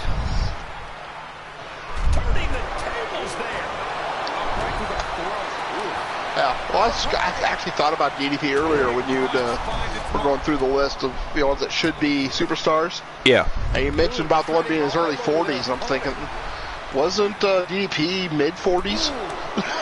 Yeah, he might have been something like that, yeah. Because he was 35 when he started actually wrestling. Yeah. Oh, look at this. Oh! Whoa! He's taking some good hits. That was crazy. Fans have packed the arena and we're hearing every single voice. It is loud and it is mad in here. Reversal.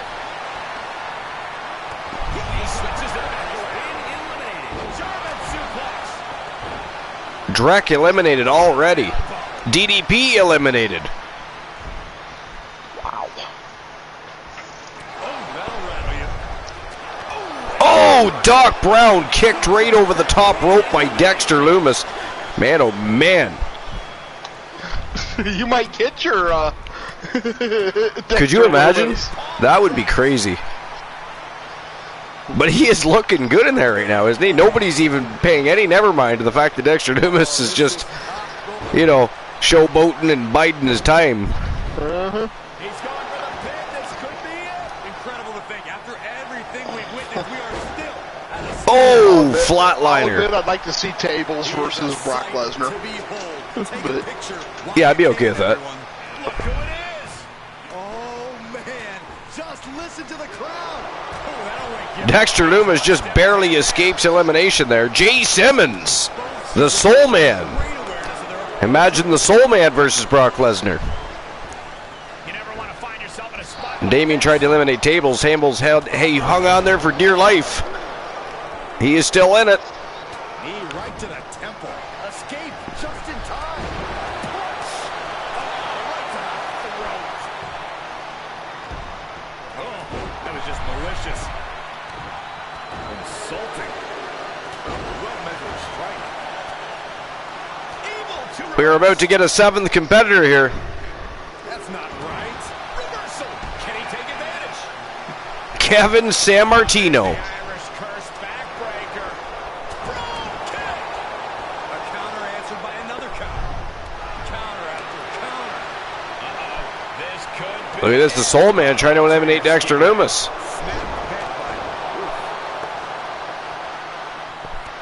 Oh, and there goes Dexter Lumis. Eliminated by the Soul Man, Jay Simmons. He's eliminated. Goodness, nasty line. What a nasty clothesline by the Nightmare.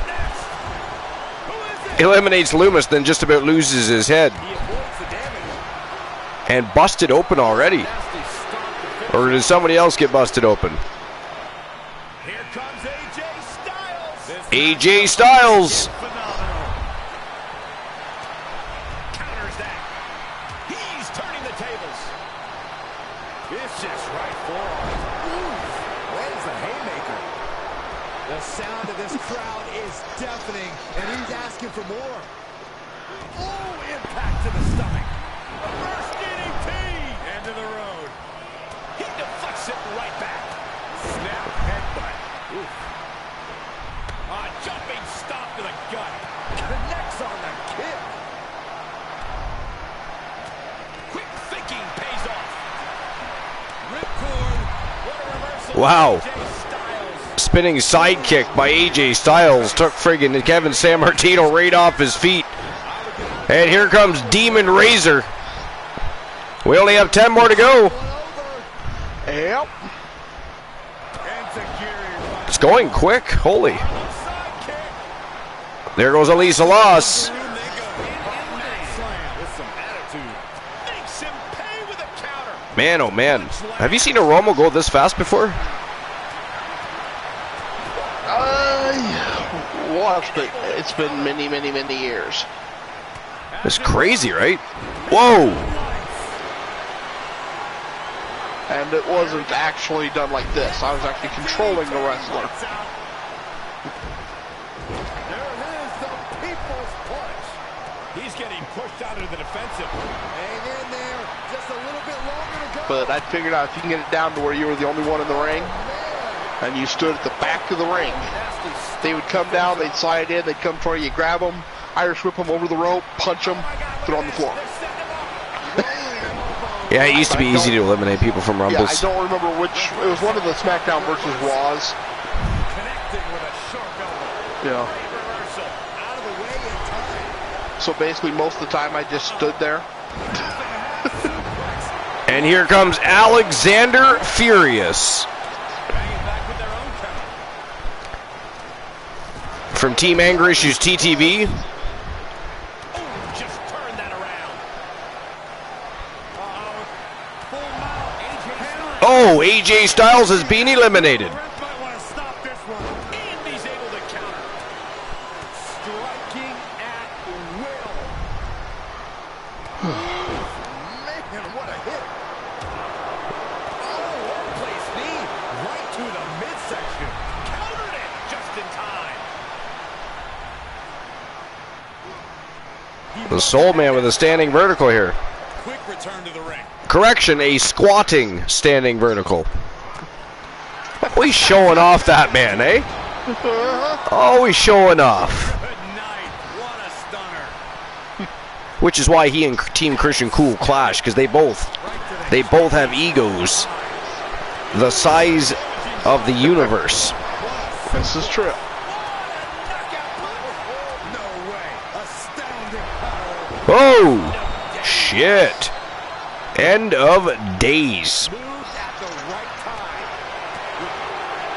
time. Ooh, nice uppercut by Damien. Overhand right. That was vicious. Wow, here comes Andre the Giant, and there goes Demon Razor, I think. I believe Demon Razor was just eliminated. And yes, it was Demon Razor. They'll wind up elbow. Punch right in the head. Come on, tables, eliminate San Martino. Let's go.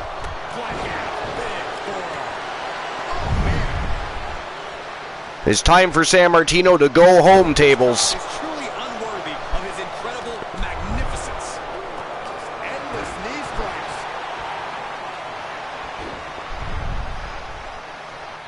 Rolling elbow right on the mark. Fred Shankham's over. He's going to try and finish the job here. Takes out the knee. Somebody needs to eliminate him. This is going to be ugly. This isn't going to be good. Oh, look at this. Yes. Yes. Oh, yeah, baby. There goes San Martino. How did that feel all the way down to the unforgiving floor? Power bomb. And here comes AJ Styles. We've arrived. It's about time. Punch right in the head. Yeah, I actually thought AJ Styles was in the match already. But clearly I was wrong. I believe when I thought AJ Styles came in last time, it was actually Gabriel Graves. That's what I think the problem was there.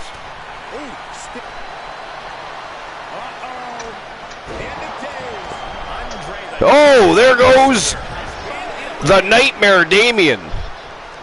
Punch connects. Tag with punch. Catches a This is crazy. And Tables is still, look at it, he's just walking around beating on everybody. Holy shitty. Oh, Simmons hung on. Uh-oh. Oh, nice reversal. Wow, Simmons was that close to getting eliminated. Did you see that? Wow. And here comes JR Jack. Finds the advantage after a string of counters. He takes control. And Andre expected that. JR Jack going right for Jay Simmons. Look at this. fuel on his fire right now. Simmons in trouble. Uh-oh. And there goes Jay Simmons. JR Jackie eliminates him. Producing a trampling. Alexander Furious now in trouble with Andre the Giant. And there goes Alexander Furious. Whoa.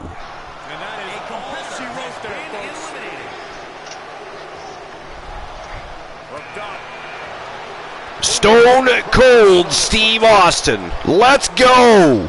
Styles taking him by surprise. Rolling elbow right on the mark. Look at this. Tables is even going after Austin. Whoa. Vicious short arm clothesline there by the hardcore icon Tables. JR Jack trying to get the 8th one of the world, Andre the Giant, the hell out of there. Andre's fighting it though. Wow, he just shoves JR Jack clear across the ring. Did you see that? The power of Andre the Giant.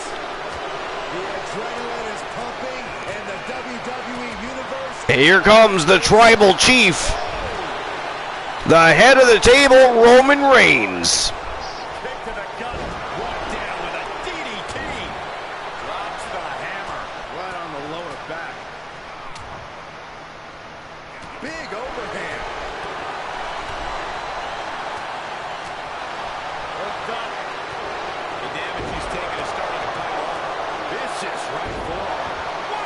Andre the Giant's going right to town on Roman Reigns. Wow. Ooh, big giant elbow right across the chest. How'd that feel? And here comes Young Blood Graves representing the coalition from Team 1 Woozy TV.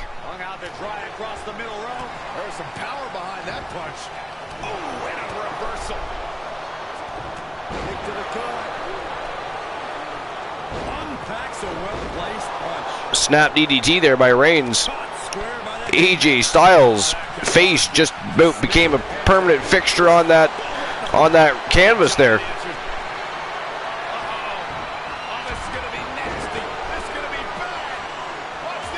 Look at Young Blood Graves. He just get in there and he is already rocked.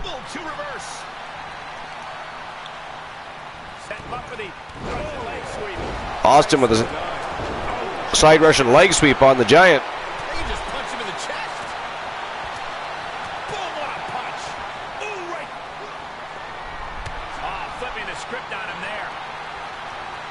Tables trying to get rid of JR Jack here. Jack explodes out of the corner with a big elbow though.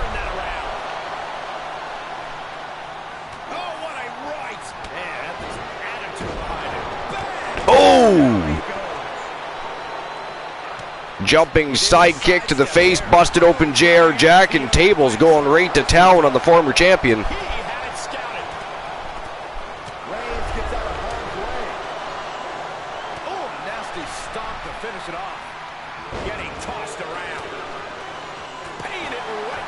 Oh, atomic drop, inverted atomic drop, right to Andre Giant's no-no square. You'd think that would be a giant no-no.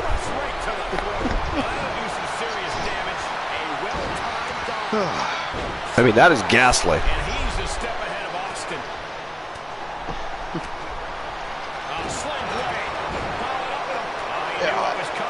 I'm sorry, just the only thing is, atomic drop from Andre, using Andre the Giant, you're breaking your leg with that, you know? Well, that's what you would think, right? Like, I wouldn't even attempt that crap. Like, go have reconstructive knee surgery just so you can claim that you did an inverted atomic drop to Andre the Giant. He saw it coming, taking advantage. And he's willing himself to keep the pressure on. That's him saying he'll fight until every breath is out of his body. Ooh, accurate roundhouse. Steve Austin keeping the pressure on Andre, though. Whoa, who just got eliminated? I missed it. Did you see Glenola? No, I didn't. I'm looking right at the screen and I just did not. Oh, it was Fred Shang. I actually just saw the elimination. Yeah. I'm okay. behind. Let me see if I can catch up a little bit here.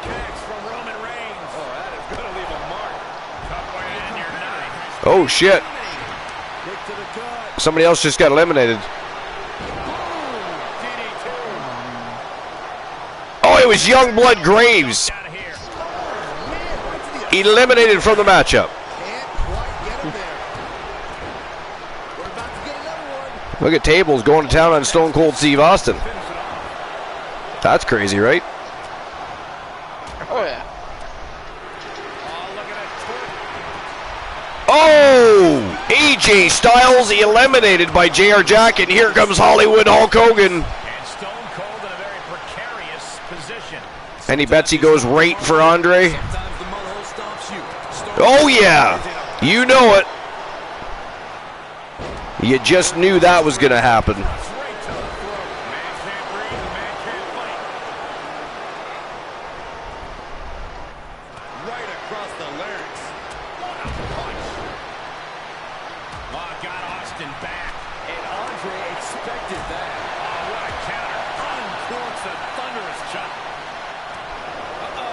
Oh, look at this. Austin out the back door. I thought he was going to get nailed with a standing vertical suplex. Nice move by Austin. And here comes Rowdy Roddy Piper, the inaugural Internet Wrestling Grand Prix champion.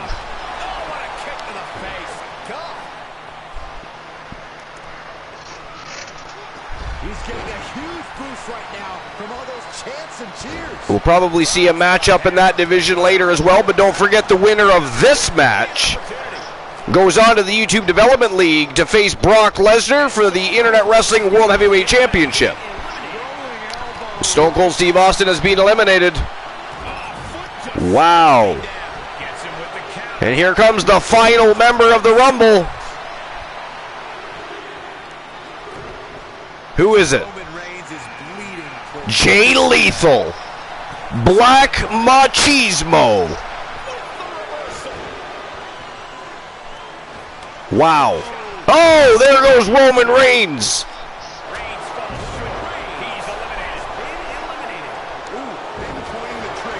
Andre trying to chop down the Hulkster, but the Hulkster's firing back.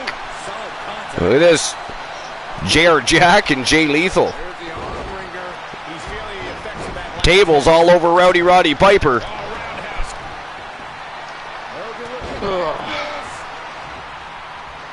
Oh, Hogan misses the big leg drop. That was ghastly.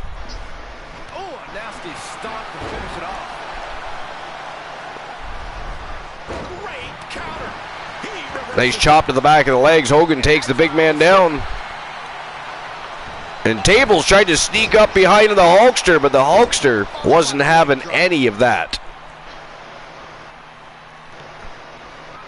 You know, at this point, I don't even care who wins. Either one of these guys versus Brock Lesnar is going to be a fantastic match, Glenolo. Oh, yeah.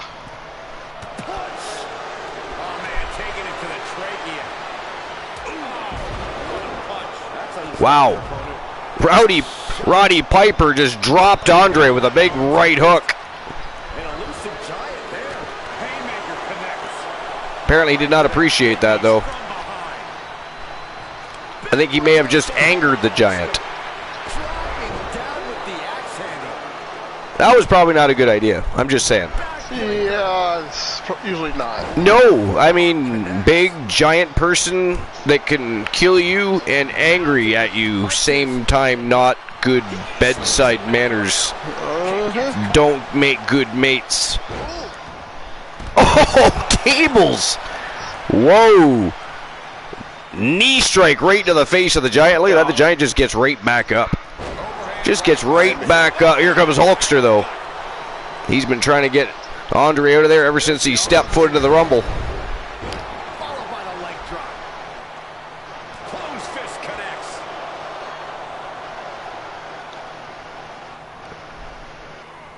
Into the turnbuckle. Andre gets whipped to the buckle hard.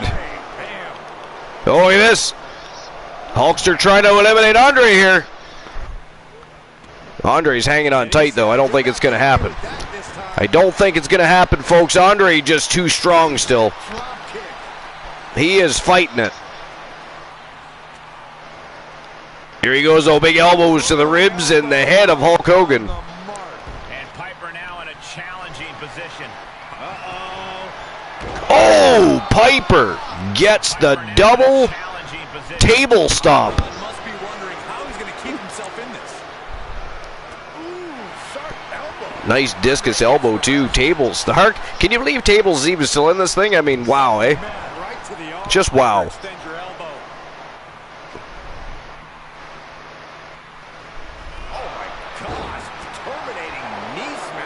Hogan attacking the kidney area of the Giant here. Oh, eats an elbow, though. I mean, if you stand behind a horse too long, you're bound to get kicked. That is a big-ass horse.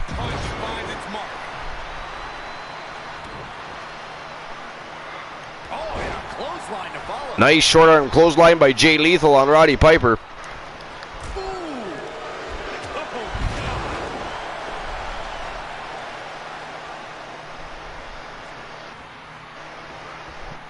Oh, Jay Lethal goes for a cross chop. Block on Andre the Giant, but the Giant sidesteps and is on the attack. And Jay Lethal getting the wrath of Andre. Andre turns his attention back to Roddy Piper, though. And Hogan running STO to the Hulkster. And gets nailed with a big Giant elbow.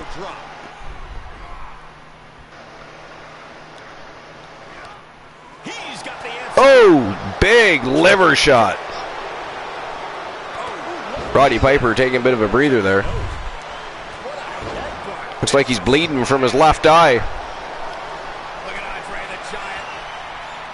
Oh, just about got nailed with a big right elbow, but he caught it. Wow, Tables just got busted open. So did Hulk Hogan. Good Lord. Jay Lethal missed his target completely, and Tables making him pay for it.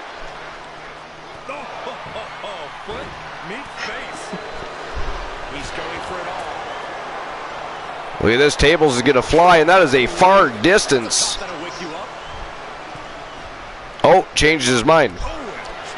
Decided against flying across the ring, apparently. Realized he had no wings, could crash land. Not good. Nice flatliner to Jay Lethal. It'll be an arduous task for him to recover after tonight's battle. Punch right in the head. Setting him up for the... Wow, flatliner to Andre the Giant. Tables impressive in that Royal Rumble here tonight, I got to tell you.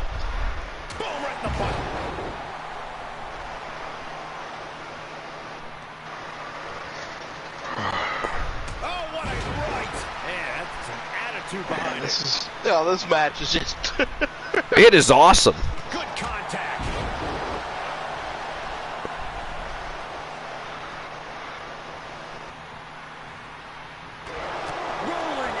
Oh, busted open Lethal.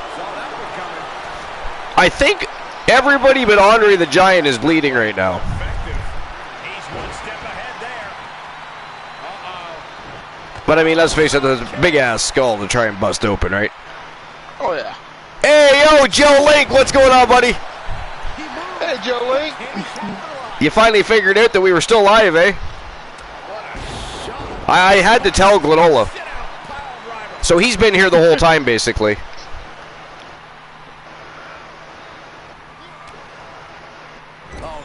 Oh, there we go. Andre finally busted open. That's how you stop your opponent. Oh, look at this. Andre the Giant with a big military press slam on the Hulkster. That's not right, but effective. Belly to belly. My goodness. Uh-oh. Oh, Andre just... Oh, he was eliminated. Jay Lethal just eliminated Andre the Giant. Oh, we might pay the price for it. The Hulkster scoops. Oh, and over the top rope goes Black Machismo. It is down to Tables, Rowdy Roddy Piper, and Hollywood Hulk Hogan. That's crazy.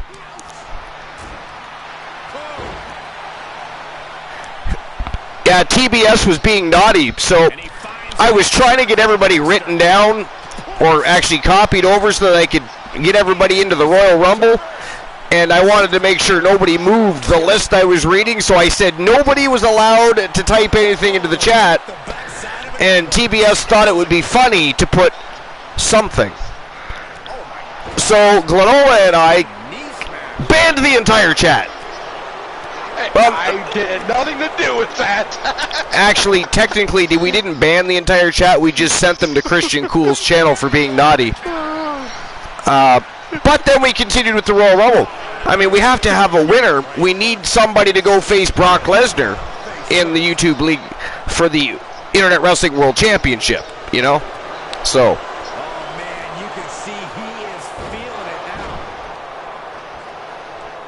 But yeah, we've been live the whole time. Confidence or a wasted opportunity to attack your opponent. And Glenola lies. He giggled. He thought it was damn funny, so don't let him fool you. Who is the babysitter? That is correct. We sent them to Santa Claus's for a little. Oh, the daycare, yeah. The daycare. The cool daycare. Holy shit, Roddy Piper. Look at this. Roddy Piper trying to eliminate Hogan here. Could you imagine if Piper wins this thing? He becomes the first ever Grand Prix champion in the YouTube. Oh, he eliminated Hogan. It is down to Piper and Tables. Could you imagine? I know. Could you imagine Piper becomes the first ever Internet Wrestling Grand Prix champion and wins the Royal Rumble on the same day to go on to face Brock Lesnar? Like, that would be so cool.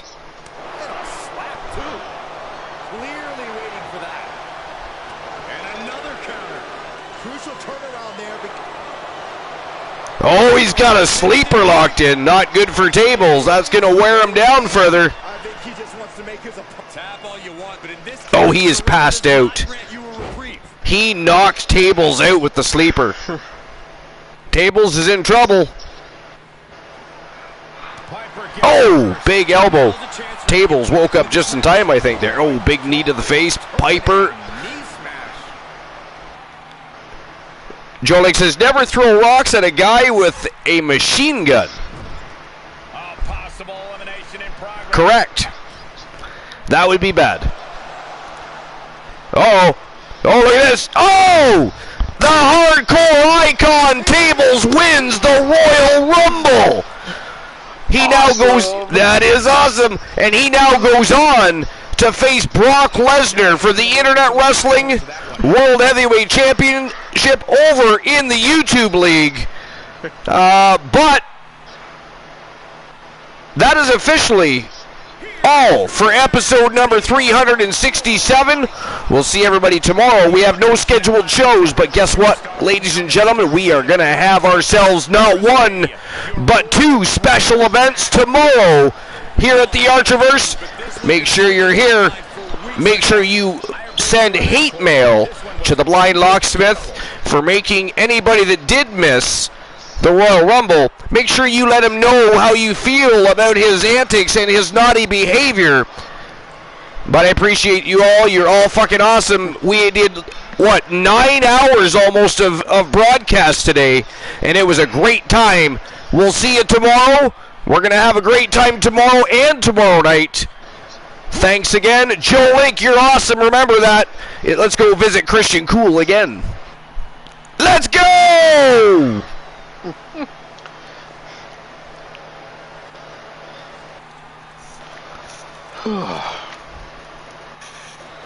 Naturally, he could just run through. What's the point of having a door that can keep him dead? What the hell? We got 6 more people from the Archiverse ready to come watch me play this shitty game. What is up, guys? Good to see you all. 2 reigns, baby. Not 1, but 2. For flavor.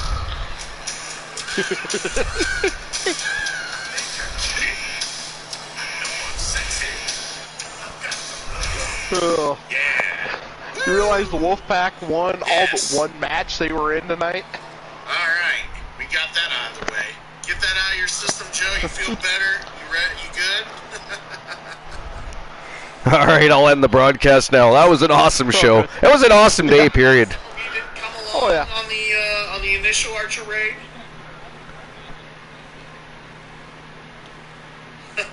We were live the whole time. We sent them here as